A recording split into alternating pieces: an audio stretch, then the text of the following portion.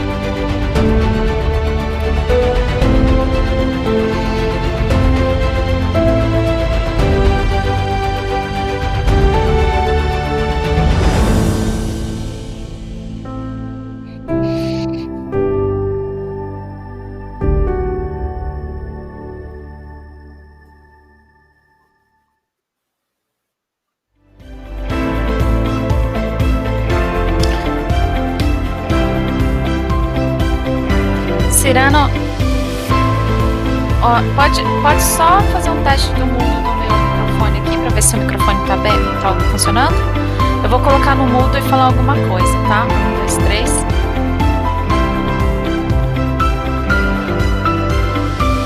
Ficou mudo? Tá, então tudo bem. Tudo bem.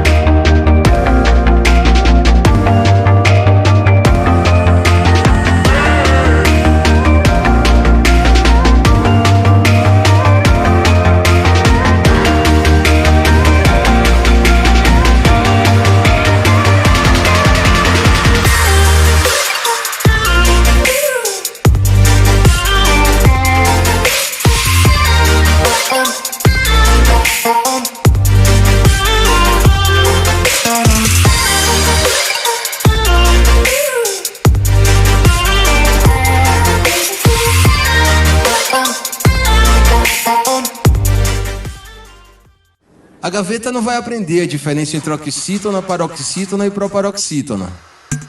Nem vai questionar para que serve a fórmula de Bhaskara. A gaveta não tem ideia de por que o Oriente Médio vive em guerra e de como Napoleão influencia a nossa vida até hoje. Não muda a vida da gaveta ser fera em cálculo mental, interpretar um texto, entender o Renascimento. Se a exceção é com C cedilha, nem se afinal Capitu traiu Bentinho. A gaveta não vai aprender. Mas uma criança vai. Abra a gaveta, vá. Doe um aparelho para uma criança da rede pública estudar remotamente. A gente retira na sua casa. Abra a gaveta, vá, doe.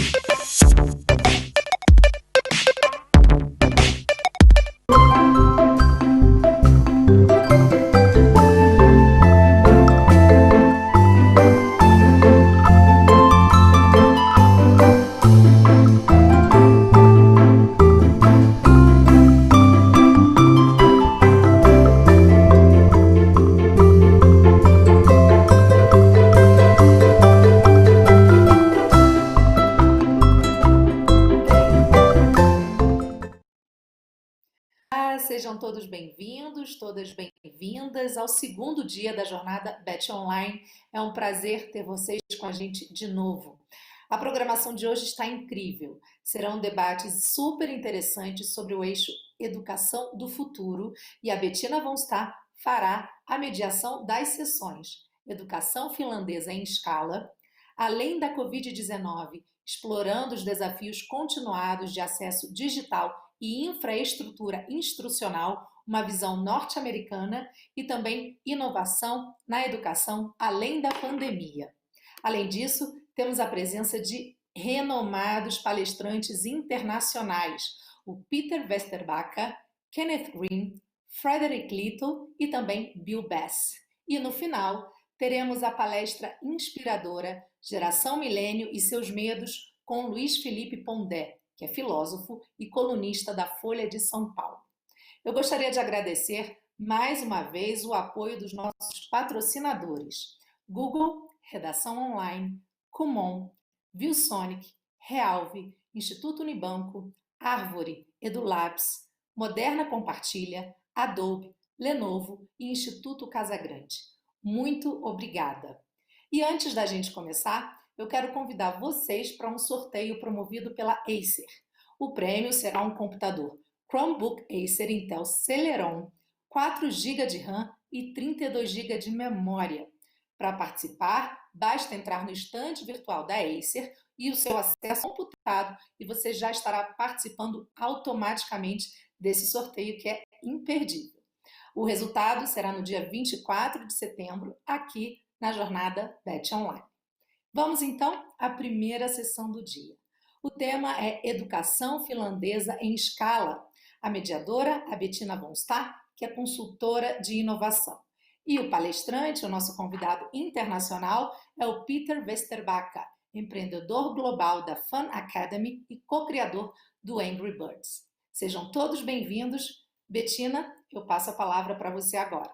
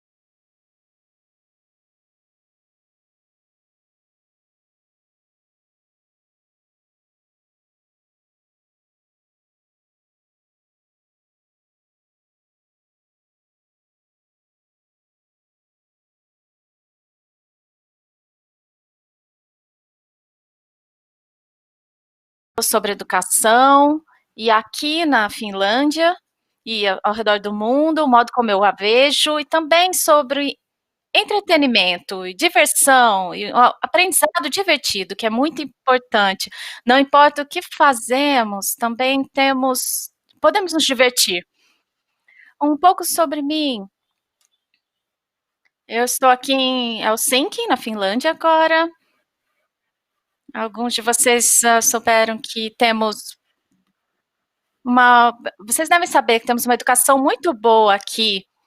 Somos muito orgulhosos disso. Antes de eu entrar no lado educacional, talvez um pouco sobre o que eu tenho feito durante o meu trabalho da vida. Eu comecei minha carreira numa startup, uma empresa que Bill e Dave começaram em Palo Alto, na Califórnia.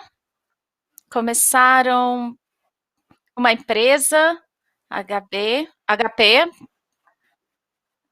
Eles começaram essa empresa famosa em Palo Alto, na Califórnia. Eu fui bem feliz de conhecê-los. Eles começaram a empresa antes de mim, antes de eu chegar lá, em 1939, mas eu conheci eles nos anos 90. São empreendedores fantásticos. Não só começaram essa empresa fantástica, HP, que ainda está aí forte hoje, mas começaram toda essa corrida em todo o Vale do Silício. A maioria das pessoas ouviram o Vale do Silício. É sempre bom lembrar que o Vale do Silício não começou com a Apple, Google, Facebook, Twitter. Muitas desses novas empresas. Mas é bom olhar todas as empresas fantásticas que saíram do Silicon Valley, um local incrível. Novamente, não foi começado por esses caras, mas sim por Bill e Dave, em 1939. Ao trabalhar na HP, eu também organizei em 2003 um jogo fazendo uma competição. O objetivo da competição era fazer melhor um jogo multiplayer mobile, o melhor possível. Dois caras jovens de a universidade aqui na Finlândia participaram dessa competição. Eu menciono que também foi bastante tempo atrás, 2003, os amigos da Nokia, uma grande empresa finlandesa, e saíram com o smartphone, muitos anos antes do iPhone, os que temos hoje. Mas, de qualquer forma, os três caras da universidade na Finlândia participaram dessa competição. Não só eles eram parte da competição, mas eles venceram a competição. Depois de vencer essa competição de jogos móveis, eles disseram, ok, vencemos essa competição, o que fazemos agora? Eu tenho um conselho de Nicolas Kimanjaro, que é muito claro que vocês, caras, não só amam jogar jogos, mas vocês amam fazer jogos. Porque vocês não começam uma empresa para fazer o que vocês amam, fazer jogos. Então, eles começaram, óbvio, em 2003, e seguindo 6 anos, eles fizeram 51 jogos. 11 de dezembro de 2009, o jogo de número 52 saiu, é Angry Birds. Outra coisa da Finlândia que vocês devem ter ouvido já. Aquele jogo se tornou um sucesso massivo. Agora já foi feito um download mais de 5 milhões de vezes, se tornou não só um jogo, mas uma marca de consumo mais crescente da história. Já em 2012, você olha dos top 10 marcas de licenciamento, você vê Toy Story, Star Wars, Marvel, e você tem Hello Kitty no Japão, e você tem Snoopy, Peanuts e Angry Birds. Angry Birds é a única marca feito em só 2 anos. Projeto estudantil saído de Helsinki, e foi assim que Angry Birds começou. Eu acho que é um grande exemplo de como hoje, quando temos todas essas tecnologias, a conectividade, inovação, sucesso como Angry Birds, pode acontecer em qualquer lugar. Pode ser 3 jovens em Helsinki, Finlândia, ou Rio, São Paulo, qualquer lugar no mundo. Pode criar o próximo Angry Birds, o próximo Facebook, Google. Eu acho que é algo que tem sido fantástico com o desenvolvimento da tecnologia. Claramente, vocês sabem, nós temos, pelo menos parcialmente, democratizado o acesso à tecnologia e a capacidade de inovar e criar coisas. Mas eu acho que também, se você olhar Angry Birds como um exemplo, todas essas histórias de sucesso que ainda, mesmo com toda essa conectividade, nos liberando da geografia, que ainda temos alta concentração de talentos no Vale do Silício, falando sobre a garagem famosa em Palo Alto, que começou, agora sabemos o que está acontecendo em Finlândia, em Helsinki, essa vizinhança, muito sucesso em jogos, também não só Angry Birds, mas depois a Groovy, Supercell, também um sucesso. Nós somos $1 bilhão, não só, mas agora $10 bilhões. Parte do mundo. Nós temos visto muitas histórias de sucesso sobre jogos saindo nessa parte do mundo. É muito comum, se você olhar, eu compartilho esse exemplo de Los Angeles e Hollywood. Se você vai para LA, você vai para uma pessoa qualquer, você pergunta se já ouviram, você pode me dizer sobre o seu filme, e eles podem começar a dizer, você sabe, é isso, é o script aqui que eu estou trabalhando, eu acho que o Brad Pitt talvez esteja liderando. É um pouco em Helsinki, parar uma pessoa legal numa loja e perguntar, você pode me dizer sobre o seu jogo? Você sabe, aqui eles vão começar a dizer, você sabe, é um jogo match 3, com elementos de role-playing. Você sabe como toda essa inovação pode acontecer em todos os lugares. Estamos ainda vendo muito desses hotspots e concentrações de talento, porque, novamente, as pessoas que querem trabalhar, pessoas como eles. Então, eu acho que é algo que é muito interessante e importante manter isso em mente.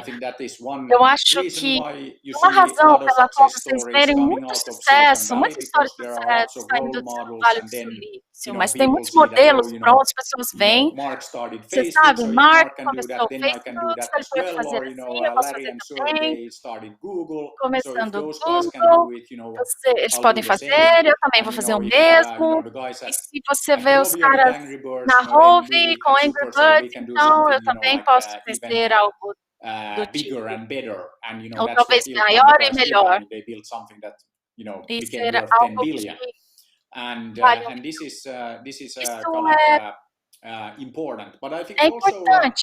Eu também acho then que if you look at se você these olhar ecosystems, it really is then esses about sistemas, é talent, muito and it's sobre about talent talento, attraction and people atração de talentos, wanting to work pessoas with querendo the best trabalhar people in their com as industry, in melhores their pessoas na sua in their business. indústria, So this no is seu something negócio, that é algo explains que why then there is é espalhado, kind of like an unproportionate amount of desproporcional success coming from entre certain parts of the world in sucessos certain vindo de industries. That it's partes just do mundo e certas indústrias. É talent tipo attracts more talent. um But then talento atrai mais talentos. Mas então, if we look at se that, and I mean olharmos para again, isso, e novamente, talking now about falando the sobre neighborhood, the a ecosystem here vizinhança, in o Finland, and the ecossistema aqui finest na Bay Area, Finlândia, em Finest Bay body Area, water here in aqui over here. I mean, we have created things conversamos, like nós Linux and criamos coisas como MySQL, a lot of the big Linux, open source projects that MySQL, initiated here. vários Mentioned projetos already que success in iniciaram games aqui, and jogos de all of that. sucesso, So tudo isso. obviously Então, there is success, obviamente, there is áreas de like a lot of sucesso, como muitas entrepreneurial activity atividades happening empreendedoras here, but acontecendo that aqui, wasn't mas always the isso case. não And I will foi actually get só o back caso. to some of Eu the vou things that we voltar did a outras to coisas enable que that fizemos para permitir entrepreneurial ecosystem to que o ecossistema accelerate empreendedor and expand acelerasse, and really expandisse take e hold. realmente So we actually did uma a lot função. to Nós make it fizemos so. muito But para then isso. I think one thing Então, that is eu very acho que uma important coisa when que we é look muito at then importante quando olhamos, all of então, these success todas stories, be it essas in histórias de sucesso Silicon Valley no or Vale do here in Silício, ou Helsinki, aqui em pretty much Helsinki, like any ou of these talvez innovation muito hotspots esses anywhere in the pontos world, de inovação where do does it mundo, actually start? It onde actually isso realmente starts começou. Começa, with na education. verdade, So if com a you look at educação. Se then você olhar Silicon Valley, Vale do obviously Silício, Stanford, obviamente, Berkeley, Stanford, the fantastic Berkeley, universities, the fantastic higher universidades education. That is fantásticas, áreas de educação important fantásticas. É element. importante, é um elemento And importante. I think that Eu acho if you que, look at se HP that você I mentioned, I olha mean, the a first HP, Hewlett primeira que Packard building was mencionei, actually on Stanford eles eram de University land. Stanford, So there is this então há essa symbiosis and this simbiose, tight integration and essa collaboration integração, between the academic cooperação world and the entre o mundo industry. That is something that is acadêmico very important. e é algo But que é muito importante. then also if you look at Também, se você again, olha if you look at para, Silicon Valley, I mean, you look at novamente, the o Vale do US, of all the Silício, engineering os students Estados Unidos, todos os estudantes de in the engenharia US, not only in nos Silicon Estados Valley, Unidos, não só no Vale do Silício, 80% 80% are not são from the US. They are de from fora dos the Estados outside. Unidos, They are são do international exterior, students, estudantes and that is something internacionais. that É also, algo like que também sabemos, an important thing that we need to algo attract the importante, que talents to precisamos keep all of these atrair os innovations talentos going. para manter But todas then essas I would inovações. say that we are Então, eu diria que forgetting something estamos esquecendo very algo important, that it's muito not just about importante, higher que não é education. só I mean, it's começo da again educação. the Novamente, highest or the biggest impact is not o maior in impacto higher não é education. em educação It's superior. actually É we realmente, have a much higher impact nós temos um in the impacto bem early maior years education. nas áreas de And when I educação look at the mais jovens. ecosystem, Quando and I look olhamos at o what is going on ecossistema here in que Finland está and acontecendo aqui na the fantastic Finlândia, education, a I educação would actually fantástica, argue that the nós estamos reason why fazendo a here razão in pela Finland we're qual only 5 million people, só but I already 5 mentioned milhões de yes, we pessoas, created mas Linux, mencionei, MySQL, criamos Angry Birds, Linux, Nokia, MySQL, Supercell, Angry many success Birds, stories. Supercell, muitas So I think histórias that de the reason sucesso. for that Eu is acho que a that razão para isso we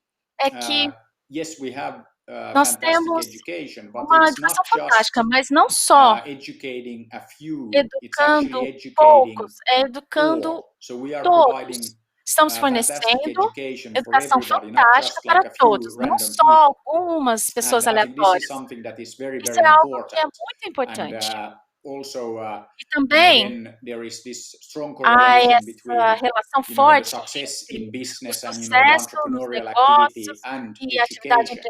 empreendedora e Maybe the most educação, mas talvez a important mais importante correlation, I mean, if you look at correlação, se education você olhar a why educação e por que education is a important, that there educação is é also a importante, correlation também between há uma education correlação and entre happiness. educação e So besides felicidade. being known for having Além pretty de good ser education conhecido over here, uma boa Finland and educação, the Nordic na countries are Finlândia, also the happiest nossos nations on the planet. países I mean, somos as Finland, maiores, according to the UN, as so it's not nações mais just me felizes do saying it, país. but according to Não sou the só eu United dizendo, mas de Nations acordo survey, com it's as Finland has Nações, been uma the happiest pesquisa, nation a on the Finlândia é planet for 3 a years nação mais running. And if feliz you look at the top do 5 planeta por list, 3 anos it's em actually sequência. populated by Nordic countries. So clearly we are getting something Claramente, right. nós estamos fazendo algo If you certo. look at the Se você top olhar 10 list, top 10 na and you are lista looking for example e for vai the buscar US, um exemplo nos you will Estados not find the Unidos, US in the top 10 não list of the happiest compararam os nations on the Estados planet. Unidos com as nações mais So felizes I do think that this is planeta. something that, Isso é of algo course, we que, are very proud claro, of here, and somos muito I think orgulhosos that disso aqui.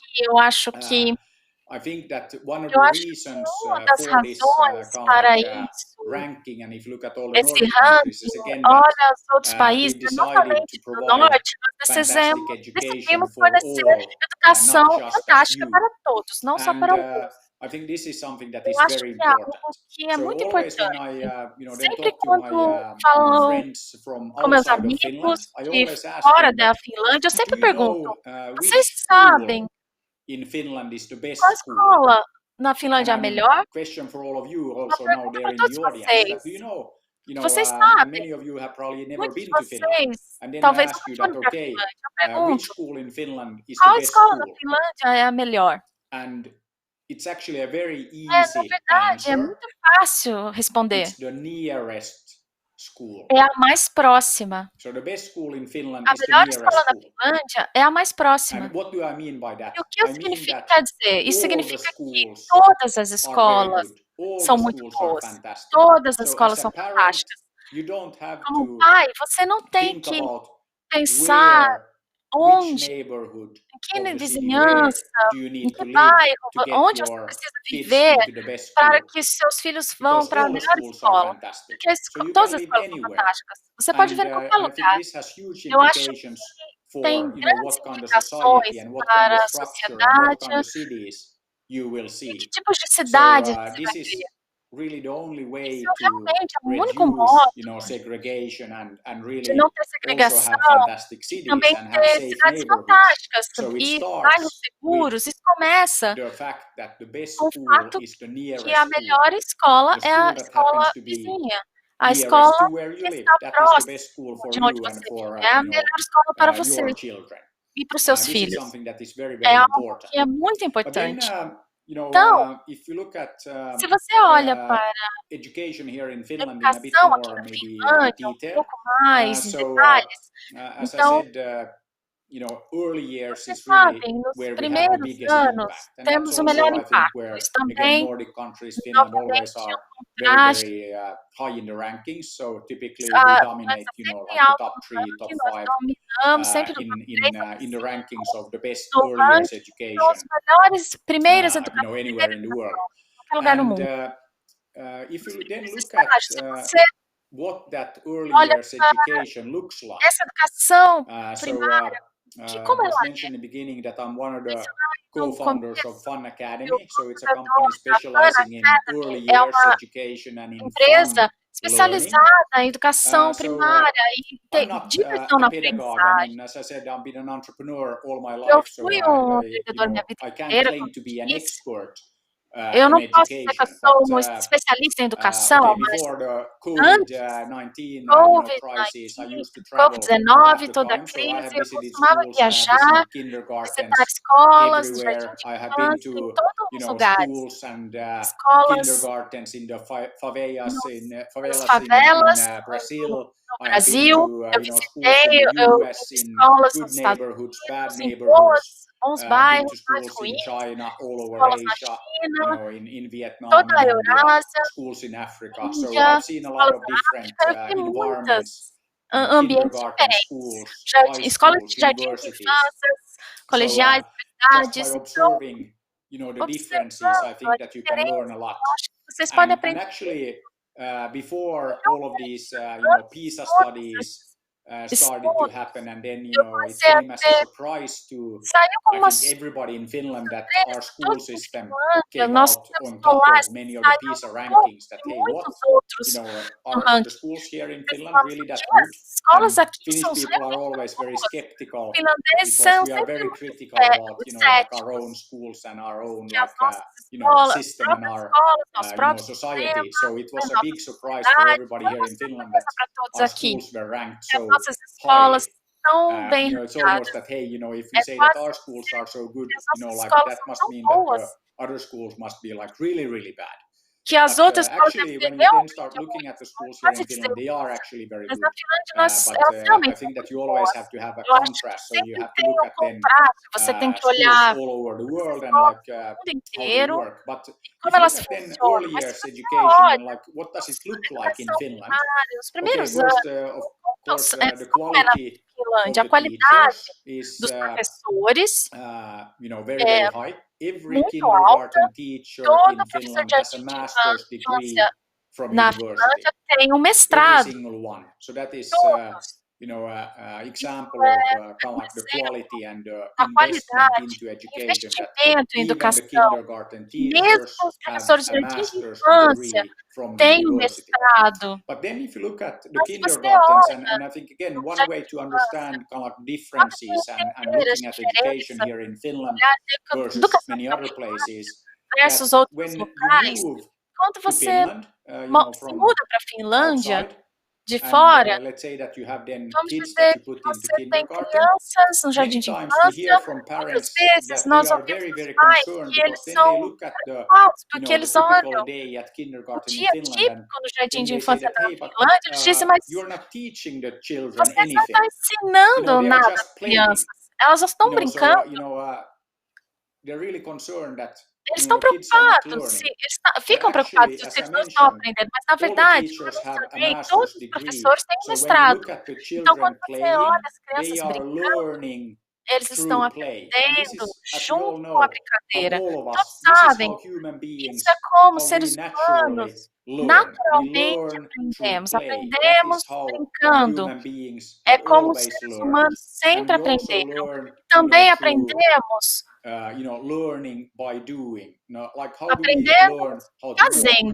We try to get up, Nós sempre we devemos fall, we try to tentamos get up, para we andar, fall, and then tentamos ficar de pé, eventually we learn caímos, how to ficamos de walk. pé, caindo, So e em algum that's kind of momento like how nós it goes. aprendemos So a learning caminhar. by É assim doing que is very funciona. important as well. Aprender And this fazendo, is actually how isso é early years realmente education in Finland, como a that educação it's primária aqui na a lot of Finlândia. learning Muito aprendizagem, through play and while having fun. brincadeira, enquanto está And se this is actually divertindo. Isso é realmente the best way to learn. We all know a that melhor modo de when we aprender. enjoy Todos sabemos what como we are quando doing, gostamos then do que estamos also with fazendo, learning, then we também will learn estamos a lot aprendendo more. I mean, muito mais.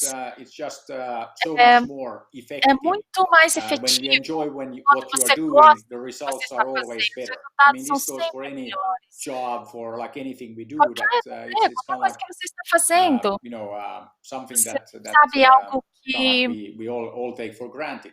nós But todos anyway, sabemos, I mas think that eu this acho is que already kind of like an important first é part of understanding importante what a is primeira different parte do with education in Finland. entendimento. Qual é a And I diferença da always say educação that, em okay, Finlândia? Eu sempre disse, we also nós também, in Finland we na Finlândia, really believe that acreditamos children realmente em que as are people crianças too. são pessoas And there's também. like, okay, of course they are people. Ok, But claro que what são I mean pessoas, by mas that is o que eu that quero we dizer, treat nós children tratamos as real as people, crianças como pessoas and reais. they have their own will and Elas rights têm as and suas everything. vontades, And this is direitos, also, isso in the kindergartens and in the jardim de early years infância, education, that nas the primeiros children anos de are educação, doing as crianças estão many fazendo things muitas themselves. coisas They dress sozinhas. themselves and they, Elas se take care of vestem all of the basic sozinhas, chores elas like themselves. carregam So you learn again by essas doing. coisas, você aprende não And then I think that this, learning by play, as I already said many esse times, is super, aprendizagem super important. That's how you brincando é learn. muito importante. And Como for você an aprende. outsider, when you then Para look at pessoa de that, fora, quando você olha para and as a isso, parent moving to Finland from pai outside, then, se but hey, mudando wait para a minute, you're Finlândia, not você teaching them diz, anything. espera, But você não I está would say that, ensinando nada a ele, mas eu vou again, dizer, the important novamente, thing there a is coisa that importante lá é the que children as are crianças estão learning. aprendendo. It's not about the teachers Não é teaching.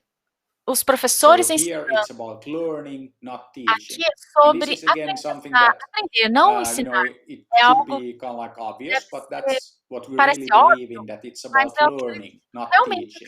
And acreditamos. again, É sobre very aprendizagem, não important ensino. kind of É like muito importante. difference.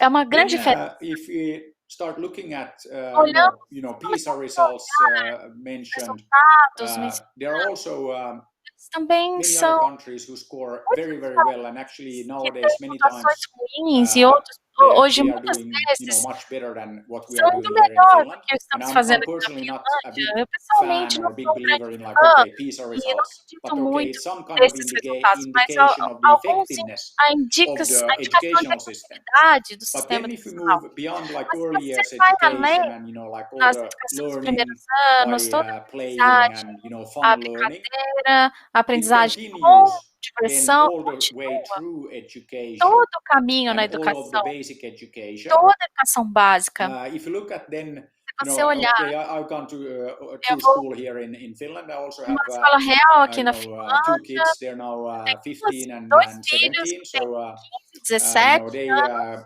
go Hoje to school. eles vão para a escola, Typically like 9 or 10 in the morning. 9 They get ou home 10 da in the manhã, eles early voltam para afternoon, casa de and tarde, then começo they da go out tarde, and play. eles saem They de go out and brincam play with their friends, and com seus then they get home in the amigos, evening, eles and voltam para then casa no fim maybe they do da 15, max noite 30 minutes of homework. So e short façam school 15 days, de not trabalho a de lot casa. of homework, Dias fantastic de aulas results.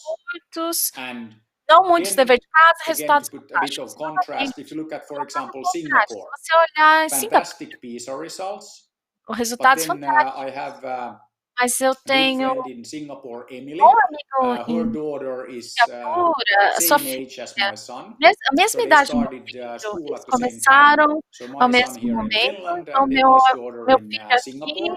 e And a then filha dela you em know how it is when Singapura. you meet with like Quando eles se encontram, other parents, then you tem always talk about the pais. kids. And then it was very interesting for me to Então eles hear, é muito about the interessante para school mim day, a ouvir typical sobre a school day escola of só, Emily's daughter.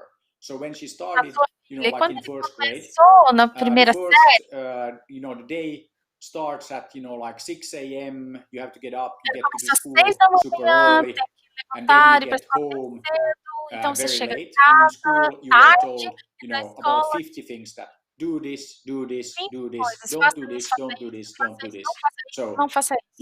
Então, this is what you're supposed to do. This isso é o is que what você deve you're not fazer, supposed to isso é o que você do. não And deve while you're at fazer, it, please be quiet.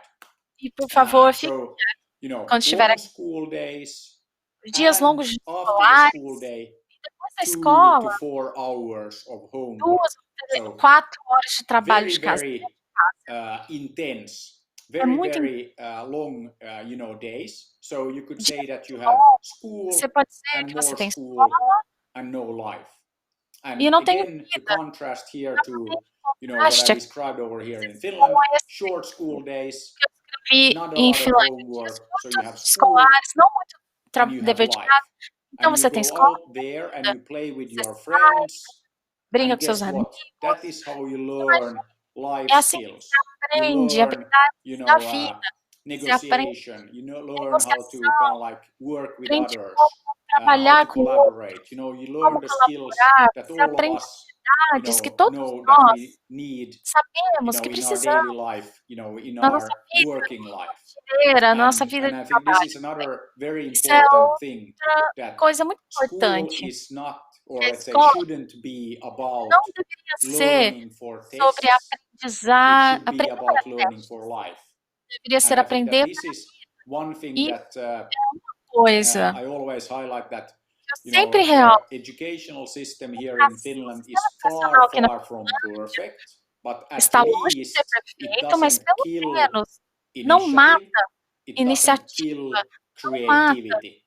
a And criatividade. if you look E at, se você the olhar world we live in, o it's mundo no qual changing vivemos, está mudando faster every day, rapidamente, todos and os we dias. don't know Não what sabemos the jobs of the future quais will os be, trabalhos do futuro, quais serão but os we trabalhos do know futuro, that we mas need to sabemos que prepare our precisamos children, our preparar young nossos people filhos, nossos for, jovens, that future. para We esse need to futuro. make sure that Nós they can precisamos deal with garantir que eles real podem world lidar com o mundo problems. real, So com we problemas need do to mundo make sure real. that the Nós precisamos educational system garantir que o delivers sistema the skills educacional entregue as to all of our habilidades kids so that they para can todos be os nossos creative filhos, para que problem eles possam solvers, that they can solve podem ser real world solucionadores de problems. problemas, que eles possam And solucionar this problemas do mundo you real. can't learn by, Você não pode just aprender learning to só memorize, aprendendo a long memorizar lists or certain listas mechanic longas, things from books. You have to coisas actually learn mecânicas. how to apply Você tem que things.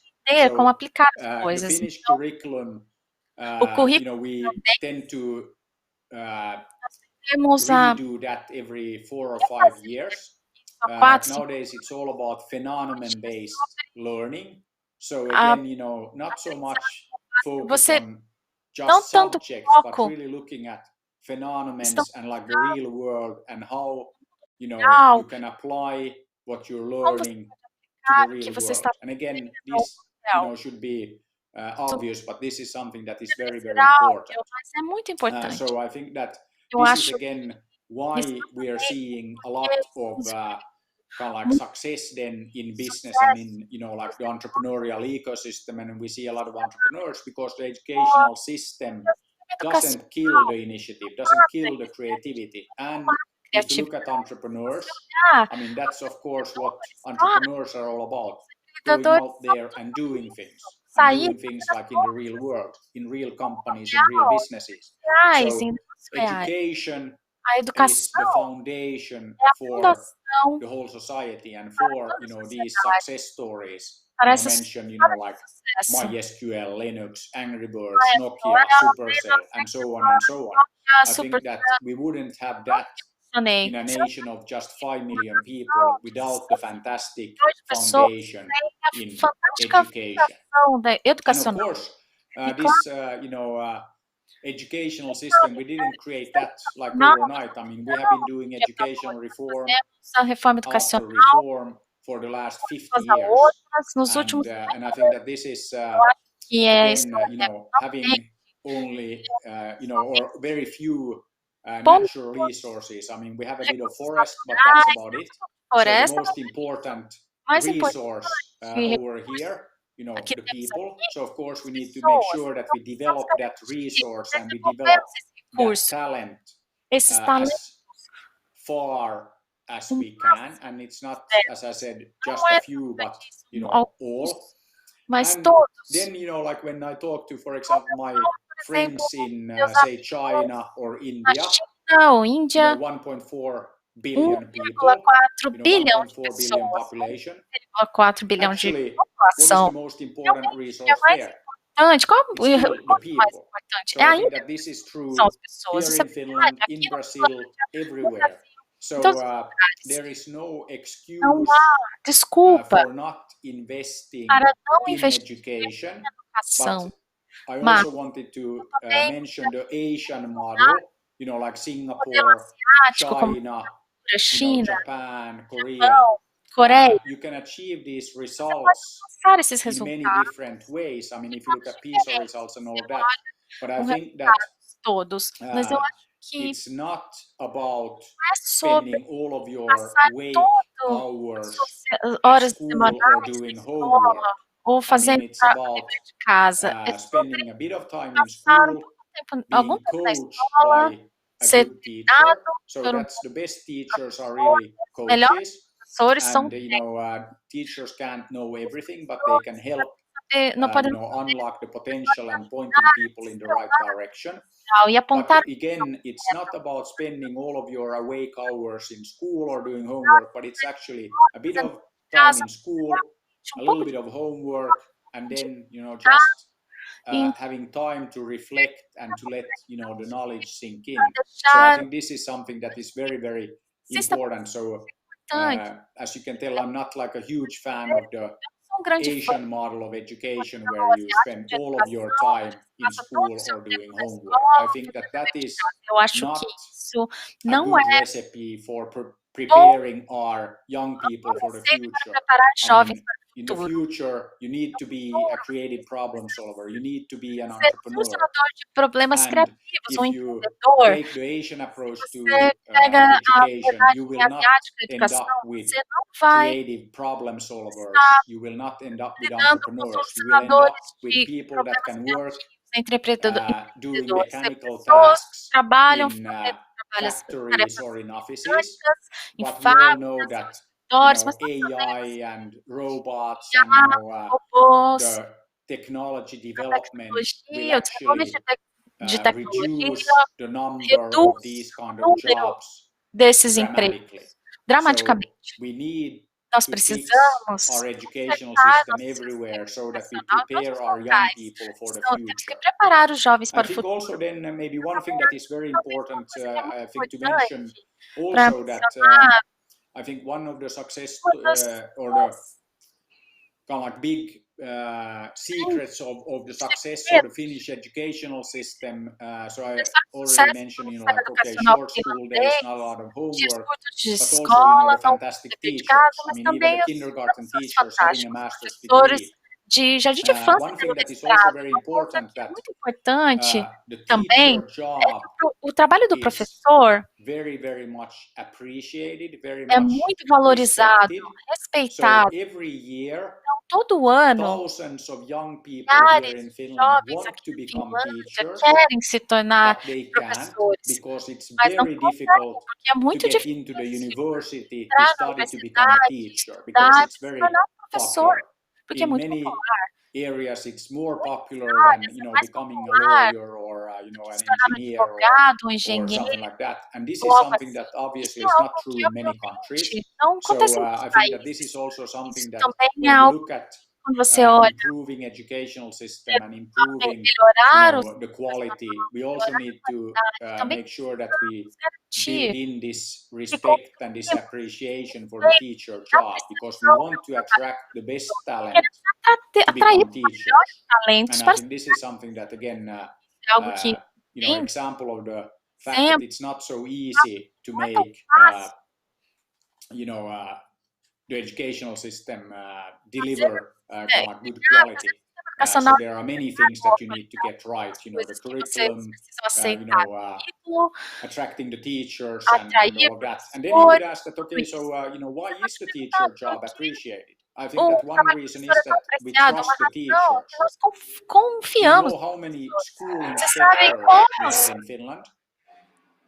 None. quantos temos, So we enfim, don't have any school não inspection in Finland. temos We trust the inspeção escolar teachers to do na their job, and the teachers have confiança a nos lot of professores freedom. fazer It's seu not like they trabalho, have to, eles têm muita liberdade, não é que eles têm follow total the curriculum, exactly, but they can actually exatamente, apply mas eles the podem curriculum, aplicar o to currículo, their way of teaching and the way they o modo see, de the ensinar, teaching o modo working the de best and delivering the best ver, results. os So the professores teacher job trabalham is da actually melhor very, very forma para ter os independent. melhores And resultados. O of trabalho do course, it professor é bem helps when independente, you are trusted, so you don't have você somebody é micromanaging confiado, you on então like a não daily tem alguém basis. influenciando But then I diariamente. think also, maybe another thing that we Talvez outra also coisa, always, when we look at sempre education, que that você olha a we also educação, have to keep in mind that também temos que lembrar education que a and the educação, educational system is really the o sistema foundation educacional for é a the fundação society. So para a that sociedade. decides Então, isso what kind of decide society we que tipo want. de sociedade você quer. And I think that Eu acho here que aqui in Finland, I mean, we na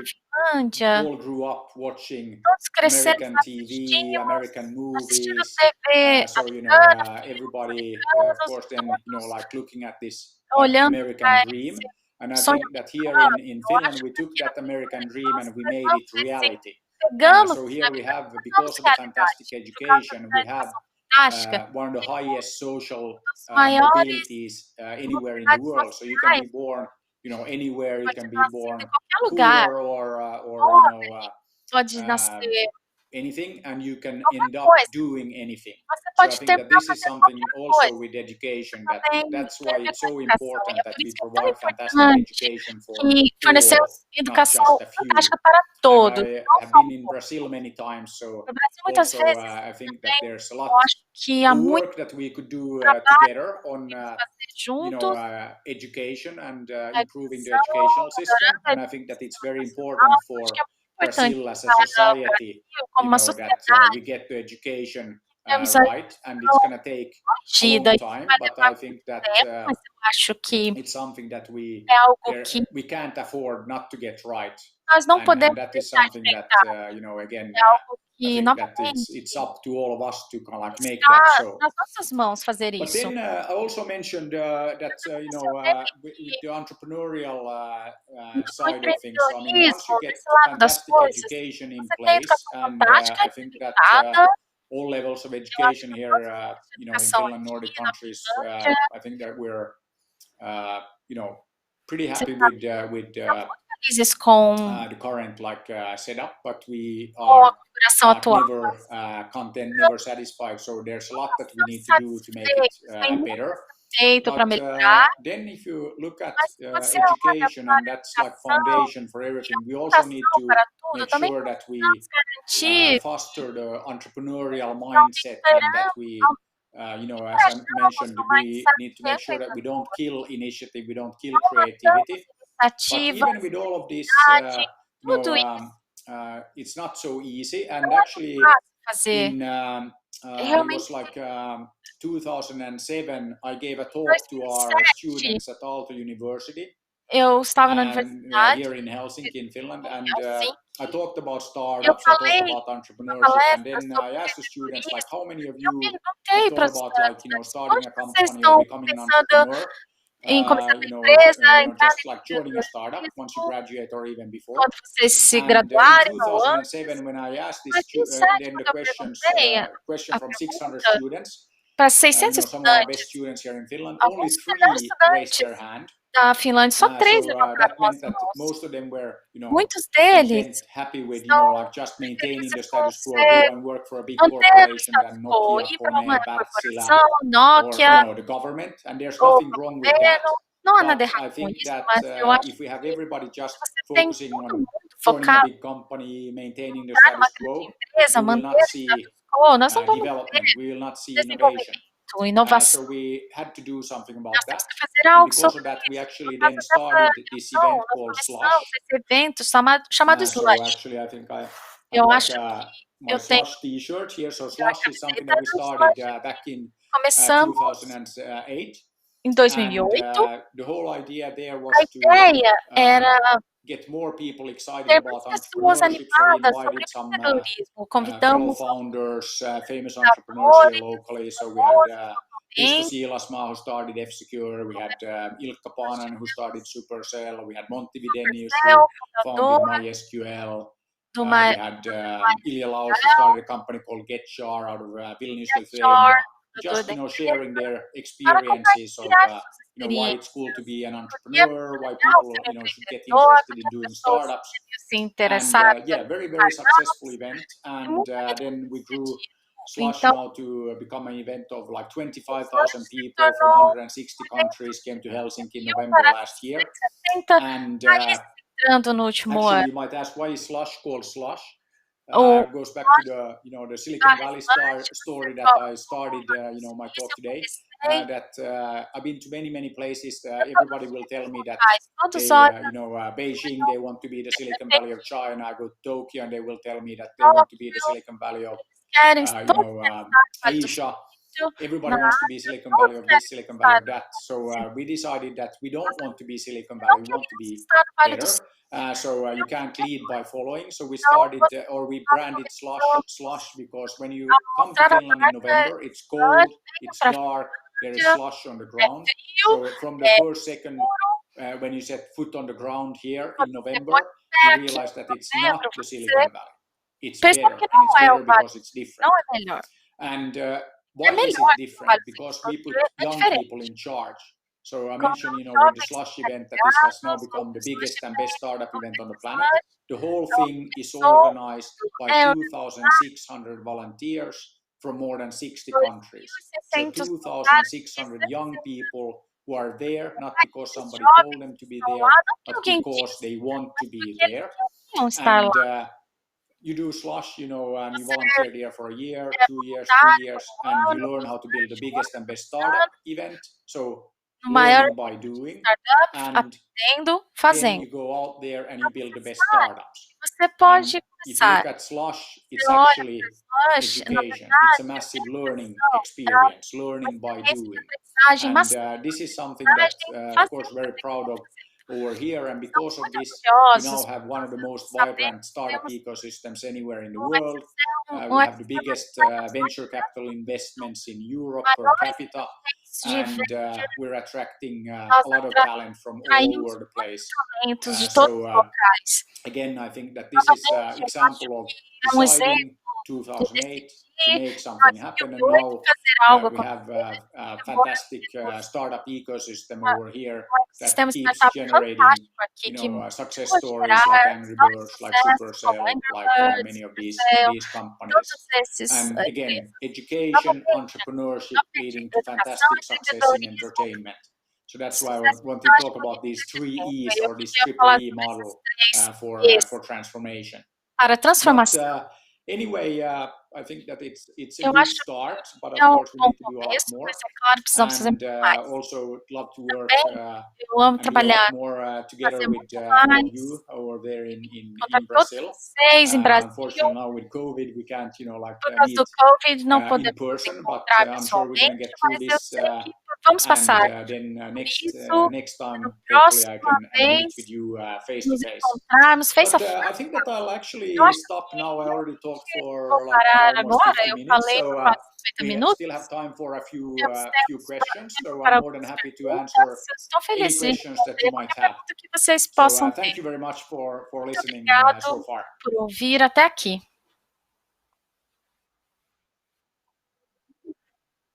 Muito obrigado, Peter.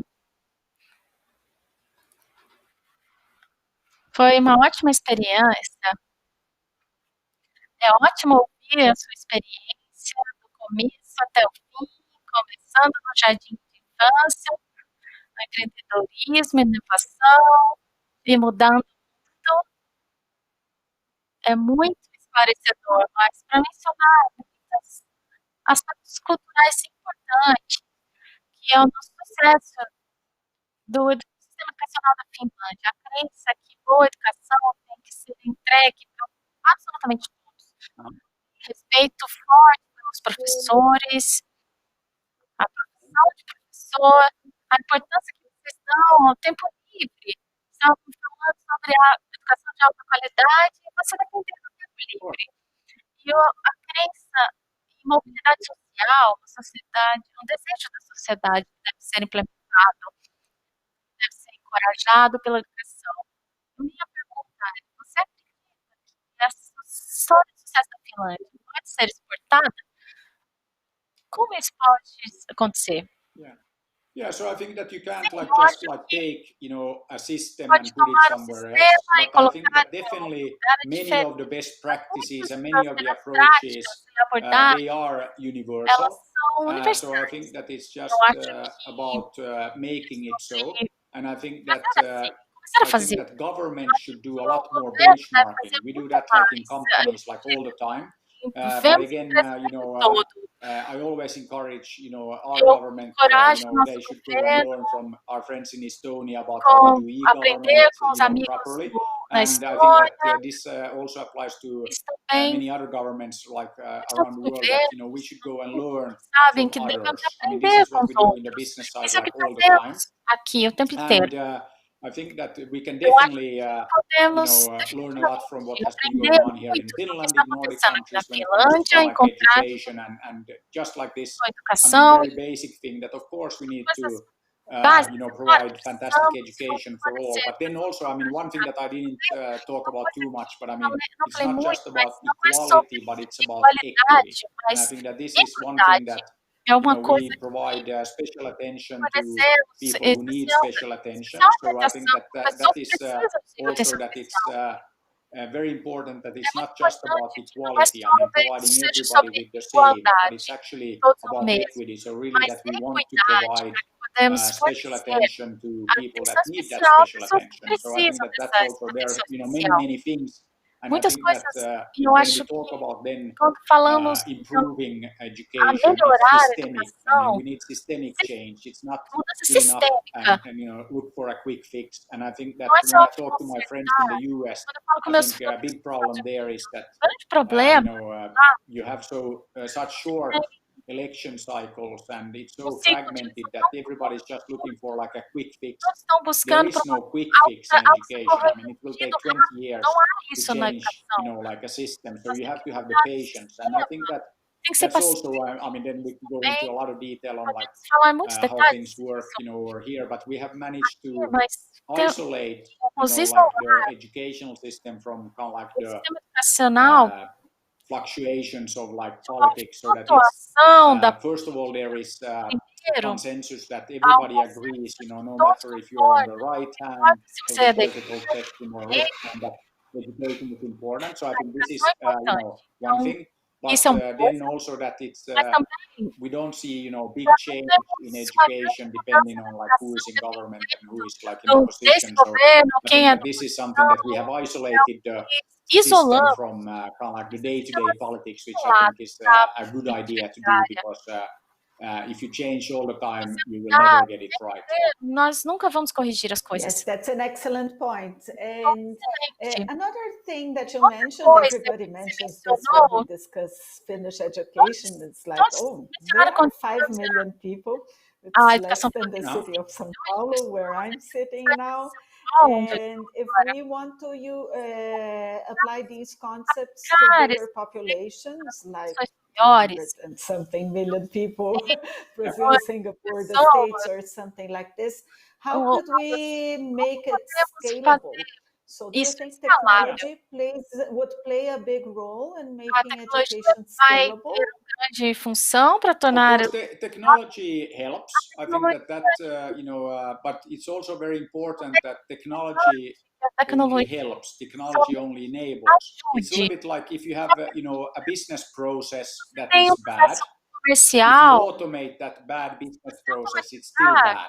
So if ainda you vai have an educational system that doesn't really work very well, if you funciona, apply technology, a it still tecnologia doesn't work very well. não vai So we funcionar. have to get the Temos que fundamentals of the educational system right, and then you can apply technology.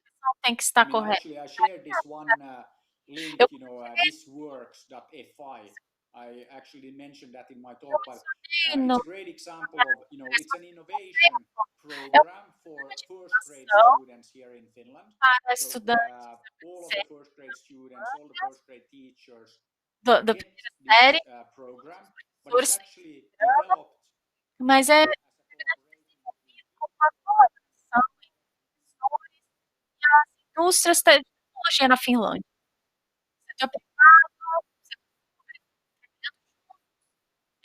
entregando algo fantástico para todas as classes peruanas. Estamos agora entregando isso para todos os estudantes de primeira série, todo o planeta, de graça. É algo que podemos implementar no Brasil, em qualquer lugar, e realmente Quênia, temos instituições em but anyway, Colômbia, but it's an innovation program, um programa de and inovação. there is no need for technology. Não há necessidade I de mean, it's also tecnologia. kind of like interesting that actually the É children build que as these crianças innovations, these moving construem essas contraptions out of inovações everyday todos household os items. dias, So it's a com technology itens program, familiares. É um programa de but tecnologia, it doesn't mas require não technology. requer So tecnologia. it's kind of like interesting from that É perspective. So interessante I nessa think that, perspectiva. and I mean, another thing Eu acho that, I mean, I could talk outra for coisa many que hours, eu posso falar por one thing horas, also, mas we are also like in fun learning, we have a no fantastic aprendizagem game divertida called temos um Big Ear, jogo and chamado it's a music learning game. é But we're using that game to aprendizagem de teach música, mas para computational thinking, ensinar logical thinking through pensamento music. computacional, So lógico, STEM, but através da actually we made it música. STEAM, so we added the art. But Profundo. this is, one thing that É uma coisa I think que we need these kind of solutions. When you start thinking about music, devemos music pensar is like code. So, música. of course you can use music to Você pode learn usar computational música para thinking, aprender. but I don't think that many people have thought about it that way. Só não pensaram assim, dessa forma. A música não aparece quando falamos desse tipo de coisa, mas é claro, arte, música, cultura, novamente a inspiração para todas essas as inovações incríveis. Steve Jobs e o seu gosto musical e outras coisas. Isso é algo que é muito importante. Se você poderia trazer até mais, mas é sempre um perigo que só a tecnologia, só isso é importante, mas na verdade, a educação fantástica é importante. Temos que ter a música, a arte, o lado cultural. De outra forma, serão pessoas muito chatas. Tem que ser divertido. Não é sobre tecnologia somente, mas espalhar boas ideias e usar a tecnologia para crescer exponencialmente. Me diga mais, se queremos se encontrar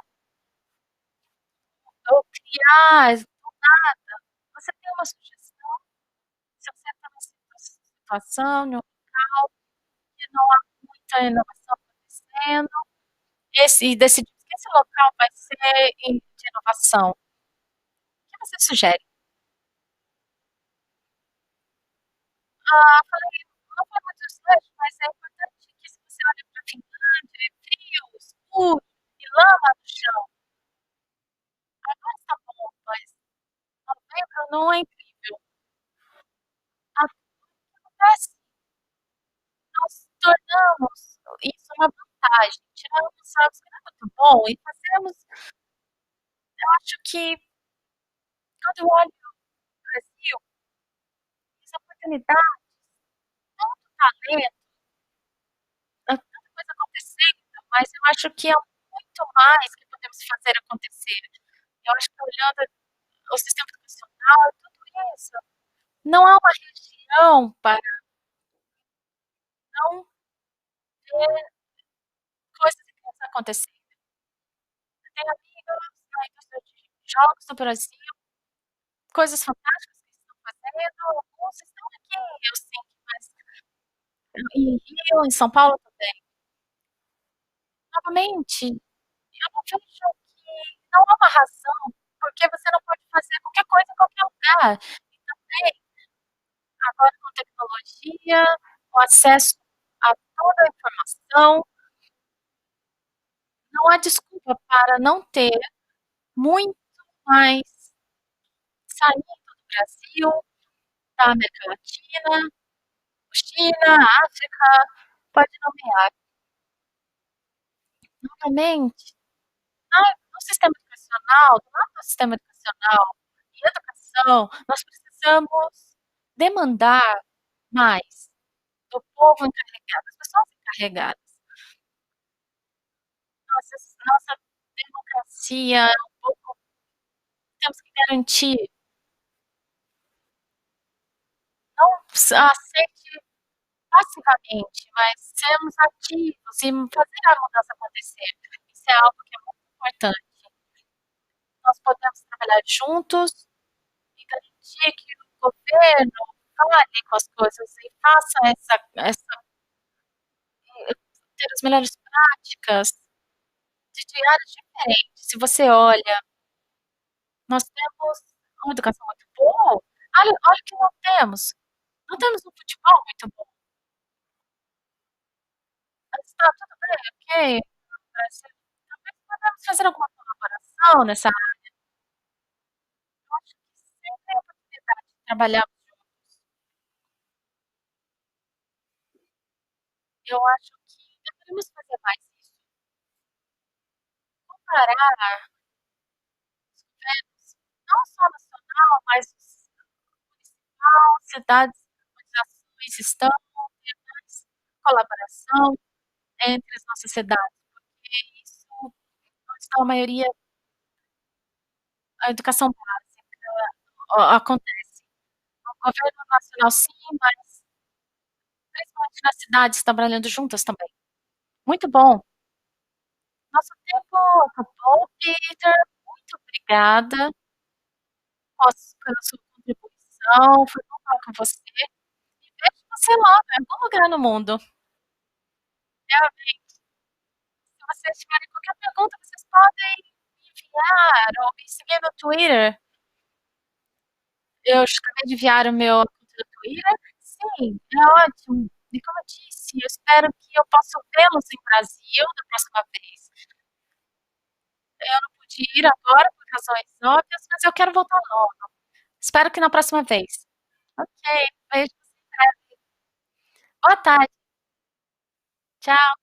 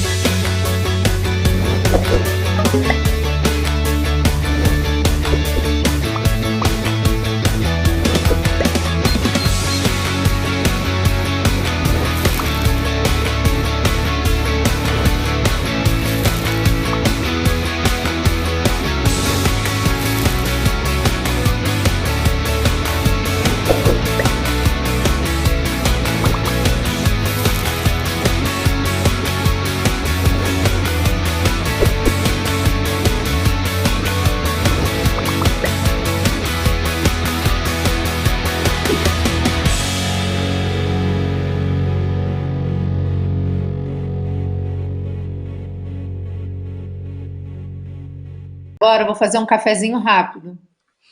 A gente tem 21 minutos ainda. Ok. Já volto. De qualquer forma, estou sem o fone para ouvir vocês. Qualquer coisa me grita aqui que eu venho. I think I may have to reboot the computer. Frederick? Yes? I don't know, but we cannot receive any image from your computer. Just the audio. The audio is okay, but the camera...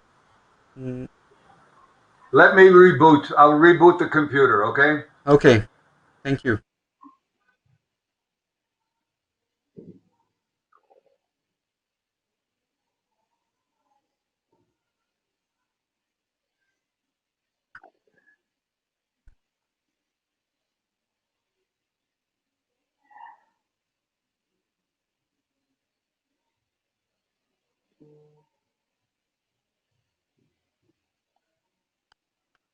Oi.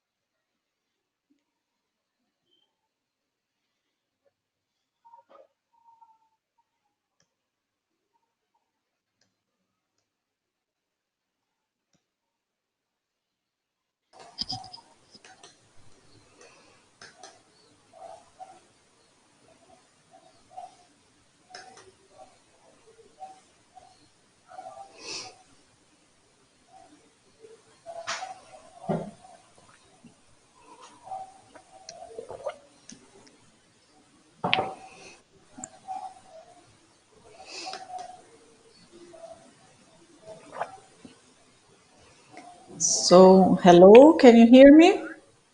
I can, thank you. Can you hear me clearly? Yes, I can. So, Professor Lito called me this week to explain that you're going to do an online live conversation.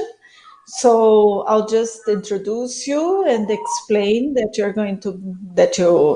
you have been friends forever and that you're going to have a nice conversation in public. And if we can save some 10 minutes at the end for some questions, I could make this question, or you can use the 60 minutes, whichever you prefer. That's fine. It's up to Professor Lito.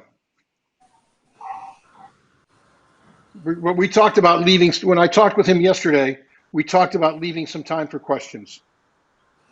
Okay. So I have some questions here. I don't know if you are fine with them. So for instance, if you believe a Google degree can substitute a campus degree, so this is a hot topic nowadays, or the topic of that we see brilliant students abandoning university for an IT career, if this would make any sense. Hi, Professor Lito. Hello. Yeah, I'm in the environment, but do you see me? No, we just hear each other.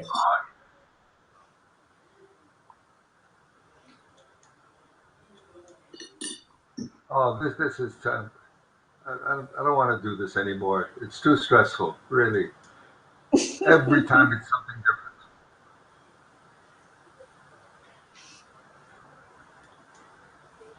Frederick, can you hear me? Yes. Do you hear me? I can hear you. Sorry about that, but we have some trouble with your connection. So I'm just asking you to try something that I know that works well. Are you using the same computer that we tested last week? Yes. Okay. Strange. This is very strange. So let me just check here if I have. This morning I even tested, and the camera was working in this environment, in this platform.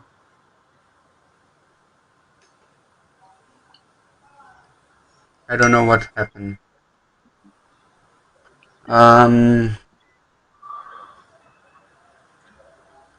Well, I do not receive any video from you. Just a minute.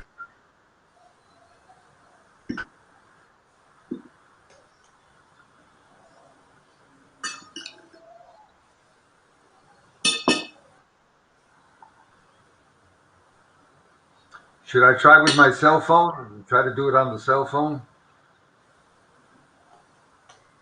If it is possible, it's good. Frederick, sorry about that. Okay, well then let me go out now, and I'll try to go in through the cell phone, okay? So it's not too...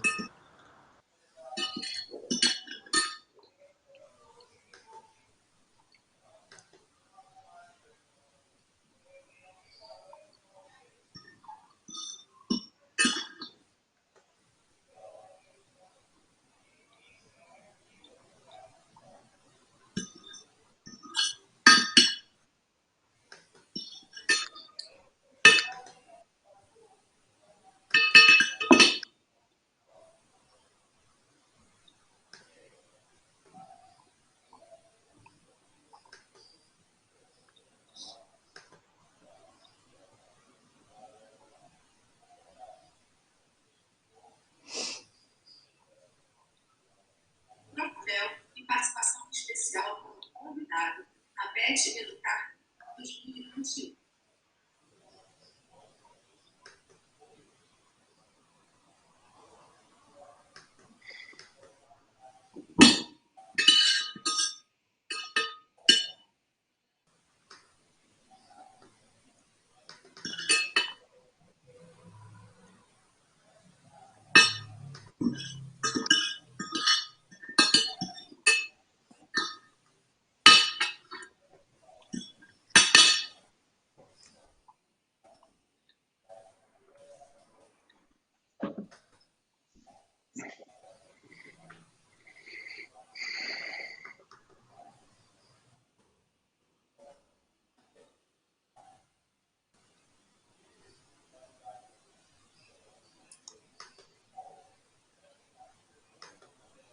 Hello. Hello. Oi. Hello. Great, I can see your camera right now. Can see your. Yeah. Okay. Oh, perfect. So let me put you in the stand here.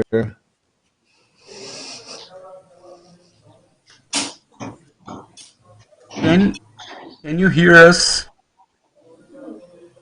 Yes. Great. Let me just answer to the. Can you see me? See, yes. Okay. Because I can't see my own to the camera on my face on my. So maybe what I should is I put on my computer screen what the public sees. Okay. No, it's because this link is just for connection. So just for video connection. So if you put in your computer, maybe we will lose your connection. Well, I don't, but I want to see. I don't know. I centered in your screen now. Or? I have some cuts here, Frederick. Can you repeat, please? Yes. The image of it centered. Yeah, it's perfectly. I can see you perfectly. Perfectly centered. Sit on the chair, a blue chair. look into some computer or something like this. Very good. Okay, should I see Fred? Okay. I don't see Fred. Is that okay? Yeah, you cannot see right now because we are streaming content right Okay. now. So we will put you guys in a few minutes. So let me just do some tests here to check the translation and anything. I will ask you guys to have such as the test. I will ask you Frederick and Kenneth to speak a little bit slowly because we will translate simultaneously, so to we have the Okay. best translate that we can. Let me just adjust something here.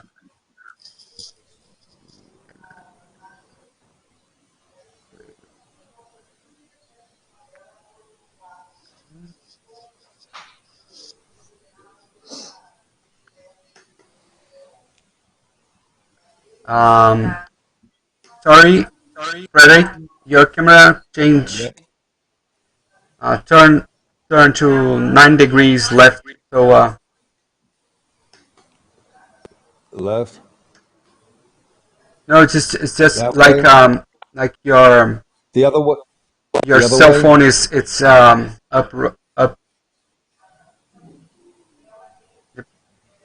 Is what? I can't understand you. Sorry. I can see you like 9 degrees. You are in 9 degrees on my camera right now. So Should I go back the other way? I don't know. Can you just move the phone a little bit to because the camera is really turned to left 9 degrees. So I can see you like 9 degrees Well, totally. okay. How is it now? How is it now? Can you just turn your phone to try to come back to the right position because the camera is 9 degree, turn 9 degree to the left. So maybe.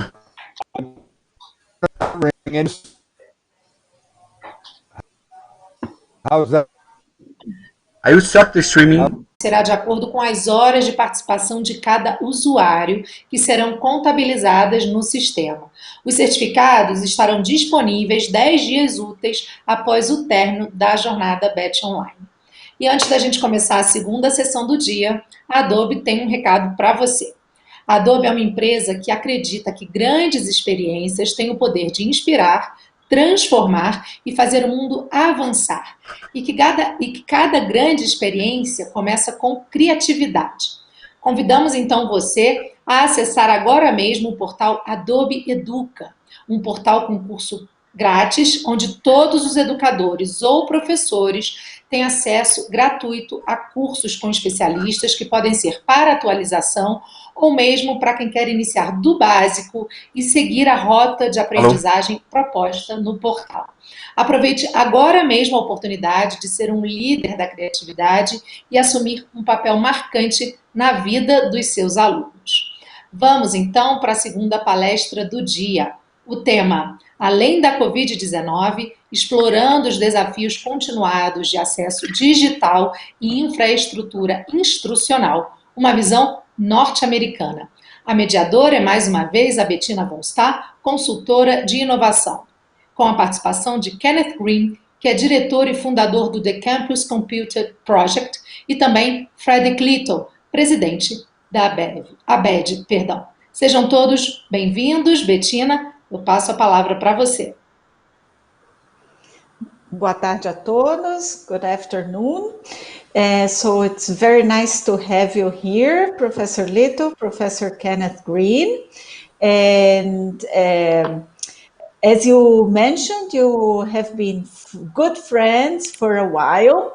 And the idea is that you have a conversation of old friends, very relaxed, very comfortable, live for the audience to see what you have to talk about technology, infrastructure, and innovation post-COVID. So I'll leave the word with you for 15 minutes, and then we will take some questions from the public or from myself. Okay? So, Professor Lito, it's up to you now. Thank you very much. Hi, Casey. How you doing? Hi, good afternoon, Fred. Good afternoon, and thank all of you who are joining us this afternoon. I send you greetings from Los Angeles. Very good. Okay, first question, just to start warming up on discussion of what's going on in the United States, especially in higher education, but if you can here and there drop in some ideas that you may have about basic education as well, K-12 education, with relation to educational technology, that would be useful. With the schools and universities reopening again, despite the pandemic that we have in both countries, in August and September, many institutions reopened. My question to you is, what did we do well in this opening, or did not do well? What could we have done better? Can you direct Sure. your observations to that, please? So we've done a couple of things well. We should have done a number of things better, and this applies, I think, both to what basic education as well as higher education in the United States. We certainly in the United States had great hopes about opening for fall. There are some school districts, there are some colleges and universities that opened well. They took preventative measures in terms of thinking about the virus with plastic, with disinfectants, and also building up or enhancing their technology infrastructure. There were other places that tried to open and quickly had to close, not because of the failure necessarily of the technology, but just because of the spread of the virus. In many college universities, unfortunately, in the United States, students were not necessarily as responsible as they should have been. They were gathering in groups, they were gathering for parties, and that actually led to the spread of the virus, and in some cases wound up closing campuses that had opened just a week or two earlier. We've seen similar situations in basic education of schools that opened, not that the students were having parties, but just the gathering of the students and then going back home. One student comes in, has been exposed to COVID, led to other exposures, and unfortunately then some schools had to close. And there's no rule about this in terms of large or small. There's some very large universities that have opened successfully and have stayed open. There's some very small colleges that we would think, gee, this would be the easiest place to open because it's a small group and it's a small place, but in fact had problems and ultimately had to close or to go online completely after having tried to do a regular or routine open. Mm-hmm. All right. Well, what you've described is a situation in which, in your country, you were caught.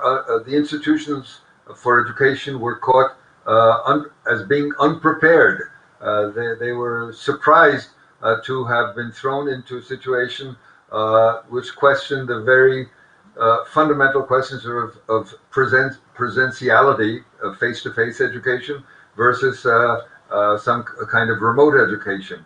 If you were the rector of a university right now, the president of a university in the United States, what would you do from now on, starting now, to get your... Mas instrução, políticas para instrução. Qual é o seu pensamento sobre isso? Como universidades nos Estados Unidos, temos 450 mil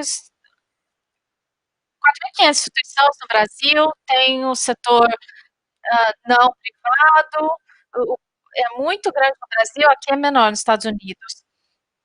Como diretor, eu não sou, mas eu faria investimentos em algumas áreas. Uma, obviamente, é a estrutura física, em termos de proteção e limpeza. Nós vemos em escolas como segundo, a infraestrutura de tecnologia. Muitos níveis, a maioria das instituições tem algum nível de infraestrutura tecnológica. Eles têm sistema de gestão, estão usando vídeo como suplemento às aulas, muitos já começaram a desenvolver programas online e construir cursos online. Zoom emergiu como plataforma na maioria. nos as we've Estados moved from Unidos, face-to-face to ao online, or what we're calling here movemos de face a remote face learning, para something online, not ou como fully chamamos, as well designed aprendizagem necessarily remota or well aqui. thought out Não online foi education. There's another criado para group I isso, would mas call está sendo usado para a educação personal online. infrastructure. E tem uma estrutura de pessoal. Muito tempo estão fazendo trabalho com tecnologia, mas não muito. Alguns já existem, mas investimento significativo em treinamento dos membros. Alguns têm experiência mínima com Zoom ou uso mínimo do sistema de gestão. Não necessariamente tratar as necessidades de treinamentos e autoconfiança. Eu posso fazer isso? Nunca fiz isso antes. Eu não sei como fazer isso direito. Isso inclui apoio institucional. Temos designers institucionais, mas para redesenhar os materiais de cursos para um ambiente de aprendizagem bem diferente. Something that has struck my mind of late, even before the quarantine started here. Quando a quarentena começou aqui, aqui em Brasil, Formal higher education, bachelor's degree, graduate studies. Então a gente, quando sempre postar, vai ter que postar outras duas fotos nesse vídeo. There has been for, não ter o mosaico, né? Porque senão ele fica todo bagunçado. monopoly on the part of formal education institutions to certify para certificar the capacity of a capacidade de jovens serem capazes de exercer suas profissões, mas eu sinto do que eu vejo acontecendo aqui no Brasil, não sei se é o caso nos Estados Unidos também, que há alguma desilusão na parte dos estudantes que podem estar interessados mais em sentar por 4 anos na sala de aula, face a face. Eles podem entrar no mercado de trabalho mais rapidamente, ao invés de uma escola técnica, aprender algum TI, tecnologia da informação, para uma ocupação nessa área, e entrar no mercado o mais rápido possível. Esse monopólio das instituições está sendo desafiado para instituições de níveis mais baixos, pós-secundário, não em nível universitário, como sindicatos e empresas privadas.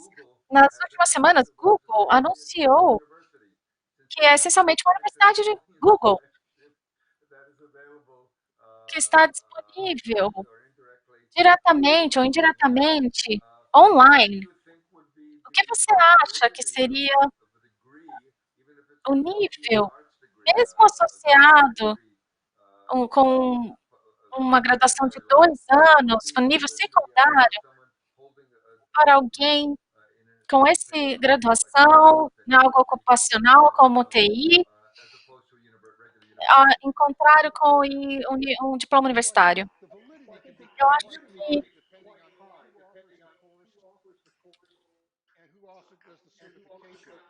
we should back up a little bit, at least in the context of the United States. We go cycles here. Every time there's a down labor market where there's a public conversation about the value of traditional higher education. o valor de educação de alto superior é muito tempo, 4 anos para ter um diploma. E essa conversa é acelerada. Novos fornecedores, você mencionou Google, algumas empresas estão entrando no mercado dizendo podemos fornecer certificação em tecnologia e outras áreas, e você não precisa tirar um tempo, envolver os custos, e vai ser mais rápido entrar no mercado de trabalho. Isso pode funcionar. Não foi totalmente testada essa estratégia, mas muitos estudantes pode ser uma estratégia de curto prazo. Nós temos algo diferente aqui nos Estados Unidos do que vocês têm no Brasil. Temos instituições de 2 anos, colégio comunitário, universidade comunitária. Nos primeiros 2 anos, você pode transferir para uma instituição de 4 anos para completar seu bacharelado, mas é parte do treinamento técnico, é o motor da economia americana há décadas, funciona assim, mais de 100 anos, fornecendo treinamento técnico, cuidados com a saúde, engenharia, com a chegada da internet, cerca de milhões de americanos dos anos 80, anos 90, que têm diplomas universitários, que não precisam de outro em tecnologia. Eles precisam de recursos, focam as universidades comunitárias para ter isso. Tem valor nos certificados, nesses fornecedores. A questão é, o valor é, em parte, determinado para quem fornece a credencial. Se nós abrimos uma escola, eu suspeito que há muito valor. De outra parte, Google há muito mais valor do que nós abrimos uma universidade, do que um certificado nosso, muito maior para o currículo e para a avaliação do estudante completa essa graduação. A pergunta não é a empregabilidade de curto prazo, mas quão rápido o estudante pode completar o curso e ter um emprego. Qual é a opção de longo prazo? Nos Estados Unidos, sabemos que comparamos os estudantes com diplomas técnicos, uns com engenharia, outros com diplomas em artes, em letras, e outros com engenharia, pode começar mais rápido. É notório. Engenheiros e técnicos podem começar com salários mais altos, frequentemente, com o tempo. Suas contrapartes com diplomas não técnicos pode passá-lo e avançar em pequenas firmas e grandes empresas. Eu vejo. Você vê no futuro próximo ou distante algum final indicando, por exemplo, nos últimos 16 dias, várias universidades privadas aqui em Brasil demitiram, enviaram definitivamente embora centenas de professores, porque as instituições têm um software robótico para dar atribuir até notas aos estudantes.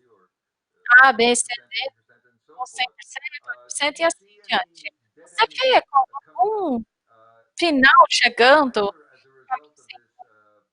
como resultado dessa pandemia, da situação pandêmica que estamos passando, ou mudanças na tecnologia, como fazer essas pessoas pensarem nos perigos à frente? Tem conversas nos Estados Unidos acontecendo, e eu espero que talvez o Globus, o valor e a ameaça da inteligência artificial na educação universitária. É uma questão de desenhar o currículo, devemos ver esforços e aplicações para artigos dos estudantes, mas não é totalmente embutido aqui. Há muitos exemplos, não tantos exemplos, são experimentos que estão no começo, dos 5 anos, talvez, eu tenho ideia como vai acontecer, mas provavelmente o cenário aqui é nós teremos fechamentos de universidades aqui, sem questão.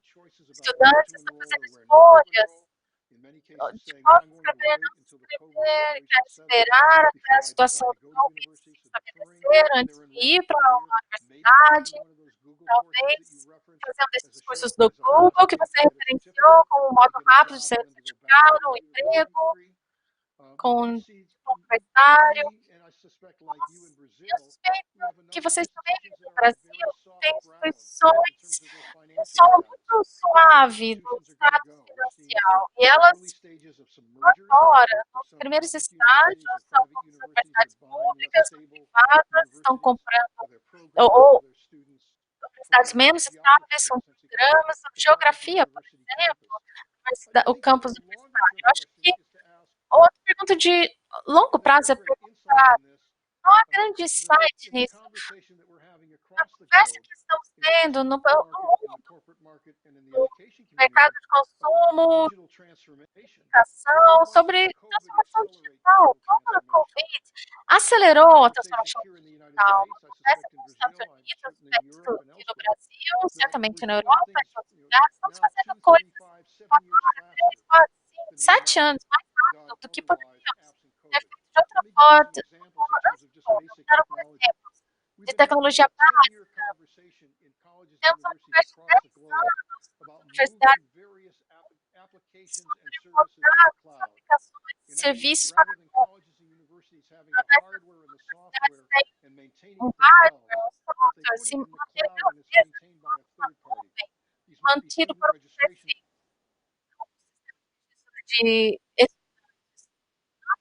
na minha deixa eu ver na minha mente, nós aceleramos o movimento da webinar hoje, grandes universidades, esclareceu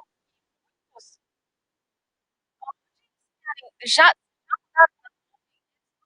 vão mudar rapidamente, que ter aplicações, eles têm grandes problemas, e a nuvem funciona todo. Também os capazes de fazer o criação ter a aula, esses casos que vão, talvez passar, muitos tipos de fábrica vão acontecer, e ter assistência de pessoas que têm só design de construção, né? Habilidades tecnológicas de criar. Se você passa um bolo, você começa com os ingredientes da frente de você, a peça que estão funcionando nos Estados Unidos, você está ganhando um curso para estar online, você não fez, você tem desenhado, você começa do começo, todos os componentes, ingredientes à sua frente. Você não joga as coisas na mistura, depois, porque você acha que vai significar algo. Vamos ver no reconhecimento da necessidade de começar do começo, nos cursos de design, nesse novo ambiente, até depois da Covid, que espero que acabe logo. Muito bom. Uma outra coisa, um comentário. Eu suspeito que aqui nos Estados Unidos, como no Brasil e quase todos os outros países, a Covid foi realçada para todos nós, como a diferença contra materiais de currículo digital e acesso digital.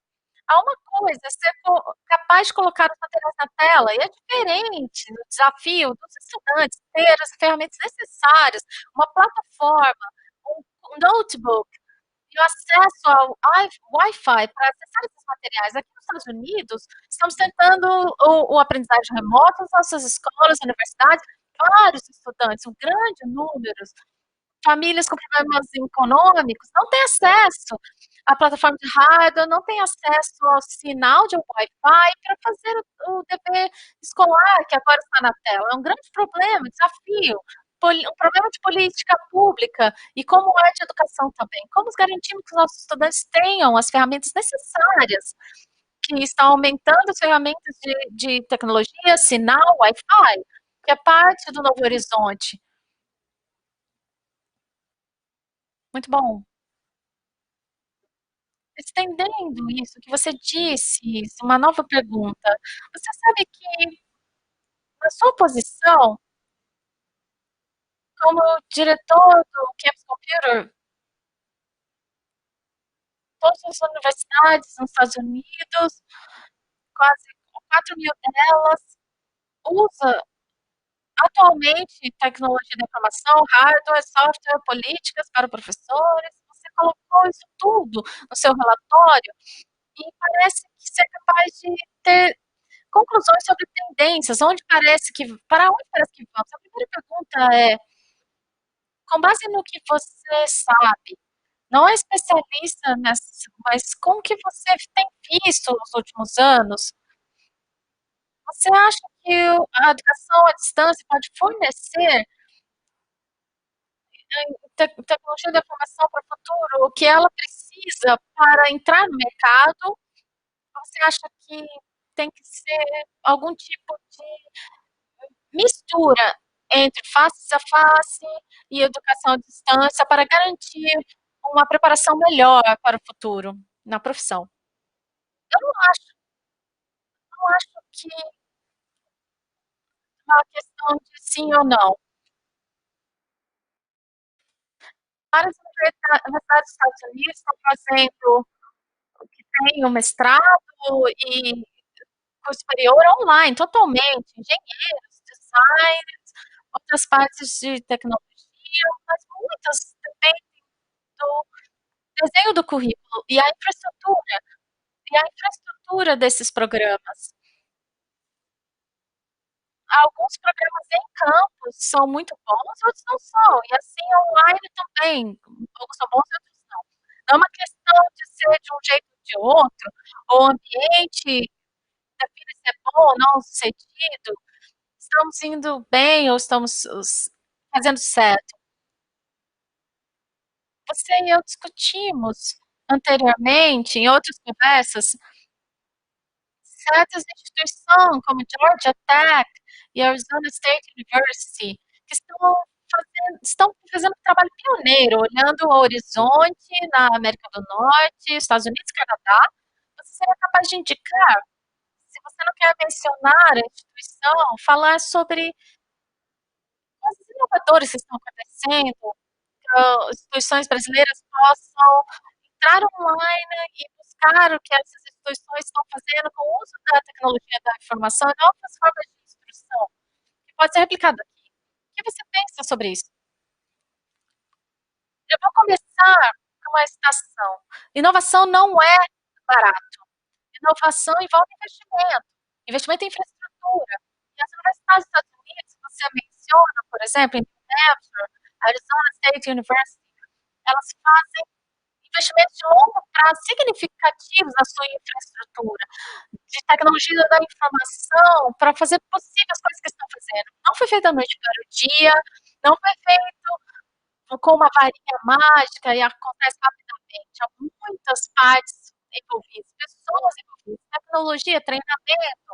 Os locais que estão fazendo isso bem,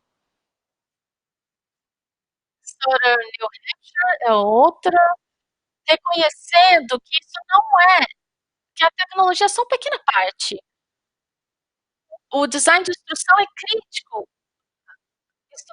O apoio aos estudantes é crítico. Uma das coisas que faz a educação online funcional na Universidade Estadual do Arizona, um grande grupo de conselheiros acadêmicos e pessoal de suporte tecnológico para estudantes. Se você tem um problema, um suporte de usuário ou precisa de assistência, não é tecnologia, mas é o que a tecnologia permite para fazer a diferença. Relacionado a isso, é muito importante também, frequentemente perdidos nessas conversas, você vê a avaliação. Muitas universidades aqui nos Estados Unidos, eu sei que no Brasil, e na Europa, em outros locais, nós podemos encontrar o curso vai ser ensinado face a face no campus da universidade, o mesmo curso ensinado online. Frequentemente, tem uma avaliação que vai dizer, nós podemos avaliar os estudantes em notas, mas não avaliamos o curso em termos de aprendizagem do estudante. É um currículo comum, como é apresentado diferente online versus dentro da classe, qual a experiência de aprendizagem do estudante e os resultados. O caso agora, infelizmente, muitos nossos julgamentos sobre educação distante, online, comparado com o tradicional, é feito sem evidências, sem dados, olhando o desempenho do estudante, os resultados, o impacto desses cursos, deveriam ser, bem, online não é tão bom, poderia ser melhor, mas nós também ouvimos conversa sobre online vai poupar dinheiro, temos que ver realmente uma pesquisa bem documentada, que diz que isso vai poupar dinheiro, em alguns casos, às vezes só muda o custo, ao invés de reduzir, às vezes você tem outro tipo de custo. Tem que ter uma pesquisa, avaliação, é parte dessa conversa também. Muito bom. Eu tenho tremendous frustration here in Brazil uma when I frustração hear, grande aqui no Brasil, quando eu especially ouço professors from the faculties of education, the schools of education that prepare and graduate future teachers for basic education, who say that it's not good to use computers and the internet because there's a problem of access. Only, let's say, 50% or 60, 70% of the students have access to digital means. And since it's not a 100% access possibility, then let's not do it at all. then I get very, very frustrated because I recognize that this is a fallacy. It's the fallacy which has a nickname, the fallacy of nirvana. That is, in which you require the perfect solution. If you don't give me the perfect solution, I'm not interested. A solution which offers 90% or 80% of satisfaction, attending a public, adequately, 70% of the public or 50%. Do you have that same frustration in the States at all? Or is that fallacy, the nirvana fallacy, the perfect solution fallacy, not present there?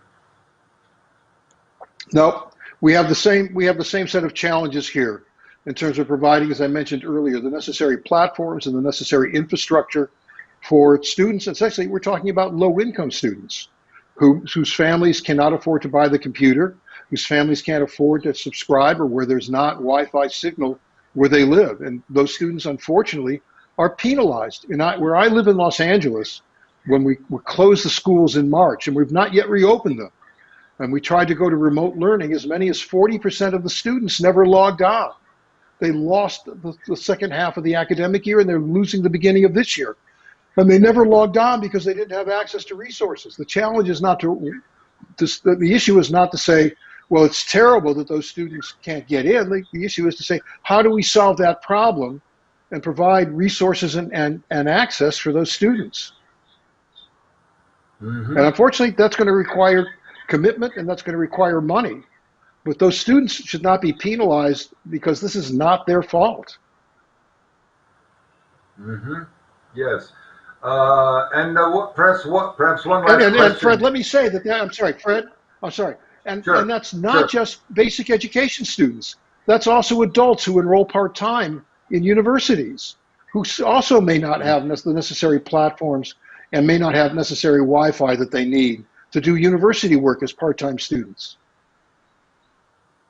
Right. I have an intuition based on what I know about higher education and technology, that I'd like to know what your opinion is. See if I'm up the wrong tree, or if I seem to be on the right track. As you look around the world of productivity, the industry, commerce, services, and so forth, you see that almost everybody is using the same group of technologies, like artificial intelligence, robotics, automation, analytics, big data, and so forth. I think this presents the possibility, which will benefit individuals, if an individual who works in, let's say, the pharmaceutical industry, and he's familiar with these because it deals with his work. He's familiar with these new forms of processing information, which controls the machines and reduces manual labor as much as possible. If this person who's in the pharmaceutical industry feels he or she could make a better salary moving to the transport industry or to commerce and so forth, to me, my hunch, my intuition tells me that people migrating from one sector of productive society, from industry to commerce to services and so forth, will be facilitated because there's so much similarity now. The differences that have been the case in the past, different kinds of accounting, different kinds of hiring policies and so forth. I think there'll be much more similarity permitting migrations. Do you think I'm barking up the wrong tree, or do you think that there might be this greater facility? I think there's some of that, but I think also some industries, just by the nature of the technical expertise, really do remain silos. You know, somebody can be in pharmacy. I think the likelihood of moving from pharmacy, unless you're in the financial side of pharmacy, into transportation or manufacturing is quite small. You're moving from pharmacy to other parts of healthcare, more likely. But let me come back, if I may, to something you said about big data and analytics, and my earlier comment about the need for evaluation. I can't speak for the situation, obviously, in Brazil. I've not surveyed there, but I have in the United States, but I suspect that there's some similarities nonetheless. When I survey the chief academic officers, the provosts, when I survey the CIOs, the chief information officers, we get a very clear message that we are not doing a good job of using data to inform decision making. I've been doing this for more than a decade. I have data points over time. And when we ask senior academic leaders, are you getting a return on your investment in analytics? Are you doing a good job of using data to inform your decision making? The answer is overwhelmingly, for the most part, we're not. Now, I've seen some phenomenal examples of big data in higher education. There is one university, the Georgia State University, that dramatically improved the retention and the degree completion rates for all its students, reducing the gaps between its low-income students and perhaps less academically well-prepared students against other wealthier students in 5 years. To do that kind of work is equivalent of academic light speed. It's incredibly fast to do that in 5 years. And their story is that they did it with analytics. But the reality is, they did invest a huge amount of money in analytics to understand their students, to understand the differences between different types of student populations. But the other thing they did was that they built a support infrastructure for those students after they had the analytics. So that in fact, on Monday morning, I got an email that said, Casey, you're in trouble based on your performance in class so far. It wasn't just that I got an email that said I'm in trouble. The email went the next step and said, this is how you get out of trouble. This is where you go on campus. This is the office you go to. These are the resources that are available to you. We will get you out of trouble. And that support infrastructure is critical. It's what I call tech-enabled high touch. It's not just the technology, but the need for high touch as well, where there's a gestalt, where the sum is more than the parts. And certainly that's one of the potential outcomes that we should look for as we think about the benefits of doing big data. Let me stop there. I went a little far afield from your initial question, but I think it's an important issue in terms of understanding how to use big data. Yes, no, it was very useful, your epilogue to the earlier remark. Let me stop monopolizing the conversation and transfer over to Bettina with some of her questions and perhaps some questions from the audience. Bettina, please come into the conversation. Okay, so we are talking, I was very much impressed about the comment of Professor Kenneth that engineers start better off in their careers, but in the end it's people in the liberal arts that may come into leadership.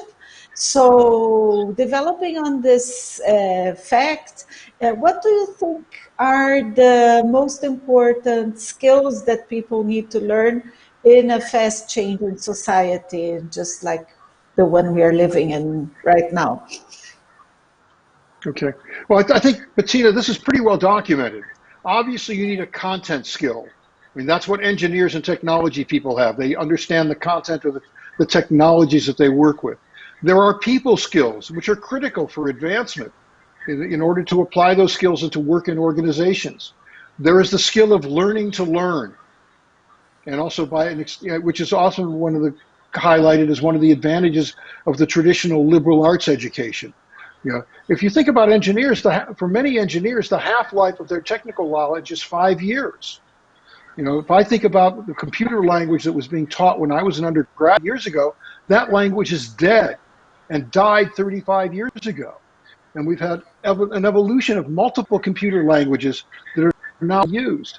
And so the ability to recognize and to learn and to acknowledge what you need to learn and to continue to invest in your learning is critical for folks to advance.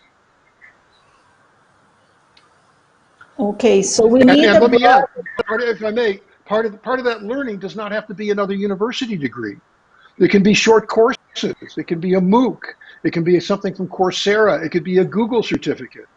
But it's building on a foundation and making the foundation stronger and adding to the foundation as opposed to just saying, okay, I've done this once and I will never have to do it again. That's not a formula. That's not a strategy for success. Bettina, Bettina, before Yep. you bring up your next question, can I add a footnote to what Casey has just said? Statistics, international, both the United States, Brazil, places in Europe, show that 50% of the people who graduate from university nowadays 50% of them do not practice for the rest of their lives the profession for which they studied at university. That is, and I know from my laboratory, the School of the Future at the University of São Paulo, where we were dealing with using new technologies, information technologies to improve basic education. I had two MDs, two medical doctors working with me. They graduated in medicine from the University of São Paulo, practiced medicine, and then worked for medical equipment companies, and then decided, no, they wanted to do education. And they came into a laboratory dealing with basic education. I think statistics show, as I recall, that not only do 50% not practice the profession for which they graduated, but during their economically active lives, they may have 5 or 6 different occupations, different types of occupations. Mm-hmm. So the question is, what should we be doing in universities to prepare people for this new kind of world where you have to feel like you're on a trampoline, coming from one corner to the next corner of the trampoline and another, but you're free to do that. And as Casey says, without going back to the benches of the schoolroom, you can take distance education courses to prepare you to make the changes that your salary and your habits and your desire for new challenges require that you take. Go ahead, Bettina. Sorry to cut you Bettina, off. I'm sorry. Let me add to Professor Lito's comment. So I live in Los Angeles, and Los Angeles in 1990 was the center of the aerospace industry in the United States, or one of the centers. And in the United States in 1990, we had a recession. Tens of thousands of people who worked in aerospace, some of them worked on assembling airplanes, some of them worked on designing airplanes, lost their jobs. They needed new skills. Now remember, 1990 is the beginning of the internet. This is still before the Netscape browser and a lot of things, but it's the earliest days of technology.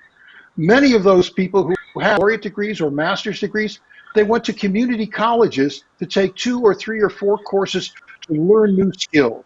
And it's the importance of refreshing, of expanding and building on the foundation that becomes critical in terms of as a strategy for surviving and thriving in a changing environment where you may have 4, 5, 7 different jobs over the course of your career and where the landscape changes dramatically.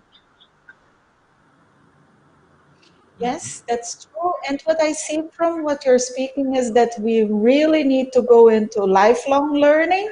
So it's a bit paradoxical what we are talking about. So students may prefer fast degrees in the beginning, but then they will find out they will have to learn for their whole lives, that this degree won't last forever. We have people needing and wanting and finding ways to learn more and more and more in advanced years of their careers, and universities shutting down. So what do you believe should be the role of a university within this context? So if a university wants to survive all that, what does the university have to offer students? I'm going to let Professor Lito speak first. That was a low blow, sir. I'm deferring to your age and expertise, your wisdom and expertise. No, not only that, I'm older and not necessarily wiser than you, certainly, but the issue is very clear. Universities have to reconfigure themselves. That is, if universities have built themselves over decades, sometimes centuries, not here in Brazil, only one university has reached a century. The Federal University of Rio de Janeiro recently celebrated 100 years. But the configuration of universities that we see today is teaching, research, and extension. Here in Brazil, extension is practically an unknown thing. Research is limited only to public universities and confessional universities. The religiously sponsored universities have an admirable record of producing good research, but extension is not the case.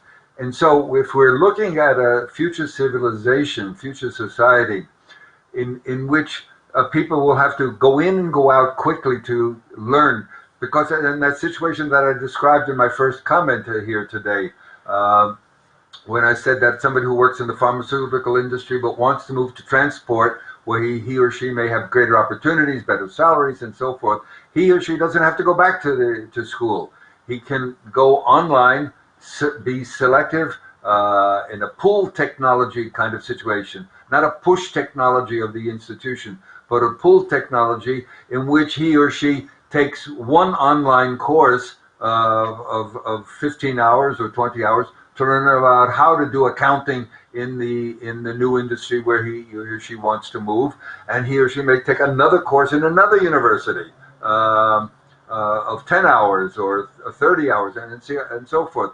So the future professional will have to build his or her the construction of his or her knowledge base brick by brick, course by course, little course here, little course there, and then he or she brings that background. I mean, you accumulate the background after you've left college or federal institution, an institute, community college, and you then work in one industry, move to another, and so on, and you accumulate experience.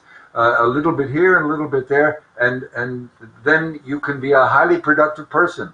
And these people sometimes turn out to be restless, creative, restless people who sometimes make decisions that can promote companies and even state companies and government offices into really productive centers of productivity. Bettina, your word. No, let me I think I want to know what the role of the university will be in this fast-changing society. So if I may, go, please. Yeah, well, just to finish up, I think universities, both public and private, have to start giving attention to extension, which means the non-traditional types of courses. Courses that just may give a certificate or not even a certificate. The problem with certification is Brazil is obsessed. Brazil is a what's the word? Cartorial-minded country. That is, if you don't have a degree, you can't teach the subject. Although in the case of the University of São Paulo and other major institutions of higher learning, the regulations always say people of notorio saber, of special fame in the area in which they work, can be invited to be university professors, even at the postgraduate level, because they've written books on the subject, or done scientific research, and so forth and so on, even though they may not have degrees in that area. But here in Brazil, when I first moved to Brazil in the 1970s, we had people at the University of São Paulo, in the school where I taught, who were there because of notorio saber, because of this being famous for being highly specialized and productive. Nowadays, I don't know anybody here that does that. The law is not, which permits it, is not being used. So I think that universities, to answer your question, will have to reconfigure themselves into offering traditional degrees, bachelor's, master's, so forth, associate in arts degrees, which is just a 2-year of college, to become an assistant to a doctor, an assistant to a lawyer, without being a lawyer. Do you know what I mean? Just the first 2 years of school. And also continuing education for those who already have a master's degree, but they want to learn new things that they don't know about yet, but they don't want to go back to school every day to learn that. They know how to learn. They've learned how to learn, and they put this to good use. And somebody has to make courses for them.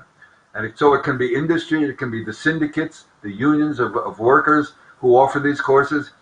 If the universities continue to sleep on the job, If they don't reconfigure themselves, as Professor Green has said, they'll be forced to die out. So both public and private universities have to rethink what their mission in life now is. An institution designed to work 150 years ago or 100 years ago, and which does not change, probably won't make it into the next few decades even. Bettina. Okay. As a visitor to Brazil, some of what I've learned, courtesy of Professor Lito and his colleagues, through my trips to Brazil over the last 15 years, also is I think that compared certainly to the United States and to Europe, there are some unique aspects of higher education in Brazil that works against the universities innovating. Fred, correct me if I'm wrong, but as I recall the demography, the enrollments in higher education in Brazil, 80% is in for-profit institutions, effectively corporate universities. There's a large chunk that's in the nonprofit, like USP, University of Rio, and a small chunk in what essentially the private, nonprofit, often religious affiliated universities. Well, for the not-for-profit universities, for USP and others, there's no absence of demand in terms of students. The challenge may be getting money from the ministry to support operations, but there's no absence of demand. So the kind of marketplace issues that might be a catalyst for change may not, I would think, but correct me if I'm wrong, may not be as strong as they are, for example, among the for-profits who look at this as a market and say we have to change because the market is changing. Now, there's some other issues about quality that all three say, but I think that's somewhat different in Brazil than it is here in the United States on some of those issues. But again, correct me if I'm wrong. Yeah. No, I have nothing to. Go ahead, Bettina, please. No, this is something we see here, and the students queue to go to the public universities, hundreds of students per place, and the private universities have to tend to all the others that don't get into the public universities. And well, we just have some minutes to finish here. So you believe that the motor for innovation is really to have to look after the student, to be in short of a supply of students, so that you have to look for them and tend them well and work in favor of them. So do you think the universities, if access is such a big problem, should universities also be responsible for access if they want their students to be successful? Are you talking about actuarials and to resources? Yes. I would view this as effectively a covenant, a commitment. That if you come to my university, it's somehow we have to find a way to make sure that, one, you are prepared to succeed, that you have the necessary prior educational experiences. So I'm not enrolling you just to take your money, that there's a possibility that you will do well and do good, and I have curricula that will help you. Two, it's my responsibility, or I feel it should be my responsibility, to find the rector to make sure that you have the tools that you need. Now, not long ago, we thought that those tools would be, well, if we need to have scientific laboratories where the students can do experiments, that was sufficient. That's no longer sufficient. Part of that is now having the platforms to have access to the digital content and the signal. I mean, I think about how the world has changed dramatically. In a world that I was an undergraduate 45 years ago, and Professor Lito about the same time, we didn't have access to libraries across the world. There was nothing at our fingertips. It was pretty much what we could walk to with the limit of our resources. That's not true today. I can be here in Los Angeles and I can get newspapers from Sao Paulo and from Rio if I'm doing work about the Brazilian economy, right? And get government documents, and scholars in Brazil can do the same thing here.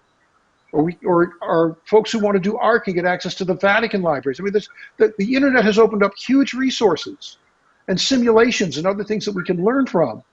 But if you're a student at my university and you don't have access to that, that's in part my responsibility, or should be. At least that's my feeling. Professor Lito? Yeah, nothing to add to that. You've illustrated the issue quite well. Are there any questions from the public, Bettina? No, and we are on time here. We need to close. So I'd like to thank you very much for this interesting conversation today. It was very enlightening, brought some new ideas. And if you want to say your final remarks, we will have to close the session. Well, since I spoke first, I'll let Casey speak first in this closing minute. Just my thanks to you, Bettina, and to Bett, Brazil, for hosting this forum. For me, it's a great privilege as an outsider to Brazil to be invited and trusted to be involved in conversations about higher education, about the United States and Brazil, the similarities and the differences and what we can learn from each other. So again, my thank you. And to those of you who are joining us this afternoon, thank you for your time and for your attention. And to my colleague, Professor Lito, who I always learn things from, thank you as well. Thank you. And you, Professor Lito? You exaggerate, sir. Thank you, Bettina. Thank you, Bett, for having organized this chat between my friend Casey Green, myself, and Bettina. And we look forward to future events of this type in order to stimulate discussion among our colleagues here in Brazil, hearing what's going on in other parts of the world. Thanks for the attention to the audience. Thank you, Casey, for joining us. Bettina, for your work too. And I close with that. Thank you and goodbye.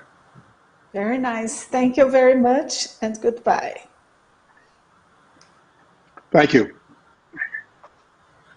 Thank you, Bettina. Thank you, Professor Kenneth. And thank you, Professor Frederick. Muito obrigada.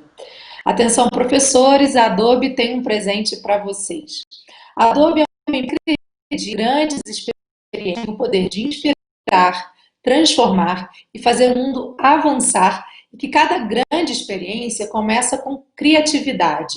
Convidamos então você a acessar agora mesmo o portal Adobe Educa, um portal onde todos os educadores, todos os professores têm acesso gratuito a cursos com especialistas que podem ser tanto para atualização ou mesmo para quem quer iniciar do básico da rota de aprendizagem do portal. Aproveite agora mesmo então a oportunidade de ser um líder de criatividade e assuma um papel marcante na vida dos seus alunos. A gente rápido intervalo agora nas palestras de hoje, mas enquanto isso eu convido vocês mais uma vez para visitar os estandes virtuais dos expositores e acompanhar os workshops que eles estão oferecendo dentro dos seus estandes. Na volta, teremos a terceira sessão do dia, Inovação na Educação além da Pandemia, com Bill Pass. Não saia daí, a gente volta às 6 horas. Até lá!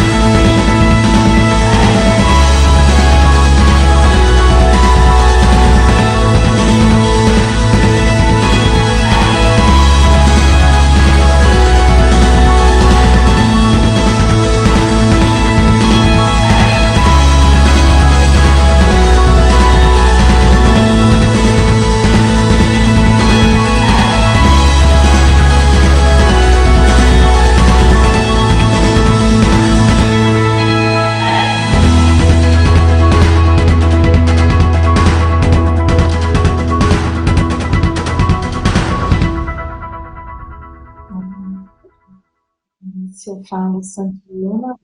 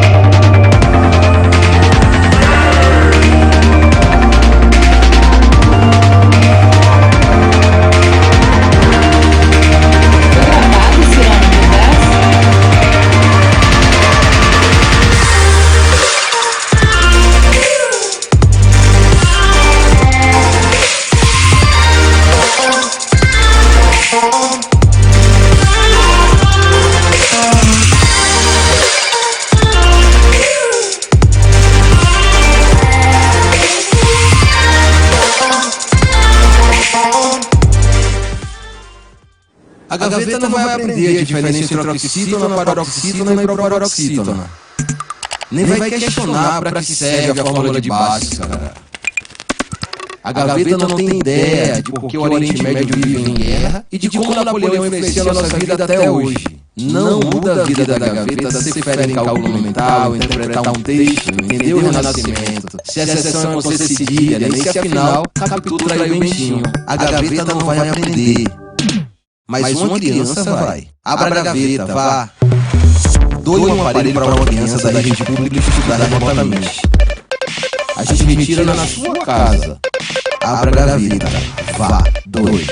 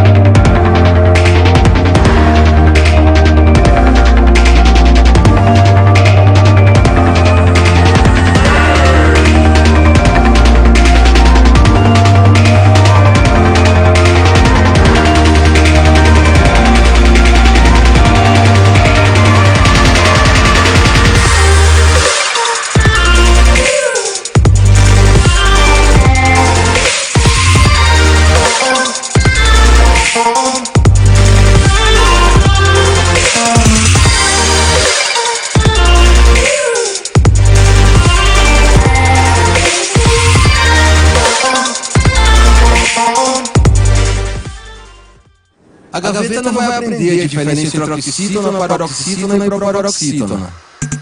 Nem vai questionar para que serve a fórmula de Bhaskara, cara.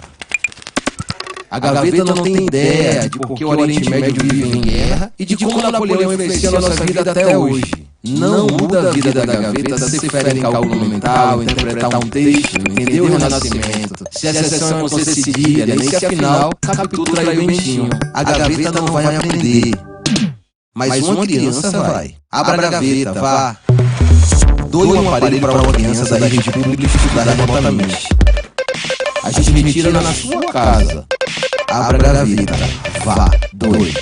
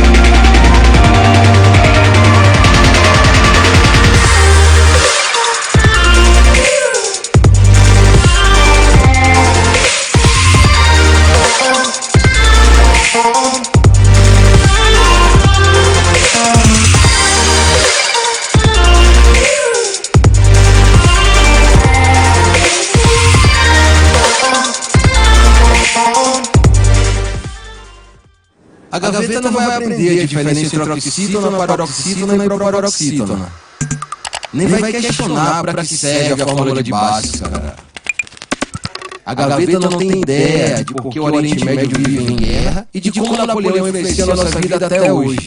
Não muda a vida da gaveta ser fera em cálculo mental, interpretar um texto, entender o Renascimento, se a sessão é com C cedilha, nem se afinal Capitu traiu o Bentinho. A gaveta não vai aprender. Mas uma criança vai. Abra a gaveta, vá. Doe um aparelho para uma criança da rede pública estudar remotamente. A gente retira na sua casa. Abra a gaveta, vá, doe.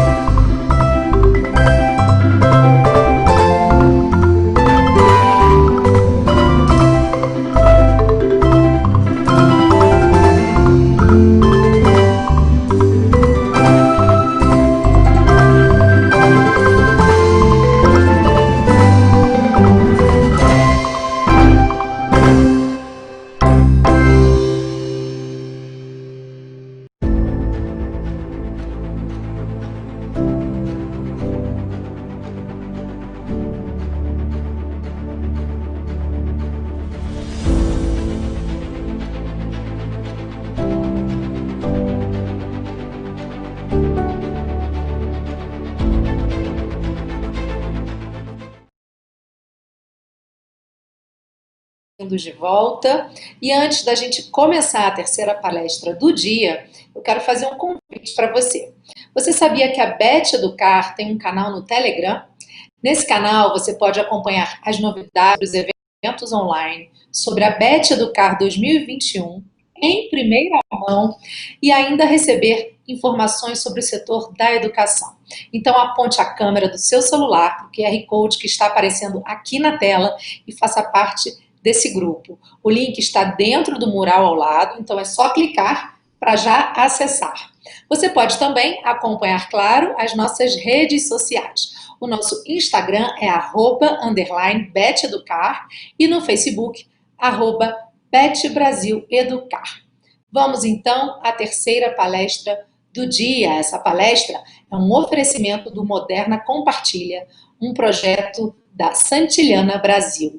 O tema: inovação na educação além da pandemia. A mediadora, mais uma vez, é a Bettina Von Star, consultora de inovação. E a palestra é com Bill Bass, professor e presidente do Conselho da International Society for Technology in Education. Sejam bem-vindos. Bettina, é com você.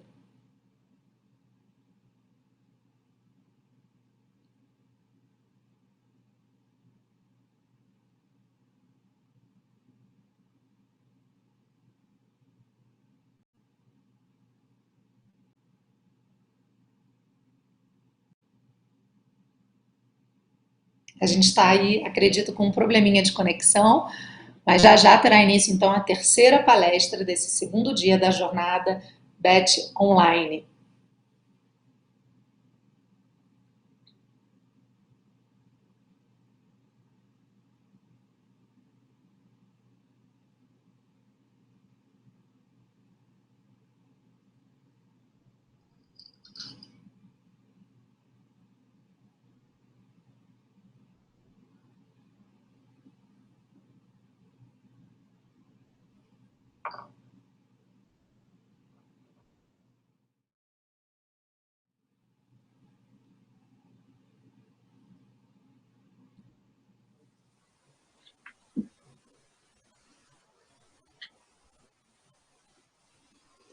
Good afternoon, everybody.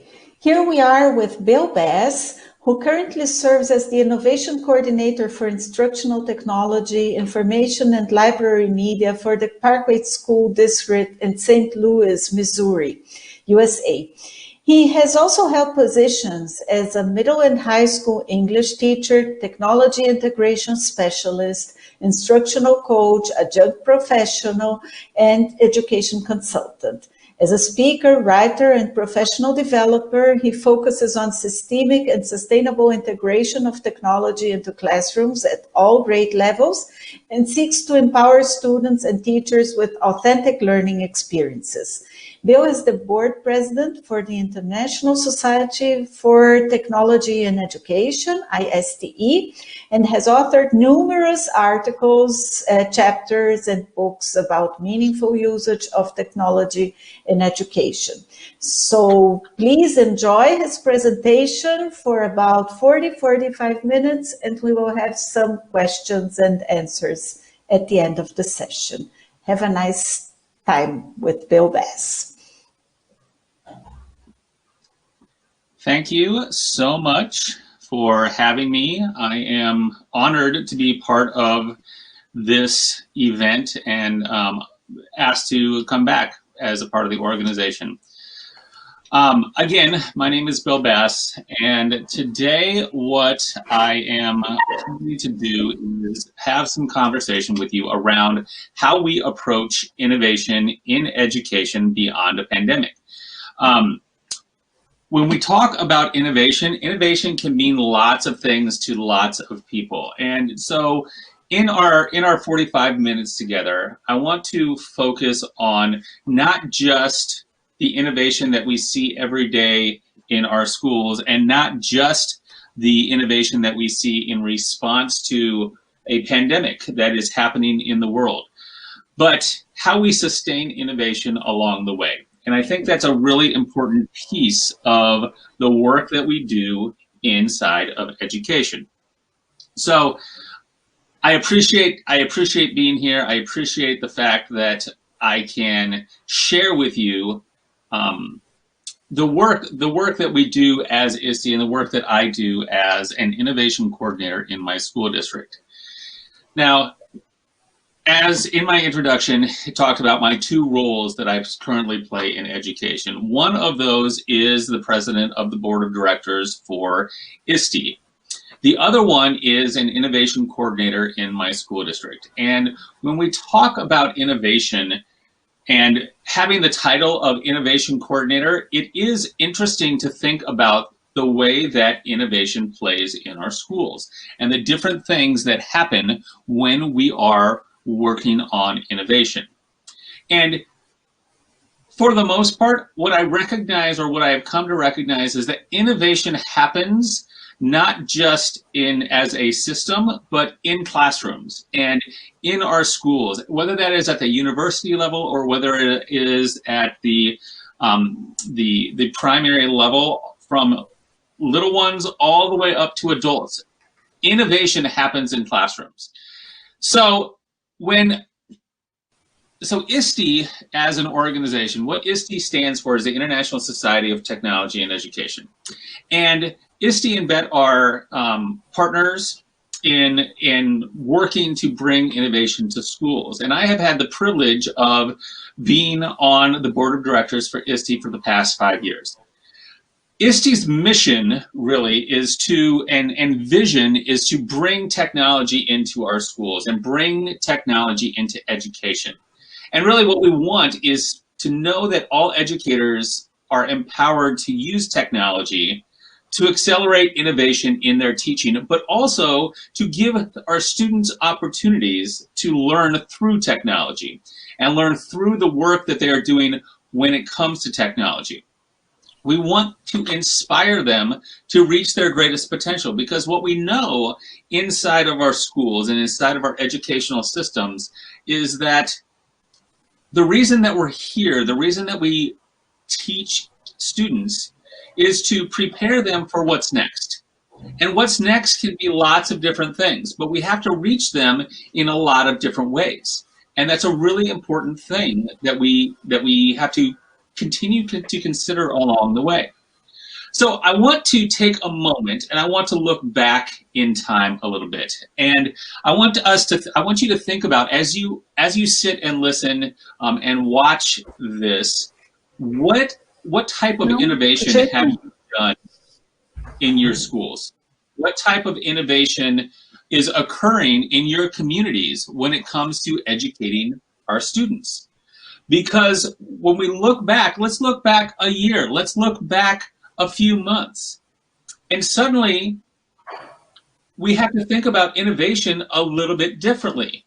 Because in so many cases, innovation has been like, what is the future?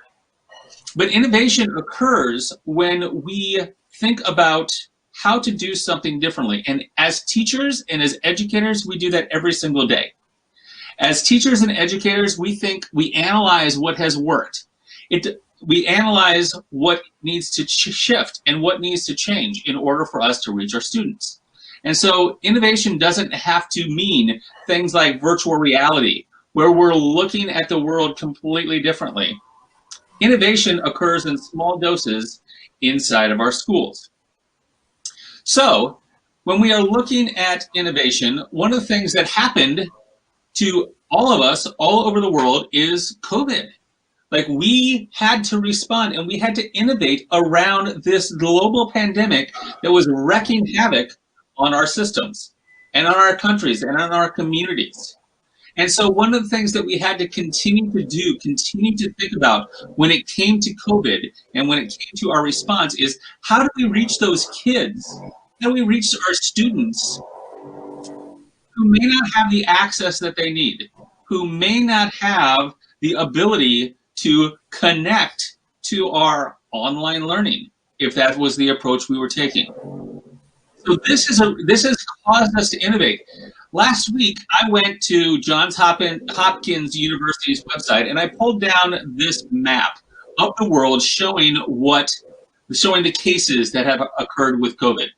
And you can see down in the lower left-hand corner that the United States, India, and Brazil, these places were hit the hardest worldwide.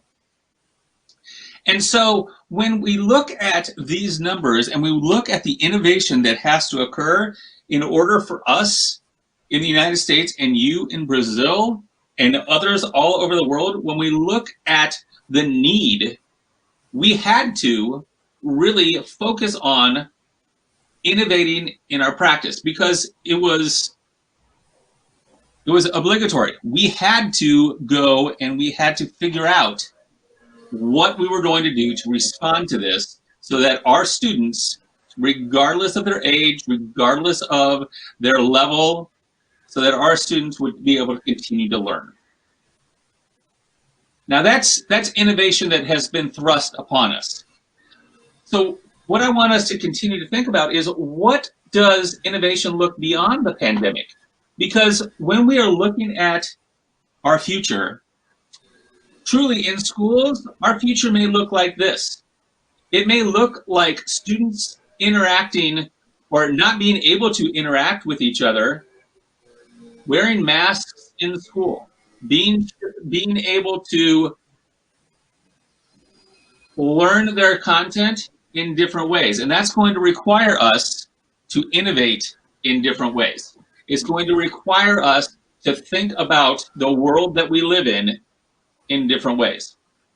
So, taking a look at that, how do we foster this innovation? If this becomes what our schools look like, how do we foster innovation beyond a vaccine, beyond coronavirus? How do we foster innovation along the way? And so that's really what I want to spend the bulk of our time on today, is how do we lead through this? And how do we talk about innovation so that it's not just when we are up against a crisis, but that it is something that we are continuing to focus on throughout our time in order to meet the needs of our students in meaningful ways. So one of the first ways that I think we can do this is to talk about it in terms of creativity. And to talk about creativity in such a way that we are finding new ways to provide students opportunities to create. Now, there are digital tools out there that give us opportunities to create, whether that is through computer coding, whether that is through other hands-on materials. There are digital tools that will allow us to understand and create new experiences. As educators, it's our responsibility to design the experiences that harness the power of those digital tools. Because what this will do is allow our students to create. Now, this isn't about technology. This isn't about the fact that we need to provide our students access. What it's about is about designing experiences for our students that are going to give them opportunities to be creative. Because in today's world, creativity is becoming a currency.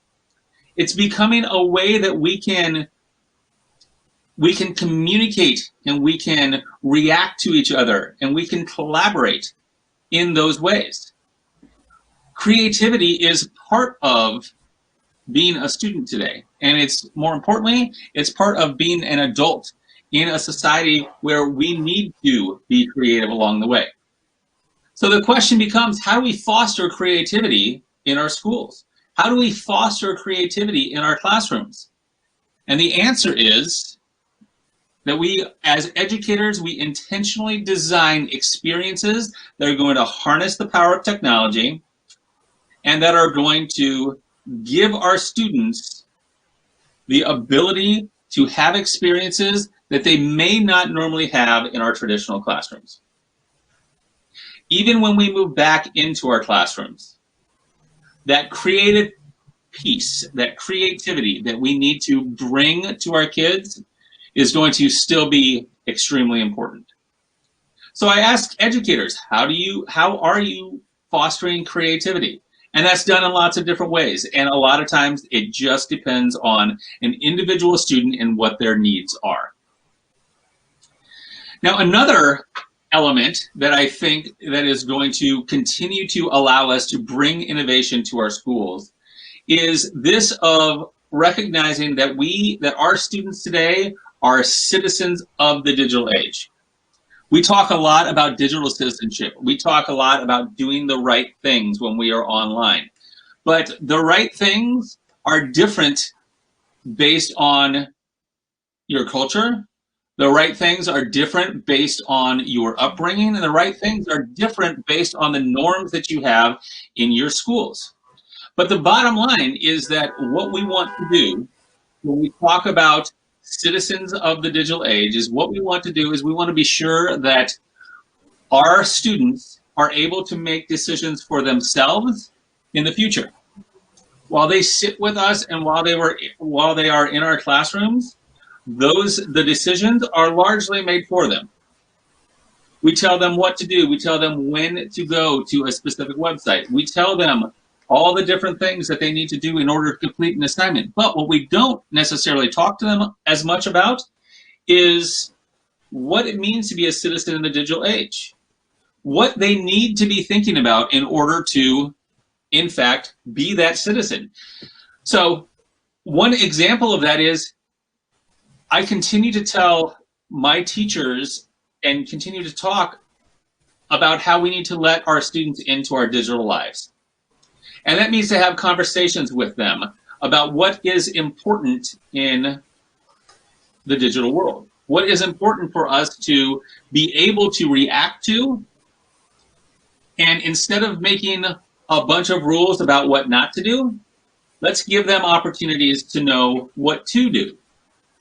And that starts with conversations about the way we as adults use technology in our lives in order to foster that in our students, regardless of what our students' ages are.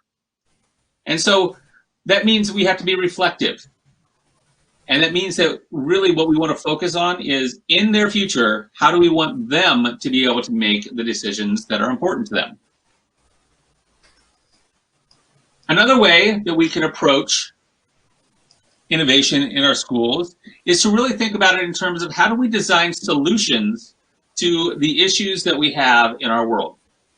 Whether those are solutions for our schools or whether those are solutions that were created for our society. But designing solutions means that we are building resilient systems that can handle a pandemic, that can handle changes that are being made to our world. The technology is less important. Technology isn't magic. It doesn't change. It can change our experience, but it doesn't do it for us. What we need to do is understand that technology is facilitating learning and problem solving along the way. Not, in some cases it makes our life better, but it is not meant to simply replace teachers. It's not simply meant to replace the experiences that we want to have our students come away with. And so what that means is it's more important for our kids to design the solutions than it is for our educators. Having them design the solutions goes a long way in terms of helping them realize the potential that technology has. So far, we've talked about 3 different things that can keep innovation going beyond this pandemic. Let's talk about a few more. The next one that I want to discuss is this idea of testing solutions and staying flexible. How do we test our solutions? How do we figure out what to do and when to do it? That means we have to have flexibility. That means we have to have flexibility in the classroom so that when something comes up, we can figure out what the solution is. The last one was to design solutions. Now we have to be able to test those solutions and figure out is this actually the right way to do this? And then if it is, great, we move forward. If it's not, how do we stay flexible and how are we willing to let something go? How are we willing to discard an idea or a solution because it doesn't actually meet our goals. And that takes some internal confidence. And more importantly, that means that we have to provide our students with that kind of confidence as well. So testing solutions is it's an interesting way to think about this, but that means we have to adapt to new scenarios. We have to provide ourselves as educators the ability to shift gears along the way. We need to provide ourselves as educators the ability to support our students as they shift gears and encourage them to make mistakes, because mistakes are the places where learning occurs. Another idea that can continue to foster innovation over time is to empower one another. And empower one another through collaboration, through support, and really through finding that group of people that are going to foster that innovation along the way. Okay? So when we empower each other, what that means is that we support each other. That means that we find our communities in order to find people who are like-minded. We find those communities that are interested in the same kind of things we are, but at the same time will push us along the way. As teachers, there's lots of different organizations that can support us, Bett being one of them, ISTE being another one of them. But what kind of organizations, what kind of support do we need to give our kids? And how can we empower, how can we teach our students to empower each other along the way? And that's a really important question that we have to continue to ask. Are we, as the adults, are we the ones who are empowering our students? Or are our students empowering each other? And if they're not, we need to give them that opportunity. We need to provide them space to empower each other and not presume that we have the right answer.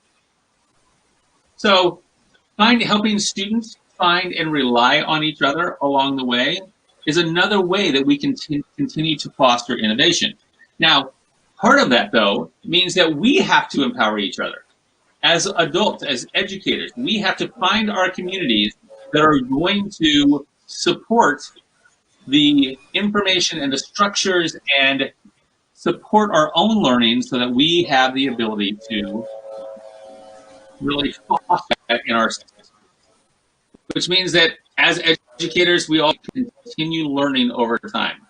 As educators, we have to recognize that our learning doesn't end when we graduate, that we are always learning, and we are showcasing that to our students. So moving on, one of the other ways that we can really foster this innovation over time is to think globally. When we think about the coronavirus and the pandemic that we are currently in, it's hard not to think globally about it. It's hard to think only locally and how it only impacts those of us right now in our own communities. In fact, it's almost impossible to not look at the map that we looked at earlier from Johns Hopkins and think about how this is impacting the world overall. But after we move past a pandemic, after we on the pandemic and have our normal again, how do we continue to think globally? And so one of the ways we can do that is continue to connect with people around the world who are thinking and struggling with the same kinds of topics we are. Thinking and connecting beyond our four walls. Now, right now, we're connecting over video for this conference. And this conference, it had to move to a virtual venue, which so many around are right now. And so how do we continue to think globally, and how do we continue to connect between Bett and ISTE? How do we continue to connect schools that are currently struggling to find ways to connect with each other? And one of the ways to do that is by simply being intentional, by simply making an effort to be sure that we don't let that go once we get to a point where we can resume life. Thinking globally isn't something that just happens in isolation. It's something that we have to continue to foster over time, and we have to continue to think about for our future.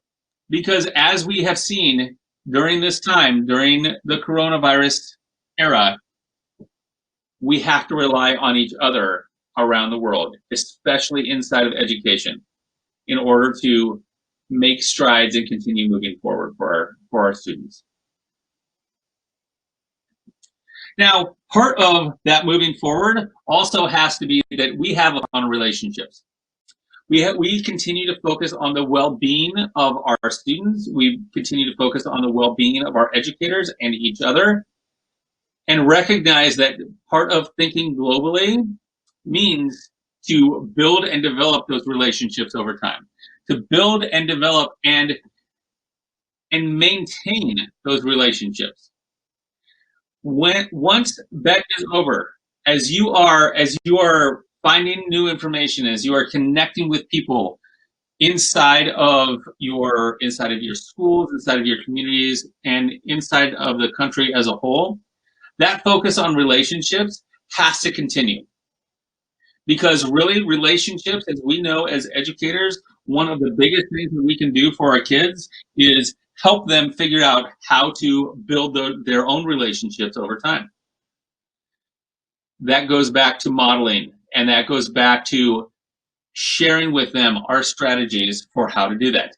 That's where innovation occurs. Innovation occurs in relationships. Innovation doesn't necessarily have to occur because we set up a system. In my job, I'm responsible for fostering innovation. And the way that I foster innovation has to be by building relationships that our teachers need in order to build the relationships that our students need.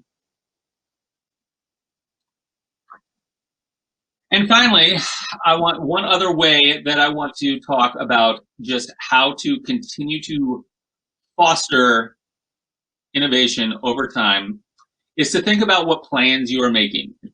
Okay, now, whether that is at a school level, whether that is at the governmental level, regardless of what your lens is, if we think about planning and the plans that we make over time, we have to have that vision that will allow us to think beyond our current reality. Inside of ISTE, we want to be sure that educators are empowered to accelerate teaching and learning through the use of technology. The only way that we can empower our educators is to plan. And the only way that we can empower our students is to plan. And the only way that we can empower our families is to plan. We have to be intentional about our plans and make sure that those plans include a variety of different options for our students. Because none of our students are the same. None of our students will approach things the exact same way, just like none of our teachers will. And so as we think about what our plans are, we have to look at where we want to be in order to innovate. And then think about what the steps are that are going to take us there. The steps are that are going to get us to the point where we can say, this is an innovative practice. It is different than what we did before. And the reason that it's different is because we are responding to the needs of our students, or that we are responding to the needs of those who we serve. And so that can happen in a lot of different ways. And really, you have to analyze and think about what is the response that you need in order to do that. So we all know that education has some tough problems. Okay, we know that our educational systems have difficulties. They have things that we need to address. And there are 3 ways that I think we can address these things. First of all, become an advocate. Become an advocate for your programs, become an advocate for your teachers, become an advocate for your students, regardless of what level you are at. Secondly, utilize resources to support teaching. Those resources are important in order to help us figure out what we need in order to teach. And then finally, engage with professional networks. So let me address each one of these just really briefly. When we become advocates, when we think about innovation, we become advocates for our students, it means that we are supporting them, and it means that we are speaking up for them in ways that they may not be able to speak up for themselves. It means that we have the ability as adults, as professionals in education, to make change that are going to meet the needs of our students. That's what advocacy means. That's what it means to become an advocate in those ways. So if you want to solve tough problems, if you want to continue to innovate, this is one of those strategies. So how do you advocate? You talk to your communities. You talk to those who make decisions in your schools, in your classrooms, in your government. You know the people who have influence. Figure out how to influence the influencers. That's what becoming an advocate means. It means that we have a responsibility to our students to make sure that they are taken care of and that their needs are taken care of. The second way to solve those problems, more of an action step, is to utilize the resources that we have. Now, sometimes those are digital resources. Sometimes it's technology. Sometimes it's computers. Sometimes it's people. People are our resources. And how do we utilize those resources in order to make change in our communities? How do we utilize those resources in order to give our students the things that they need over time? So utilizing resources really depends on the resources that you have. But what I would encourage you to think about and analyze as you try to solve the problems that you have in your own communities when it comes to education, what I would encourage you to think about is really think beyond the monetary resources that you need. In so many cases, we think that things are out of reach because we don't have the funding or the money that is going to go along with that. Resources are beyond money. Resources are the tools that we use and the people that we connect our students to.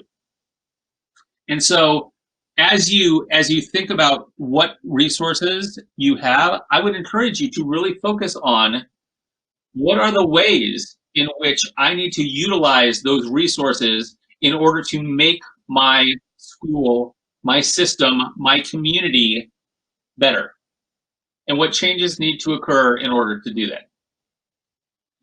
And then finally,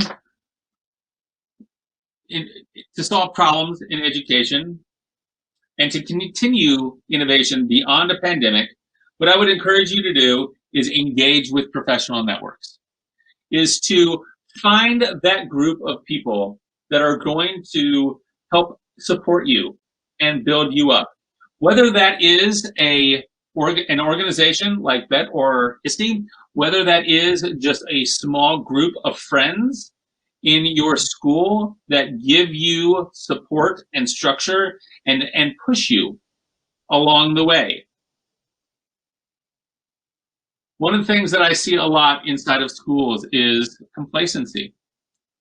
And what I see is there are systemic things that keep us from innovating.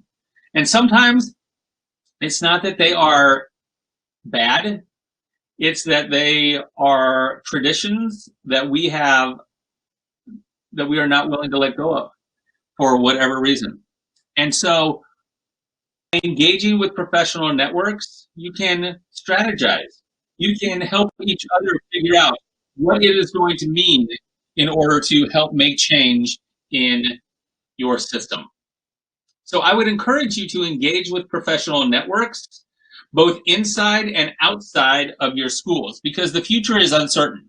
We don't know how things are going to change for us, but we do know that things are going to change.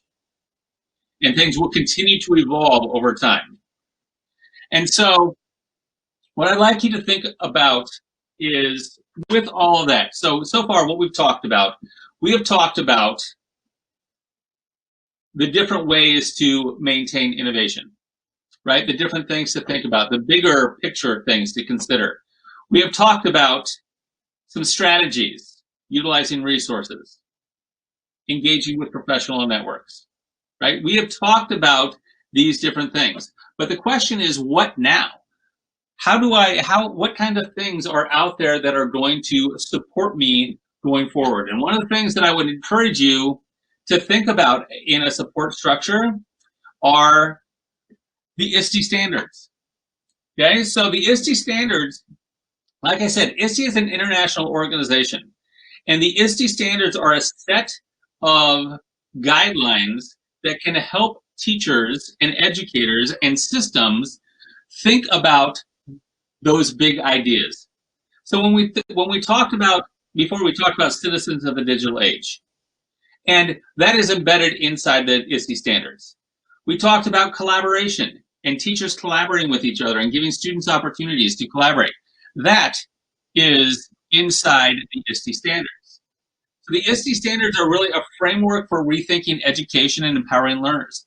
It is a framework and guidelines that can help us understand what it means to teach and educate students in the year 2020. The ISTE standards can help provide guidance and support as you seek to find those professional networks along the way. And so there's a variety of ways that this can happen, because there are shifts that are taking place in education worldwide. There are shifts that take place all over the place every time because of things like the coronavirus, but also just because we understand that we do live in a global society now, and things are different and things are changing. So one of those things is that we are moving from learning facts to learning how to learn. And that's one of those things that the ISTE standard supports. We want our students to be able to learn regardless of the content. We also want to focus less on knowledge and more on understanding, because the understanding means that you can take those situations, that content, that concept, and put it into new situations. And that's where understanding occurs. So if we only focus on knowledge, that's only focusing on a very small part of it. What we really want to focus on is the understanding that our students have around these concepts. We also want to move from students simply consuming information to starting to create their own information, to start to take the knowledge that we have and take the understanding that they have and put those into something that is going to be a creative endeavor. Which goes back to our very first point, that creativity is part of a currency now. We want our students to create in different ways. We also want to move from just individual work to teamwork. We recognize that worldwide, more people, as they are adults, are working in teams than they ever have before. They are working in ways that are giving them options in order to work together and collaborate, as opposed to just sit down and do your individual work. And education is no different. We see collaboration all over the world.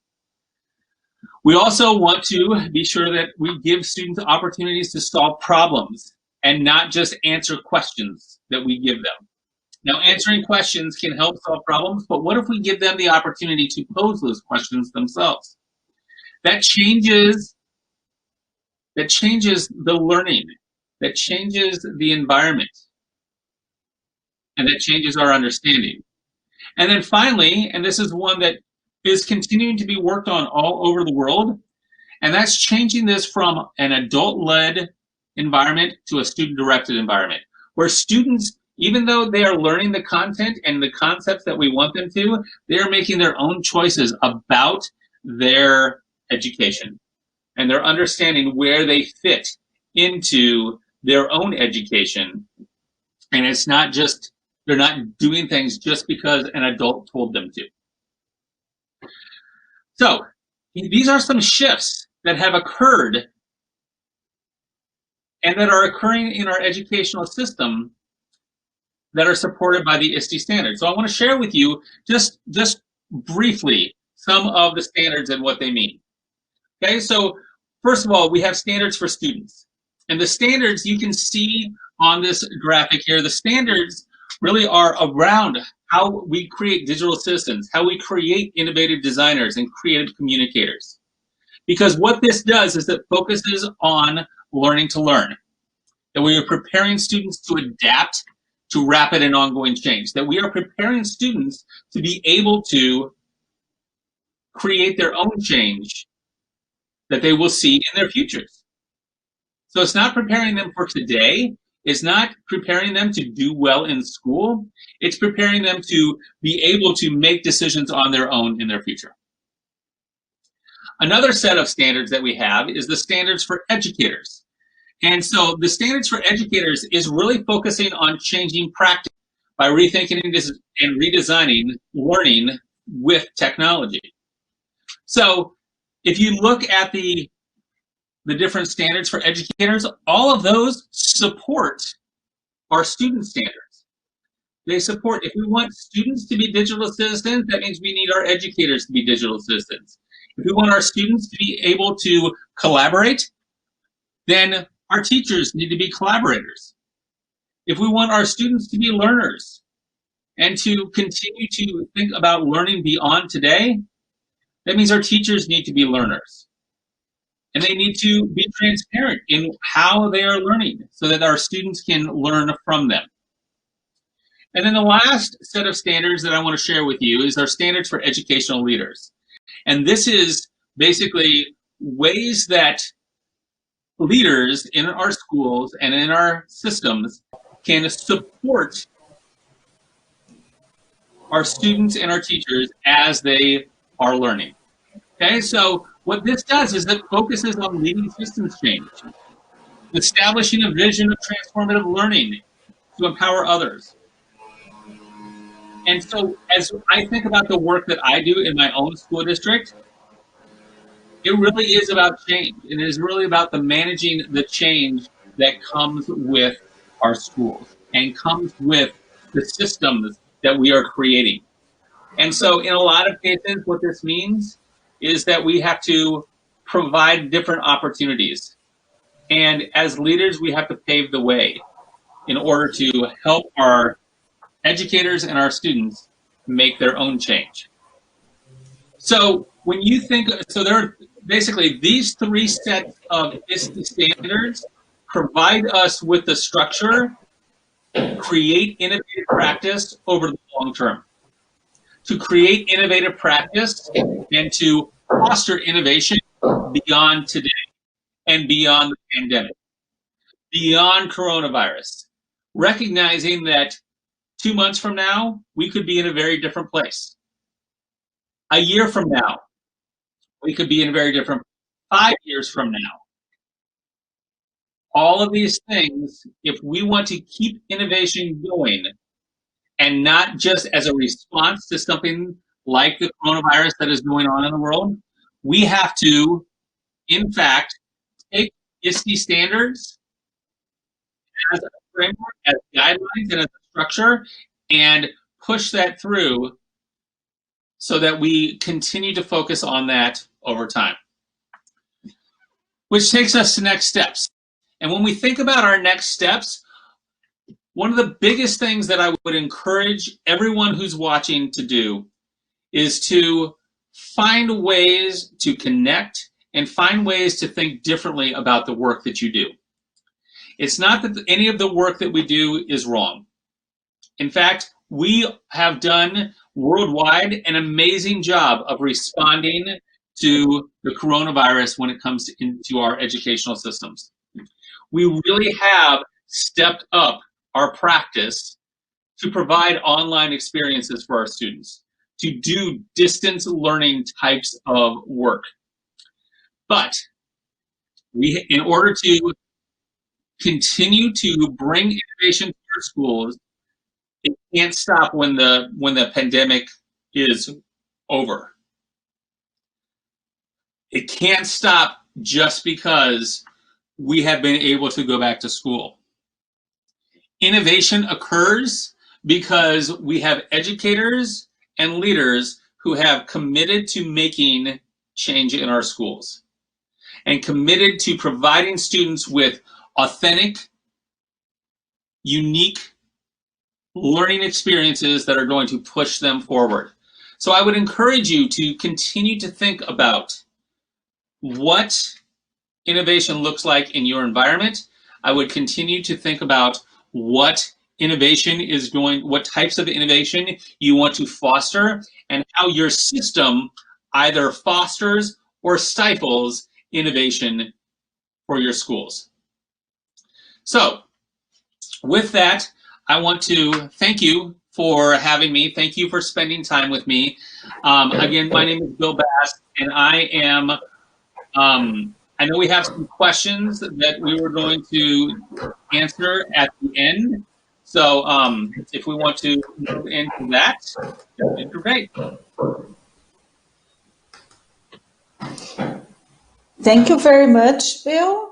So you've shown us very clearly how innovation is important and how we can advocate for it. But just for us to get a bit more concrete, because you really have these broad standards and broad strategies for leaders to follow. How do you deal with situations in which you see that the whole community, teachers, students, school boards, and so on, believe that it's enough to learn what you're supposed to learn and pass the tests, and why should we bother to innovate? How do you deal with this type of situation? So in a lot of cases, when we think about systems that are needing to change, and that are suggesting that it's okay, we are doing fine, our students are continuing to learn, they are passing their tests, they are doing school. The question that I will ask to those folks about why do we need to innovate is because our problems are changing. Our world is changing, and nothing is, we are in an educational system that is outdated. We are using an educational system that, while students may be very successful in that, doesn't prepare us to solve problems like a pandemic, doesn't prepare our students to really solve the problems that are going to face them in their futures. We are preparing students for a world that kind of doesn't exist anymore. And I think that that's why we have to innovate. It's not just because our students are doing well in school. Because I think that my typical response is, school isn't life. School is preparing you for life. And if we are preparing kids to do well in school, we're kind of missing the fact that they are needing to be prepared to do well in life. And so innovation has to occur in order for our students to be able to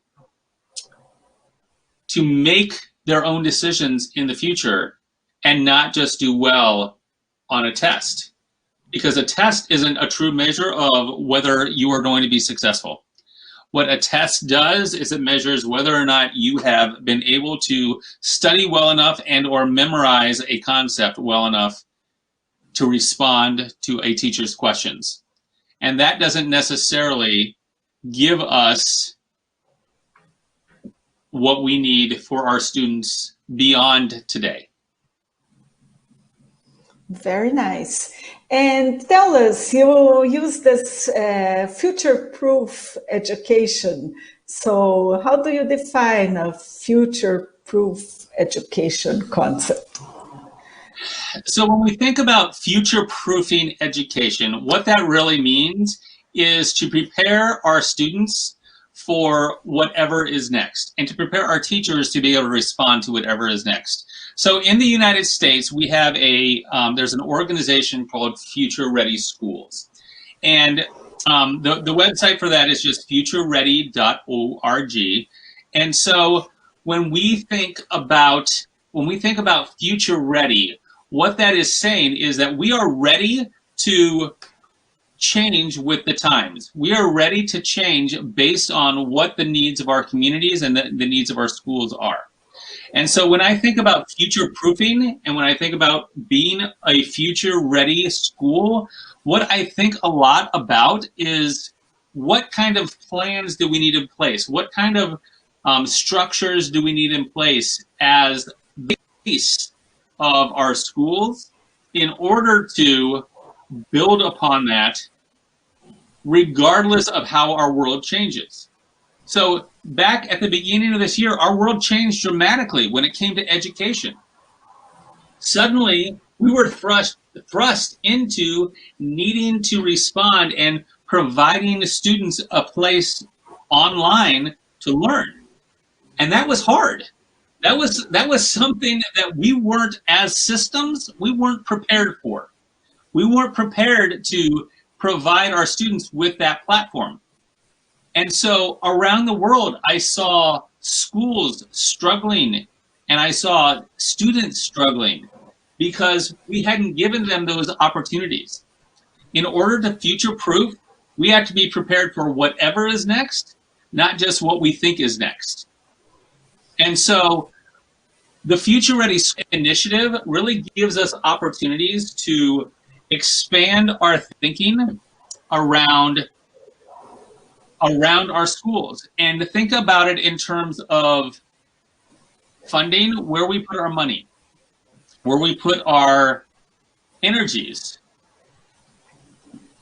and recognize that those energies and that money that we are putting towards different initiatives are things that are going to have dramatic impacts on our students. So inside of Future Ready, one of the things that we talk a lot about is we talk about our library programs. Okay, so in my district, I'm responsible for my library program. I lead our library program. I make sure that they have the tools and approaches that they need in order to meet the needs of their students. Well, Future Ready Libraries is aligned with our Future Ready schools. And a lot of times, one of the biggest approaches, one of the biggest strategies that I would tell educators to use is to learn the language that is going to resonate with those who you are trying to influence. And be strategic about that, because when you use the same language, that really solidifies the need. It solidifies the connection between classrooms and our systems. It solidifies the connection between the future employment of our students and the things that they are learning right now. In so many cases, and I alluded to this before, in so many cases, we are giving our students a very small look at what their future is going to be.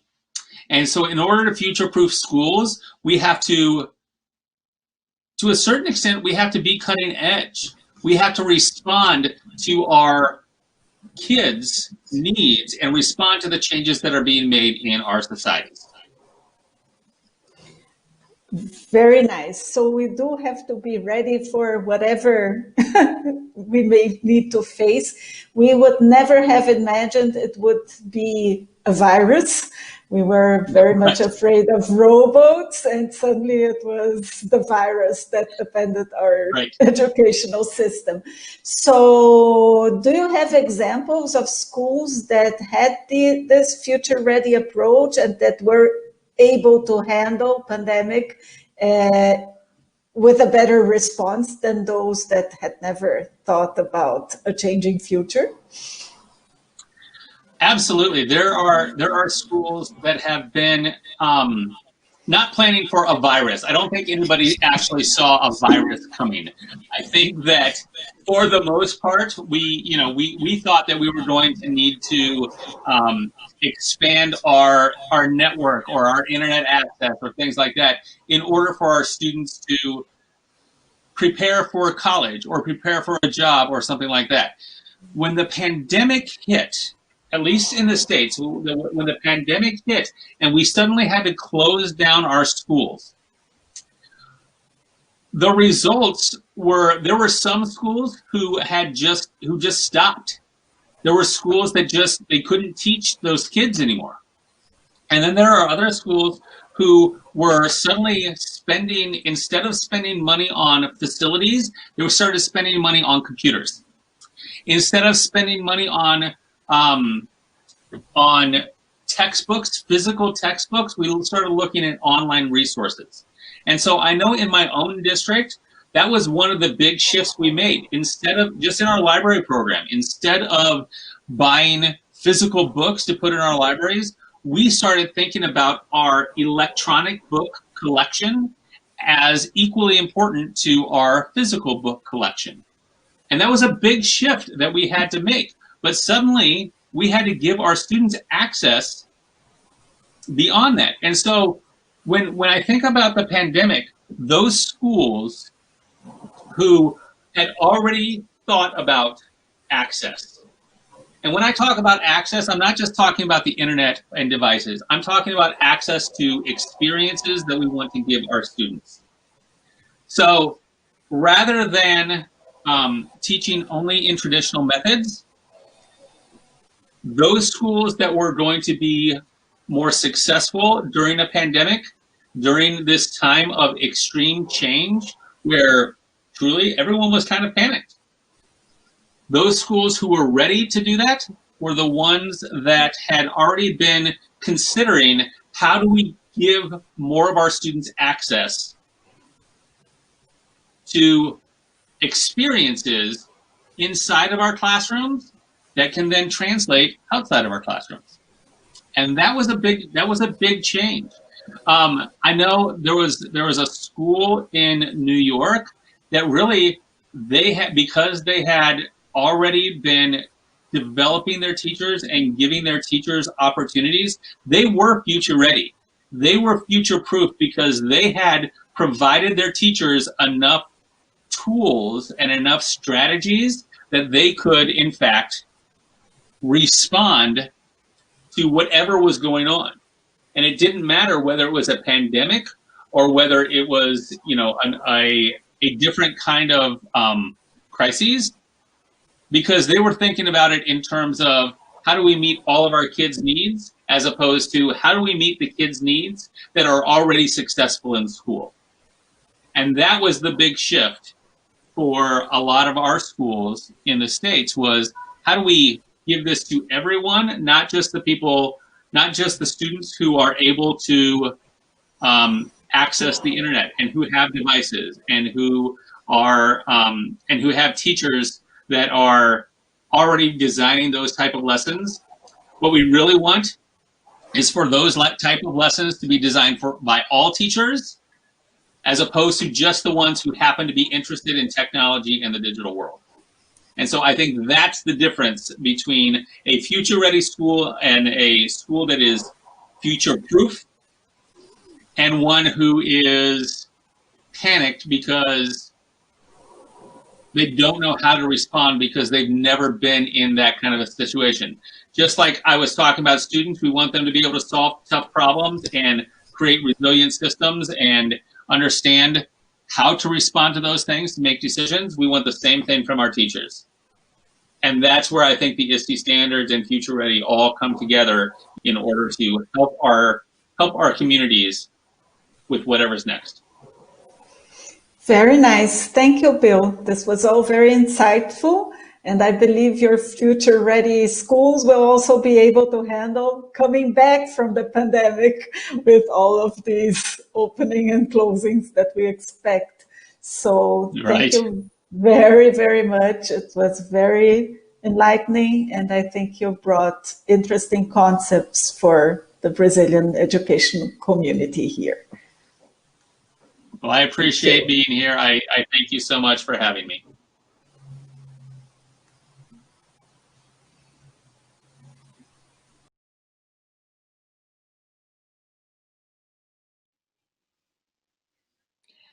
Olá, pessoal. Obrigada por estar com a gente até agora na jornada Bett Online. É um prazer ter com a gente nesse segundo dia. A gente vai acompanhar agora a tão esperada palestra inspiradora Geração Milênio e seus Medos, com o Luiz Felipe Pondé, que é filósofo e colunista da Folha de São Paulo. Aproveite!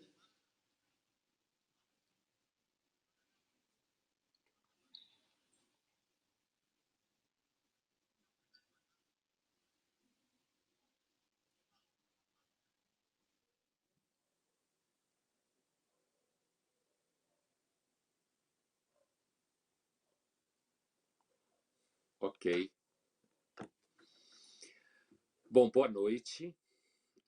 Eu quero agradecer o convite para fazer parte dessa iniciativa, desse evento. É sempre um prazer falar sobre esse tema dos jovens, já que é um tema que nos ocupa, né?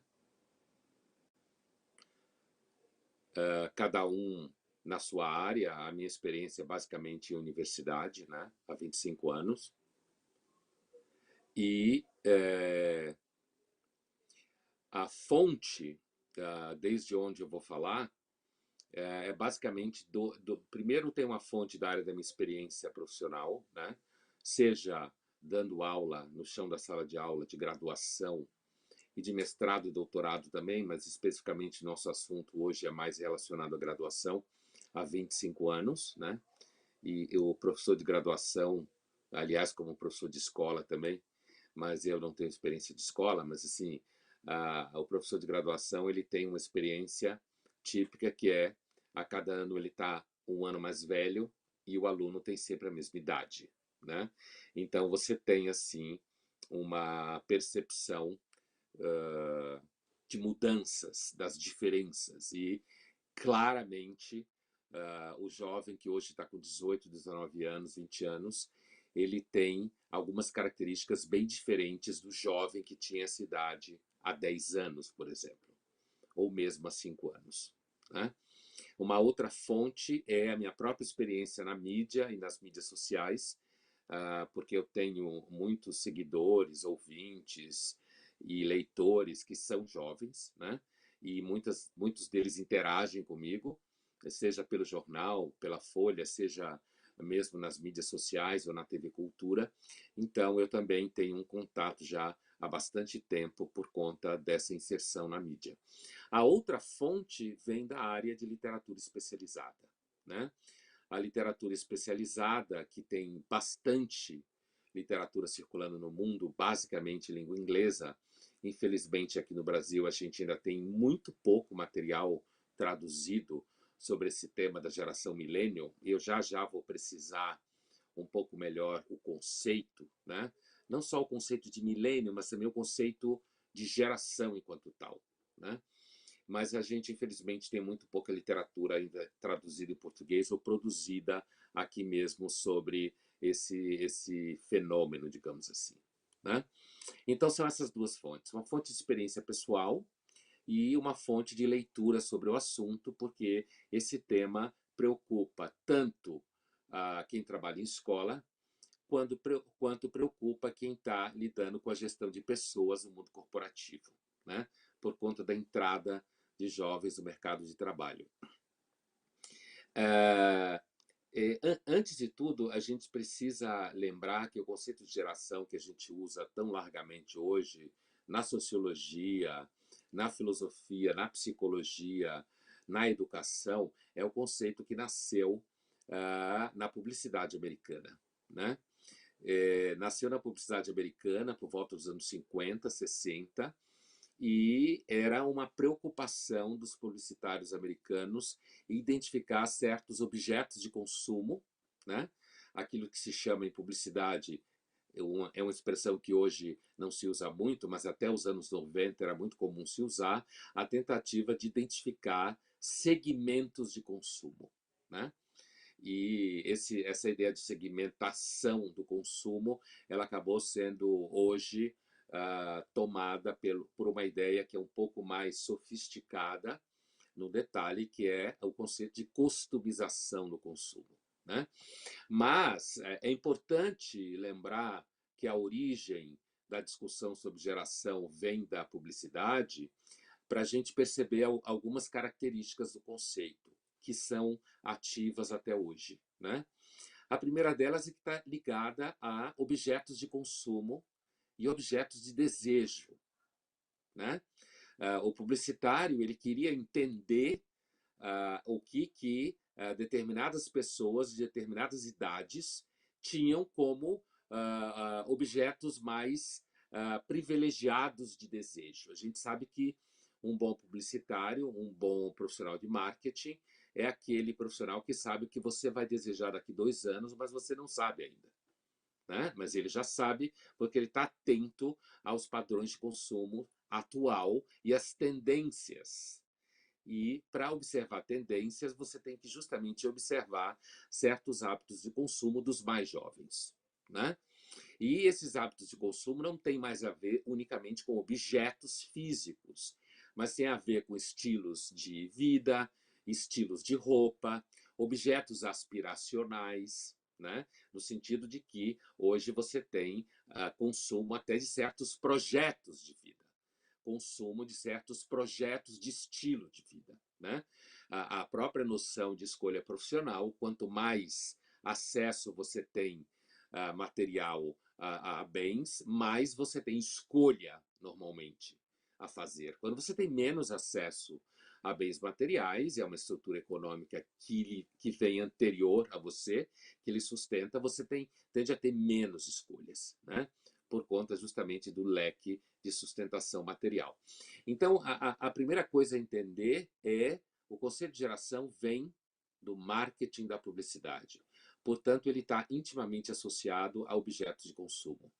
Objetos de consumo estes que acabam determinando certos perfis de comportamento, né?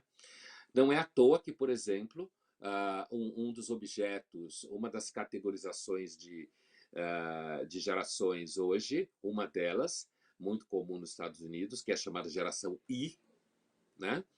Essa geração I, que é situada mais ou menos entre 2007 e 95 como data de nascimento, né? É uma geração que é definida a partir da comercialização do primeiro iPhone em julho de 2007. Né? Um objeto de consumo, um objeto de desejo que determina estilo de vida, comportamento e acesso a uma série de coisas. Então, quando se estabelece que jovens nascidos entre 95 e 2007 teriam certas características semelhantes, né? Significa que em 2007, quem tinha nascido em 95 tinha 12 anos. Né? O primeiro iPhone foi comercializado em julho de 2007, no verão americano. E quem lembrar aqui, a CNN na época mostrava as filas gigantescas na frente da Apple para os jovens, como se estivessem indo para um show de rock and roll, para poder serem os primeiros a comprar o iPhone, que é bastante hegemônico nos Estados Unidos. Né? Bom, então, assim, esse é um exemplo para a gente entender que quando a gente está falando de geração, a gente está falando de um conceito determinado por bens materiais, por acesso a bens materiais, a bens de consumo. Né? A primeira geração descrita, então, é a conhecida geração Baby Boomer. Né? Eu não vou percorrer todas as gerações, eu estou só situando o conceito, porque às vezes o conceito não é muito claro. Né? E a gente esquece que é um conceito vinculado a determinadas estruturas materiais da sociedade. O conceito de geração não caiu do céu. Né? Ele brotou do desejo, do consumo, das práticas cotidianas vinculadas ao acesso a certos bens materiais que se tornam, de alguma forma, paradigmáticos né, que implicam num certo estilo de vida. Por exemplo, o caso dos baby boomers, né, a geração que foi situada mais ou menos como tendo nascido entre 46 e 60, né? Essa geração ela é descrita normalmente como uma geração investidora, que trabalha muito tempo no mesmo lugar, que adquiria muitos bens materiais para dentro de casa, desde carros, a geladeiras, a fogões, aspirador de pó, a figura da dona de casa rica, no sentido de ter muitos gadgets, como os americanos falam, muitos aparelhos domésticos, né, elétricos e eletrônicos e tudo mais, significando, naquele debate, uma espécie de liberdade com relação ao trabalho físico. E do ponto de vista masculino, a capacidade justamente de dar essas condições materiais de vida a seus filhos. A gente está saindo de uma guerra, Segunda Guerra Mundial, os Estados Unidos muito rico, né? As condições materiais de vida muito melhoradas. Então você tem uma geração que compra objetos, investe na vida, tem muitos filhos, certo? É conhecida então a geração baby boomer, justamente a ideia de muitos filhos, né? Baby boomer, e é conhecida então como uma geração otimista, estável, que valoriza bens familiares. Mas veja que a caracterização dela nasceu toda a partir do estabelecimento de certos comportamentos de consumo vinculados ao investimento na vida cotidiana, na vida familiar, na sustentação do lar, na sustentação da continuidade do trabalho e no investimento a médio e longo prazo nas instituições da sociedade. É assim que nasce a discussão sobre geração, tá? E a partir daí, não só a publicidade, como a psicologia comportamental, né, a sociologia, porque ao mesmo tempo, naquele momento, logo depois, começa a aparecer a chamada geração hippie, que na verdade eram jovens que tinham nascido justamente nesse período, né, já estavam adolescentes, e aí tem uma outra característica que a gente precisa lembrar nesse debate, que é o seguinte: é o fato que o conceito de jovem é um conceito razoavelmente jovem na história da humanidade. Por quê? Porque a ideia de jovem como a fase da vida em que você não é mais criança, exatamente, você não brinca em casa, seu pai e sua mãe não podem dizer exatamente o que você vai fazer, né? Mas você ainda não é adulto, pressupõe, no mínimo, uma faixa etária que é móvel, tá? Algumas das pesquisas sobre o comportamento dos jovens hoje mostram justamente um alargamento dessa faixa etária, no sentido que o jovem permanece jovem mais tempo do que era, por exemplo, nos anos 60 ou nos anos 70, ao mesmo tempo que a própria concepção de idoso se alarga no sentido que se torna cada vez mais tardia. A ideia de uma pessoa com 50 anos, com 60 anos, com pleno uso do corpo, mesmo que tomando medicações, era uma coisa que não era comum há 20 anos atrás. Então, toda vez que a gente fala de geração, é importante a gente lembrar, mesmo quando a gente fala de geração de pessoas mais velhas, é importante lembrar que essa concepção está profundamente vinculada às estruturas materiais, a avanços técnicos, mudanças sociais e de horizonte de realização, né? Então, o conceito de jovem que a gente tem é um conceito historicamente determinado, né? O jovem, a gente sabe que, por exemplo, as meninas até ontem, quando elas menstruavam, elas viravam mulher, principalmente nos estratos sociais mais vulneráveis. Por quê? Porque ela estava biologicamente pronta para ser mãe, ela fazia sexo, ela engravidava, ela já era mãe, já era mulher, né? Assim como os meninos também, né? Se vivia menos, a vida era mais rápida, né? As estratégias de vida, como falam os psicólogos americanos, life strategies, eram mais rápidas. Você começava a vida antes, você tinha uma formação educacional mais curta, quando tinha, né? A gente observa que ainda no mundo que a gente vive hoje, quando você faz um corte de classe social, também há mudanças de comportamento, principalmente num país como o Brasil, que é bastante desigual, em termos de horizontes, de projetos profissionais, de acessibilidade a carreiras profissionais, ao consumo de bens em geral, né? Você tem uma desigualdade ainda bastante acirrada, né? E isso acaba fazendo com que você tenha quase que dois tempos. Você tem um jovem mais pobre, mais vulnerável, que tende a ter estratégias de vidas mais rápida, e você tende a ter jovens que têm estratégias de vidas mais lentas. Já vou voltar a esse assunto.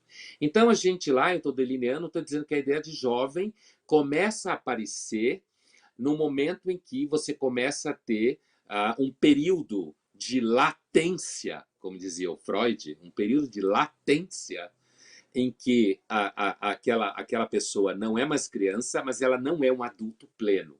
Ela não vista como adulto pleno, ela não se sustenta, principalmente quando a gente entende que antes de se sustentar, o ideal é que o jovem consiga percorrer a formação educacional. Então, é claramente a noção de adulto vai sendo empurrado para frente, né? Tanto que os americanos inventaram um verbo que é o verbo adultar. Né? Adultar, você tem certos marcadores que indicam o adultamento de um jovem, né? Do ponto de vista sociológico. Bom, um outro fator que introduziu, do ponto de vista sociológico, essa concepção de diferença de gerações, que não existia, tá? Se a gente acompanhar isso na literatura do século XIX, é interessante porque uma das primeiras escolas literárias, uma das primeiras identidades literárias que traz um debate sobre conflito de gerações é a literatura russa do século XIX. Né? Isso por razões históricas muito específicas. A Rússia saiu do Neolítico, período muito curto de feudalismo, o servo russo era escravo, não era exatamente um servo da gleba no século XIX, XVIII, e a Rússia saiu do período claramente neolítico para a modernização capitalista e depois para o comunismo, né? Num período, grosso modo, o capitalismo russo começou em 1870, né? E os servos eram escravos até 1861, né? Era escravo, você vendia, separava a família, né? Era assim, é como escravo, mas eles chamavam servos. E a Rússia, então, passou por uma modernização muito violenta. A entrada de material e teorias do Ocidente, a partir de 1840, acabou criando um ambiente social e psicológico muito peculiar, que aparece, então, na literatura russa.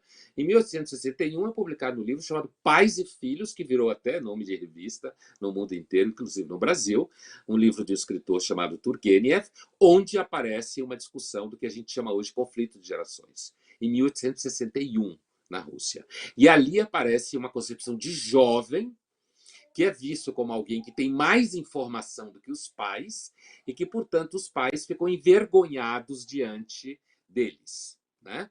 Então, uma das características de diferença geracional é quando você começa a perceber que existe um certo conteúdo de informação, ou um certo conteúdo de conhecimento, um certo conteúdo de horizonte que separa uma geração dos pais, como vai falar o autor Turgenev, né, da geração dos filhos, que naquele caso específico trazia ideias ocidentais, como ideias capitalistas, ideias liberais, ideias de liberação, inclusive da discussão da liberação sexual, né? A gente normalmente no Ocidente não tem muito conhecimento da Rússia e pensa que tudo que existe nasceu, sei lá, na Califórnia, né? Mas não é bem assim, né? E aí é interessante porque se ali naquele ambiente a ideia de jovem avançado, como se fala hoje, né? A ideia de filhos que sabem mais do que os pais e que olham para os pais e falam: vocês estão fora do jogo, o mundo mudou. Aqueles hábitos e conhecimentos que você tinha envelheceram. Por que envelheceram? Porque existem formas novas de conhecimento, conhecimento científico, inclusive na época, o evolucionismo especificamente, a teoria do evolucionismo. Isso caracterizava, então, uma nova geração no debate intelectual russo em meados do século XIX. Agora a gente está assistindo de novo uma espécie de adensamento de certas práticas em relação ao conhecimento e à informação ao redor de pessoas que nascem a partir de uma data, como eu falava, 95 a 2007. Né? E a gente, então, quando se fala de geração milênio, que se refere à passagem do milênio, que estariam por volta de 20 anos de idade, 15 anos de idade, na passagem do milênio, que é uma geração que passou pela digitalização, mas conhece ainda na sua infância e adolescência a internet de escada, né? Mas já é diferente de uma geração que nasce a partir de 95, já tem características diferentes, porque quem nasceu em 95, em 2007 já tinha iPhone, né? Já tinha smartphone. Então, você vê que se na Rússia do século XIX a compreensão do que é jovem e a compreensão do que é conflito de gerações, compreendido como um grupo que nasceu a partir de uma certa idade, de uma certa data, e tem hábitos e tem informações diferentes de quem nasceu antes, agora se repete em relação ao uso de tecnologias digitais. É mais um exemplo para que a gente tenha clareza que o conceito de geração brota de vínculos e relações materiais. Essas relações materiais são muito ligadas à amplitude de consumo e amplitude de informação e amplitude de horizontes, né? Horizontes de vida, eu quero dizer. A possibilidade de você não ser, sei lá, ferreiro como seu pai era, como seu avô era, ou a possibilidade de você não cuidar da agricultura e ao mesmo tempo cuidar de vários filhos, como a sua mãe era, ou como sua avó era, significa uma ruptura nos horizontes e nas possibilidades. Essa ruptura enseja aquilo que a gente chama em filosofia de dimensões negativas. O que são dimensões negativas? São dimensões que não são tão legais assim. Né? A gente aprendeu com o grande filósofo Hegel que se a gente quer entender o mundo, é fundamental que a gente olhe para as dimensões negativas do mundo. Vem da dialética, né? Dimensões negativas, ali onde o mundo apresenta problemas, ali onde o mundo apresenta fissuras, ali onde o mundo apresenta fraturas, descontinuidades, conflitos. Porque senão você corre o risco de só pensar em termos de geração como a publicidade começou a pensar, ou seja, pensar as idades enquanto segmentos de consumo e produzir objetos para esses segmentos de consumo. E hoje o debate não é nem mais se o bom publicitário é aquele que sabe o que você vai desejar daqui 2 anos e não sabe. O bom publicitário hoje é aquele que joga no seu celular aquilo que você vai desejar daqui 2 minutos e você ainda não sabia que já desejava. Né? Esse é o debate ao redor da extração de dados e da formatação cada vez mais precisa do desejo a partir dos algoritmos que lidam com dados e rastros e conseguem saber o que você quer, mesmo que você não saiba. O famoso exemplo didático na China é de você a empresa mandar uma televisão para sua casa, você nem comprou, você nem sabia que queria, mas quando você vê a televisão em casa, você percebe que, na verdade, você já queria e aí você paga. Se você não quiser, se a empresa estiver errado, você devolve sem custo. Né? Você veja... Tem agora um documentário no Netflix chamado Dilema das Redes, que toca um pouco nesse assunto, um pouco bastante interessante, né? Nessa questão da formatação do desejo a partir das métricas digitais, que é um problema no mundo e será cada vez mais acerca, quando a gente está pensando na discussão da formação dos mais jovens, né? E do desejo dos mais jovens, e se há ou não há qualquer forma de liberdade nesse processo. Mas voltando aqui para o caminho que a gente está fazendo, então o conceito de geração, ele é um conceito ligado à história, ligado a rupturas de informação, ligado a rupturas de objeto de consumo, ligado a desejo, certo? E nesse conjunto inteiro, eu acabava de dizer que existem elementos negativos, paixões tristes, como se fala em filosofia, e o medo é uma delas. Né? O medo é uma delas. Uma das características identificadas ainda no século XIX na Rússia, que a diferença de geração estava ligada à modernidade, à modernização capitalista extremamente rápida, num espaço curto de tempo, né? E esse conflito de gerações acabou trazendo uma discussão que, na época, se chamava a juventude niilista. Tá? 1860 é quando esse termo começou a circular em relação aos jovens da Rússia. A juventude niilista, que não respeita nada, não respeita os pais, acham que são donos do mundo. Esse tipo de frase você poderia ouvir por aí hoje. Né? Muitos pais falam isso, muitos professores falam isso. Né? Portanto, o vínculo entre a sensação de que os mais jovens não respeitam nada, o vínculo entre a sensação do mais velho para com o mais jovem, como houvesse uma ruptura de mundos, onde você não entende códigos, isso começa a ser discutido na Rússia no século XIX, né? Na literatura existente na época, que, como todo mundo sabe, é uma literatura muito rica.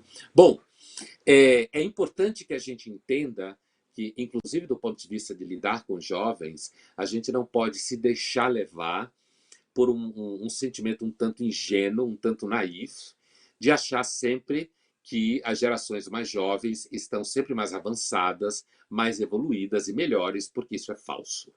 Né? Não confundam jovens com smartphones. Né? Aliás, se confunde o tempo inteiro. A ideia de que cada vez que nasce uma geração nova, essa geração é melhor, é mais inteligente, entende mais as coisas. Não confunda o fato do seu filho ou sua filha saber mexer no celular com a ideia de que ele entende ou ela entende melhor como o mundo funciona na sua experiência mais ampla e complexa. Esse é um pecado típico dos pais hoje em dia e de muitos professores. Né? Confunde geração de celulares com geração de pessoas. Né?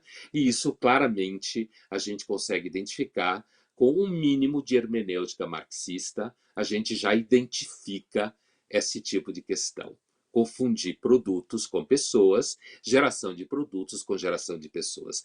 Não há nenhuma prova sociológica nem histórica, e nem dá para ter, de que haja, de fato, um progresso e um avanço de gerações para gerações. Há progresso técnico, há progresso econômico. Progresso econômico e técnico não implica que a gente não vai explodir o mundo lá na frente. Mas é claro que, observando um certo período de tempo, há progresso técnico, há progresso científico e há progresso material. Né? Aliás, esse é o grande feito do capitalismo. Né? Exatamente produzir esse tipo de resultado. Né? Por isso que uma das razões que ele tem sido tão difícil de as tentativas de inventar outras formas de produção, nenhuma delas vinga. Né? Mas assim, então é importante que a gente observe para as dimensões negativas, afetos tristes que caracterizam a geração de jovens. Desde o século XIX, isso já aparecia como são perdidos, são frágeis, frágeis no sentido de que não ouvem a experiência anterior, acham que entendem tudo do mundo, e isso hoje é muito mais grave. Né? Isso hoje é muito mais grave, porque tem a parceria, muitas vezes, inclusive dos professores e dos pais, que muitas vezes querem ser educados pelos próprios filhos. Né? Eu lembro já há muitos anos que, quando a gente discutia essa questão em aula de graduação, uma das coisas que eu escutava muito, meninas especificamente falando, é que elas ficavam muito desconfortáveis quando percebiam que as mães queriam parecer com elas. Né? Que tinham 18 anos. Porque quando uma mãe e um pai quer aparecer com os filhos, a mensagem subliminar é que o filho ou a filha não tem futuro. Porque quando chegar lá, vai querer voltar para trás. Há aí uma desqualificação muito grande da experiência de vida anterior. E aí eu começo a falar especificamente dos medos. Né? Olha, o fato da geração milênio, que, grosso modo, a geração milênio, eu lembro de uma pesquisa que foi apresentada aqui no Brasil em 2005, olha quanto tempo vai, que usava a expressão millennial Na época a gente usava a expressão Y, que ainda foi usada durante mais tempo na Europa, e nessa pesquisa de um grande grupo de comunicação americano, de novo, né, um grande grupo de comunicação americano usava a expressão millennial, e a pesquisa tinha sido feita nos anos anteriores, foi apresentada em vários países, inclusive feita no Brasil também, porque essa marca de comunicação tem canais aqui no Brasil de televisão, e essa pesquisa ela situava os millennials entre jovens que em 2005 tinham de 9 a 33 anos, em 2005. Então veja que ali já tinha essa permeabilidade de datas, depende tanto dos objetos que são a métrica para medir os comportamentos, quanto da própria variação das ferramentas para medir esse comportamento, né? O marketing digital nos ajudou a medir comportamento hoje de uma forma que em 2005 não existia, ou 2004, né? Ou 2003. Então, quando se falava em milênio, normalmente se pensava em alguém que tinha nascido a partir dos primeiros anos da década de 80 e estaria por volta de 9 anos em 2005. Né? A expressão millennial hoje acaba sendo aplicada para quem está a partir dos 25 anos de idade, 24 anos de idade. Né? A gente não deve ser obcecado com esse tipo de marcador, mas à medida que a tecnologia digital foi avançando, a publicidade foi precisando ajustar e aperfeiçoar essa segmentação, certo?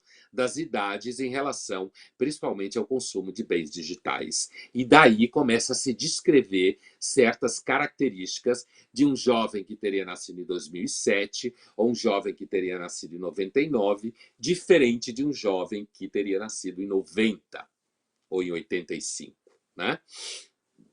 Mas alguns dos medos, alguns dos conflitos, alguns dos contraditórios que caracterizam essas gerações, eu vou fazer diferença em alguns pontos, mas há um contínuo entre o que os americanos chamam de geração Y e o que eles chamam de geração millennial, como a gente fala no Brasil agora, millennial, né? Você tem algumas características aí. Primeiro, você tem um medo do mercado de trabalho. Medo do mercado de trabalho, porque o mercado de trabalho tem se tornado muito competitivo. Apesar do marketing corporativo falar muito de capitalismo consciente e falar que o capitalismo está se tornando menos agressivo, a gente sabe que isso não é verdade. A competição tende a ser cada vez maior, né? E essa competição, à medida que os jovens vão definindo a carreira profissional como target número 1 da vida, isso já era marcado nos homens, mas cada vez mais também marca isso nas mulheres. Um dos grandes medos que os jovens têm é de ter filhos, por exemplo, né? Ter filhos é um dos marcadores de amadurecimento da psicologia comportamental. Ter filhos. Por que ter filhos é um marcador? Porque se você investe em filhos, significa que você adultou. Se você tem filho quando quer, claro, né? Você adultou. Né? E um dos índices mais importantes em relação a esses medos dos mais jovens, dos millennials ou mesmo dos Is, é a ideia de ter filhos. Eles usam desculpas como o mundo está muito cheio, eu não quero botar mais uma criança no mundo, tem uma série de desculpas, mas grande parte daquilo que parece como discurso propositivo em muitos jovens é fruto de paixões tristes, dos tais medos, né? Os jovens preferem ter cachorros e gatos. Uma das provas disso é que mesmo mulheres em idade fértil adulta, cada vez mais tem menos mulher grávida, principalmente se você fala do extrato médio para cima. Observem que no extrato médio para cima, cada vez menos você vê mulheres grávidas nas ruas. Né? Em breve, eu costumo dizer que as pessoas vão bater selfies com mulheres grávidas, de tão raro que isso vai ser. A gravidez e o filho se tornam um ônus para a empresa, se tornam um ônus para o casal, né? Se tornam um ônus para manutenção de filhos na escola, quando a escola é paga, né? Se torna um ônus no sentido da própria responsabilização por essa criança, e o resultado óbvio disso é a decisão de não ter filhos e investir em cachorros e gatos. O resultado disso, um dos melhores negócios do mundo ocidental é loja de pet shop, né? A gente vê isso em toda parte, não só no Brasil, né? Loja de pet shop. E por quê? Porque os animais têm uma afetividade muito mais segura em relação aos seus donos do que os próprios filhos têm em relação aos pais, além do fato de que os animais custam mais barato, né? Os filhos são vistos cada vez mais como um investimento duvidoso em termos de retorno, né? Filhos muitas vezes eram vistos como investimento, inclusive para cuidar dos pais, quando envelhecidos, mas agora os filhos, quando crescem, vão trabalhar, as filhas cuidavam mais dos pais, agora as filhas têm carreira, resultado, os pais envelhecidos e mais pobres acabam em casas de repouso, né? Então veja que toda essa discussão é uma discussão diretamente vinculada a elementos materiais e sociais. Não tem nada vinculado a nenhuma forma de compreensão metafísica ou nenhuma forma de compreensão, digamos assim, extraordinária. É só olhar para o mundo, olhar comportamentos, olhar objetos, modos de produção, transformações sociais, e a gente percebe o que acontece, né? Então, o medo por conta do mercado de trabalho é crescente. Eu lembro, há uns 5 anos atrás, eu tenho uma coluna na Rádio Bandeirantes, né? Há mais ou menos 10 anos, num programa de manhã, e há uns 5 anos atrás, mais ou menos, a diretora propôs fazer um programa entrevistando jovens que estavam na universidade, e foram selecionados lá 3 meninos e 3 meninas, e foi proposto a esses jovens que eles escolhessem a pauta do programa, sobre o que eles queriam ser entrevistados, o que é que eles queriam discutir. E eles escolheram medo, né? Medo do mercado de trabalho competitivo, medo da ideia de que eles não vão conseguir a mesma coisa que os pais conseguiram, medo de solidão, no sentido de que cada vez mais eles vêm de famílias menores, né?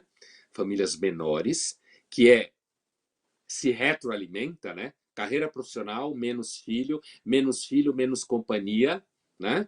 Menos irmão, menos irmã, menos primo, menos prima. Então você tem uma atomização das famílias e a diminuição dos vínculos familiares. Isso, inclusive, tende a pressionar as próprias escolas, né? As escolas privadas vivem numa guerra de competição para fidelizar os pais, o que é um problema, porque agora, quando você fala, por exemplo, se a gente comparar jovens que estavam na universidade em 90 ou 95, né, com jovens que estão na universidade agora, os jovens agora são muito mais inseguros. Eles têm muita insegurança afetiva, eles são muito medicados, e apesar de que isso no Brasil é uma característica de extrato social médio para cima, né? Não é tanto uma característica do extrato social médio para baixo, né? O extrato social médio para baixo a gente tem características por conta de exclusão de consumo de bens, né? Ou por conta de ausência de horizontes profissionais, e muitas vezes por falta, inclusive, de logística e infraestrutura para a internet. Esse debate todo que aconteceu aí durante a pandemia ao redor desse problema deixa isso muito claro, né? Mas ainda assim, esses jovens do extrato social médio para cima, eles são aspiracionais, como se fala em publicidade, para os jovens de extrato médio para baixo. Os jovens de extrato médio para baixo querem ser como os jovens de extrato médio para cima. Eles imitam os hábitos, eles veem esses jovens como o que a gente chama de objetos aspiracionais, comportamentos aspiracionais, né?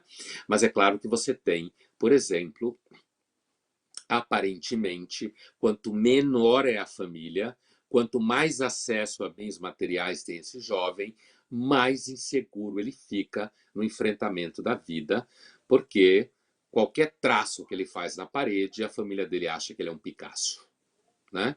E o resultado, quando ele cresce e vai para a escola ou para a universidade, principalmente a universidade, ele começa a ter dificuldade com isso, e quando ele vai para o mercado de trabalho, vem uma das características que se fala dos milênios, que eles não suportam pressão, né? Que eles têm dificuldade para lidar com pressão.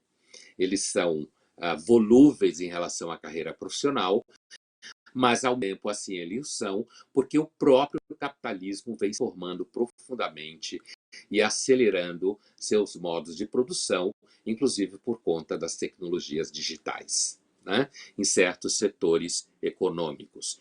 Então a gente tem aí um processo em que esses medos, se a gente começa falando de medo de emprego, medo de competição, achatamento de salário, um dos grandes medos que caracterizam os jovens é o medo de amadurecer, né? A ideia de amadurecer está normalmente associada à ideia de entristecer, aumentar a pressão dos compromissos e diminuir a liberdade, né? Então, eu falei já de um marcador de amadurecimento, eu vou falar de mais 3 marcadores de amadurecimento, né? O primeiro é o marcador de amadurecimento na psicologia comportamental, né? E que serve para análise sociológica. O primeiro marcador de amadurecimento é sair de casa, né? Cada vez mais, o jovem, quando tem condição material, ele não sai de casa. É engraçado, né? Condição material na família, ele não sai de casa. Ele não sai de casa, inclusive o jovem, nascido entre 95 e 2007, sai menos de casa, bebe menos, certo? Ele fica muito tempo no celular, ele tem medo de relações afetivas presenciais. No começo da pandemia, uma aluna falou para mim assim: professor, eu não sei, ensino remoto, né, já, professor, eu não sabia que meu estilo de vida é quarentena, né? Então, em relação à pandemia, os jovens têm uma relação bastante ambivalente, né? Ao mesmo tempo que existem muitos jovens apavorados com a pandemia, certo?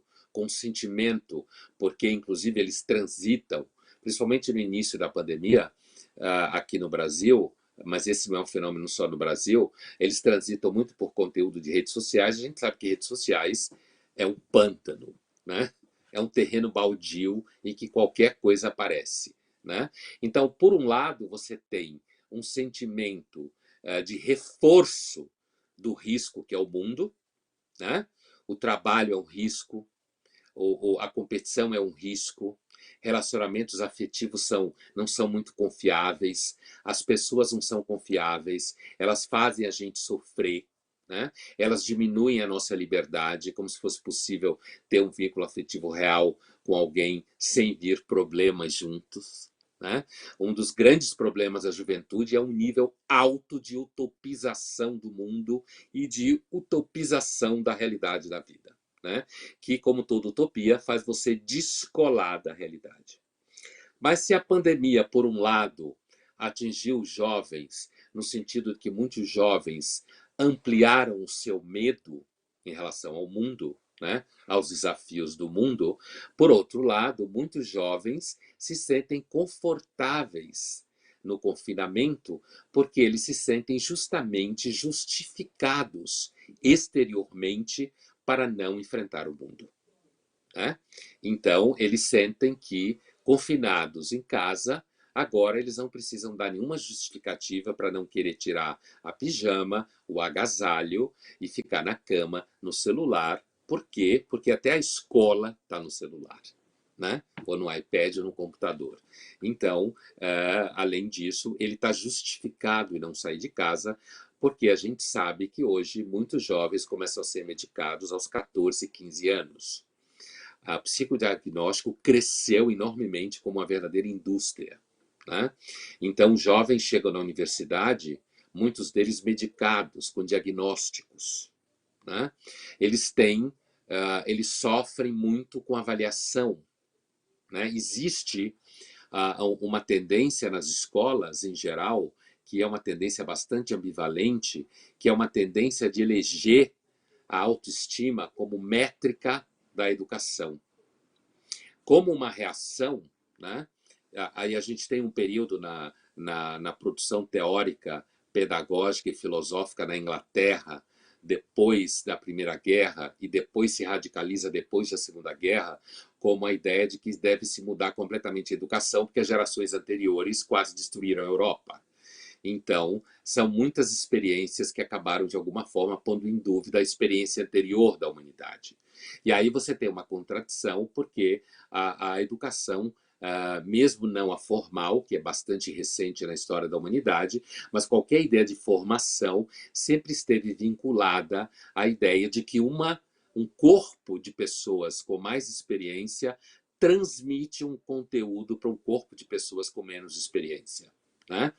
Essa lógica começa a ser rompida na modernização. O exemplo da Rússia, que eu dei no começo, é muito claro. Essa lógica começa a produzir uma ideia de que as pessoas que viveram mais não têm condição, não têm conhecimento, não têm estrutura psicológica, não têm valores, são cheios de preconceitos, por exemplo, né? Não têm valores que mereçam ser transmitidos para os mais jovens. Nesse processo de ruptura do que o filósofo alemão Walter Benjamin chamava de narrador da vida, certo? No processo de ruptura dessa narrativa da vida por pessoas que tinham mais entendimento da experiência humana, a ruptura entre essas pessoas e as mais jovens, fazendo com que as pessoas mais velhas não tenham mais estatuto de narrador da vida, inclusive porque a vida material mexeu muito, certo? Os hábitos com ferramentas de conhecimento, e agora com as redes sociais, essa tendência se agrava, inaugura uma percepção de que, seja no plano moral, seja no plano político, seja no plano do conhecimento técnico, os mais velhos não têm condição de formar ninguém. Logo, logo, a gente vai ter escola, e o coordenador vai ter 22 anos e os professores 18. E se você não usar TikTok, você não está educando da forma que os jovens querem ser educados ou que eles consideram divertidos. É claro que estou exagerando no argumento, né? Eu acabei de fazer um argumento hiperbólico, como a gente fala em filosofia, um exagero no argumento, para poder afirmar algo que está aquém disso, que não chega a esse ponto plenamente, mas o achatamento do teto da idade de validade das pessoas em muitas áreas cada vez abaixa mais.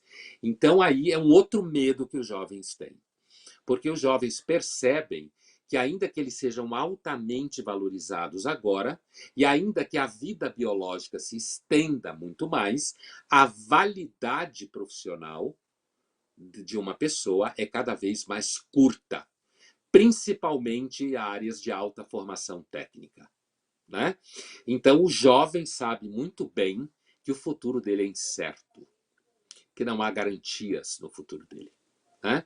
Que ele hoje pode estar tomando o lugar de alguém de 50 anos, quando ele está com 29, mas ele sabe muito bem que ele tem pressa, porque eles trabalham na cabeça com a ideia, eu tenho 10 anos para fazer a minha vida, porque depois eu sei que eu não vou ter mais espaço. Fazer minha vida no sentido de fazer um pé de meia, de fazer uma carreira que depois eu possa seguir sozinho, porque o mercado de trabalho, no sentido corporativo, industrial, vai me jogar fora. Assim que chegar alguém de 15 anos para tomar o meu lugar. Então, essa contradição entre uma maior duração da vida biológica com saúde e uma menor duração da validade da vida enquanto ciclo produtivo é cada vez mais presente no mundo contemporâneo, e os jovens vão percebendo isso, eles sabem disso. Então você chega em algumas empresas em que alguns jovens que estão lá por volta de 25 anos, 26 anos, já estão em cargo de gerência, né?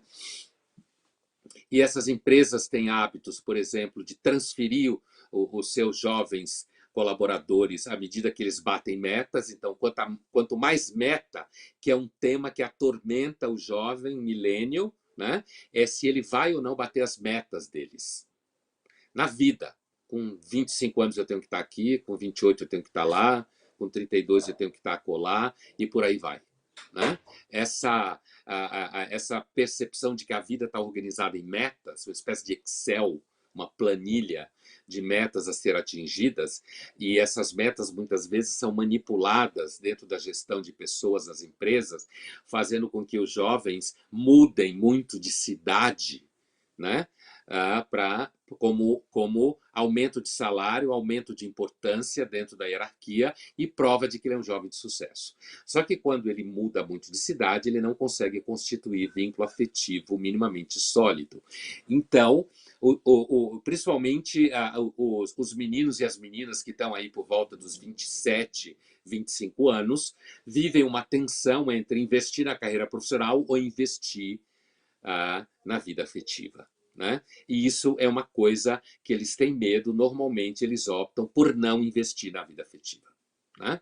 Eles optam por, inclusive isso é uma temática que domina muito o universo das meninas, e as meninas têm um medo a mais, que é a chamada janela orbital da fertilidade, né?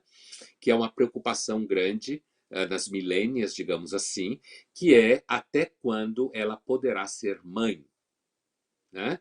Ainda que você tenha aí uma série de técnicas de fertilidade, mas a gente sabe muito bem que se você for mãe aos 45, vai ser difícil para você aguentar o tranco. Apesar que você pode muito bem ser, do ponto de vista técnico, a gente não está aqui fazendo julgamento de valor. Não que eu não acho que julgamento de valor não possa ser feito, eu faço, dependendo do ambiente, mas aqui eu não estou preocupado com isso. Então, assim, então esse problema da possibilidade da maternidade é uma questão que afeta bastante as milênias, né? Porque elas sabem que ali, é o momento de grande ansiedade, né? As meninas, quando estão lá por volta dos 27, 28, começa essa ansiedade até mais ou menos durante 10 anos, né? Que é o período em que elas têm que tomar decisão se elas vão ser mães ou não, né? Se elas vão casar exatamente, mesmo que elas já estejam vivendo com alguém, se elas vão ser mães ou não. Há um medo muito grande da maternidade. Né? E os meninos também, um medo grande de serem pais, de serem responsáveis por algum outro ser, de estabelecer algum tipo de vínculo. Um dos grandes medos dos milênios é justamente o compromisso afetivo, o vínculo afetivo, e o quanto isso complica a vida dele. Então, a gente está chegando perto do final. Assim, eu quero terminar aqueles 4 marcadores de amadurecimento, que eu citei já 2, né? Mas eu quero citar os outros 2, porque eles ajudam muito a compreender que os milênios, os jovens em geral, têm medo de amadurecer. Né? Tem medo, né, de adultar, como eles falam nos Estados Unidos. Né? Assim, eu já tinha falado do medo de ter filhos, né? Que é muito característico, muito característico. A diminuição da fertilidade é gigantesca, é muito interessante porque as pessoas normalmente não prestam atenção nisso, como uma questão demográfica marcante, né? Ou não sair de casa, porque sair de casa significa queda no padrão de vida, significa assumir muitas responsabilidades, né? E muitos jovens adiam a saída de casa, né? Como se fala, a adolescência hoje pode ir até os 30 e poucos, né? Justamente por conta desse tipo de coisa. E porque também a ideia de investir na própria formação, mesmo que trabalhem, ganham pouco, né? Os salários vão sendo achatados, né? Por conta da competição. Inclusive, isso é uma questão que afeta, é objeto de debate, foi objeto de debate na eleição do Trump, por exemplo. Né? O problema da transferência de muitas plantas, muitas empresas para a China por conta da mão de obra baixa. Né? O baixo salário na China acaba fazendo com que você tenha uma onda no mundo que acaba produzindo uma tendência de menor salário. Inclusive porque, na medida em que você tem profissionais mais jovens trabalhando, profissionais mais jovens são normalmente mais baratos. O seguro de saúde que ele paga é mais, o seguro de saúde que a empresa paga é mais barato, ele adoece menos, ele tem mais resistência física, ele consegue trabalhar 15 horas por dia, e é uma das coisas que os milênios mais temem, é o alto grau de exploração do mercado de trabalho. Né? Um alto grau de exploração. Um terceiro marcador de amadurecimento é justamente você ser autônomo, autossuficiente financeiramente. Né? Esse também atrasa. Tudo isso que eu estou falando são marcadores de amadurecimento que têm sido atrasados, adiados, melhor dizendo, adiados, né? Postos para frente. Muitas vezes, quando os jovens milênios saem de casa, para eles manterem o padrão de vida, eles têm que sair de casa com algum patrocínio dos pais. Se eles não têm condição material, também, porque os pais são muito pobres, a gente sabe que mudando a estrutura social, a gente tem 2 países, e a discussão de milênio é uma discussão que está... esse é um detalhe que eu já falei, mas não tornei explícito. O conceito de geração, evidentemente, está diretamente ligado a características econômicas. Se eu falei de bens de consumo, bens materiais, acesso a conhecimento, acesso à informação, é evidente que eu estou falando de traços econômicos, né, de características econômicas. No Brasil, o milênio é marcadamente uma característica de classe média para cima, como realidade. Como objeto de comportamento aspiracional, não, mas como realidade é. Tanto que, algum tempo atrás, eu estava numa discussão numa empresa e com o RH, e o gerente do RH me perguntou, eu não aguento mais contratar milênio e ele largar o emprego depois de 1 ano, né? Porque os jovens milênios também, eles têm uma ansiedade de percorrer ciclos, e eles usam muita expressão como o propósito acabou, o significado acabou, o que eu tinha que aprender aqui acabou. Eles têm quase uma visão de mundo pautada pelos games, né? Passa de um estágio, passa para outro. Então, o gerente do RH, ele falava, Pondé, eu não aguento mais esses milênios que chegam aqui depois de 1 ano, quer ser gerente, quer ser chefe. O que eu faço? E eu falei para ele, eu lembro muito bem, eu falei, contrate jovens do extrato social médio para baixo, né? Aí você ainda percebe algumas características que têm a ver com resiliência, né? Algumas características que têm a ver com menor expectativa de promoção e de resultados imediatos, além do fato que você tem também uma característica diferente, que é menor expectativa de ganho financeiro, né? Então, quando você sobe no extrato social, os jovens são mais milênios ainda, digamos assim, né? Principalmente no Brasil. Então, o terceiro marcador é sair de casa, né? Mas sair de casa autossuficientemente, ser autônomo financeiramente. E os jovens cada vez mais têm dificuldade de manter o nível material de vida, porque, inclusive, cada vez mais os jovens estão acostumados com o consumo, né? Mesmo se você falar de um extrato social mais baixo, a troca de celular é uma ansiedade contínua, né? Se não tem celular, não tem vida, não tem dignidade, não existe, né?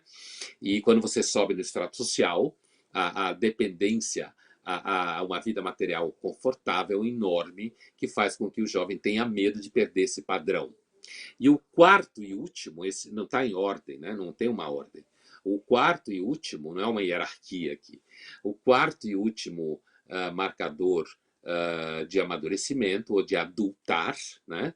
Adultamento, como a gente queira traduzir, adulting, como eles falam nos Estados Unidos, é você conseguir manter um relacionamento afetivo por mais de 1 ano. A dificuldade de manter um relacionamento afetivo por mais de 1 ano cresce. Os sites de relacionamento ampliam a oferta e as pessoas, na verdade, diante deles, se comportam como consumidores exigentes numa liquidação de uma grande loja de produtos mais baratos. É isso que acontece. São exigentes numa grande feira de relacionamentos em que todo mundo sabe que as pessoas mentem. Então, esses jovens, né, fechando aqui a minha fala, esses jovens hoje, eles têm muito acesso a muitos objetos de consumo, eles têm uma oferta de horizontes de vida muito grande, né? A publicidade, inclusive digital, satura eles de muitas ideias do que eles podem vir a realizar, mas, na verdade, eles têm medo de amadurecer, eles têm medo de vínculos afetivos, eles têm medo de não conseguir bater metas profissionais, eles têm medo de ser descartados pelo mundo corporativo muito rápido, eles têm consciência que eles têm que ter pressa. E aí, isso acaba caracterizando uma experiência contemporânea social muito marcante, que é cada vez se vive mais, mas cada vez você se torna improdutivo mais rápido, né?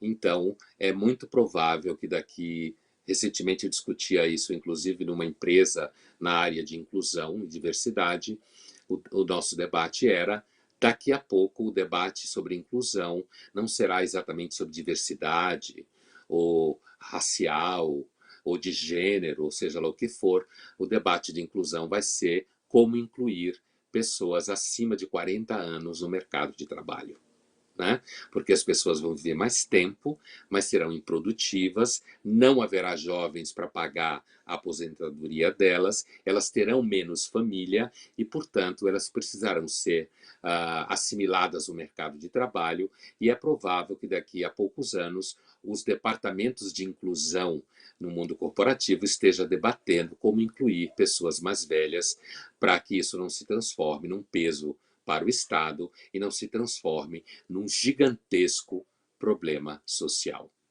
Muito obrigado.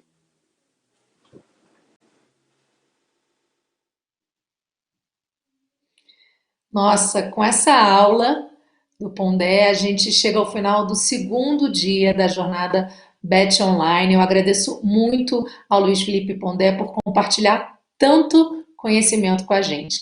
E eu quero, claro, agradecer muito a audiência de vocês, porque vocês são a parte mais importante desse evento.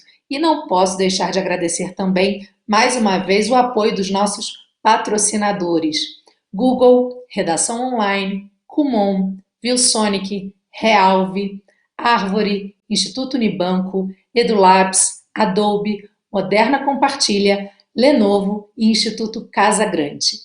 E antes da gente encerrar o dia, eu quero lembrar que a sua opinião é muito importante para a gente.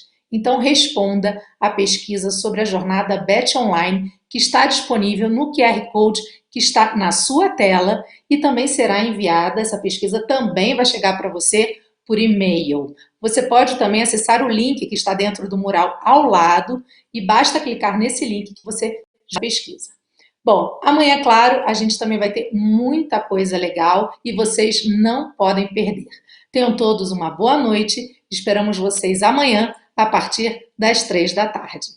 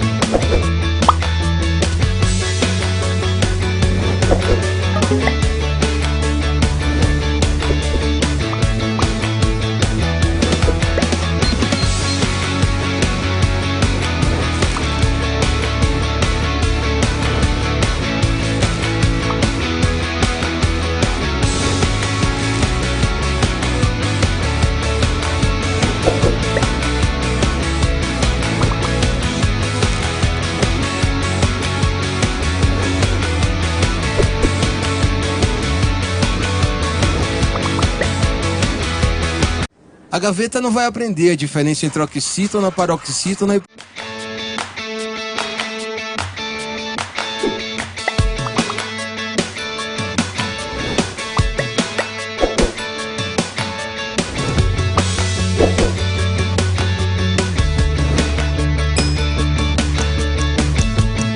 A gaveta não vai aprender a diferença entre oxítona, paroxítona e proparoxítona. Nem vai questionar para que serve a fórmula...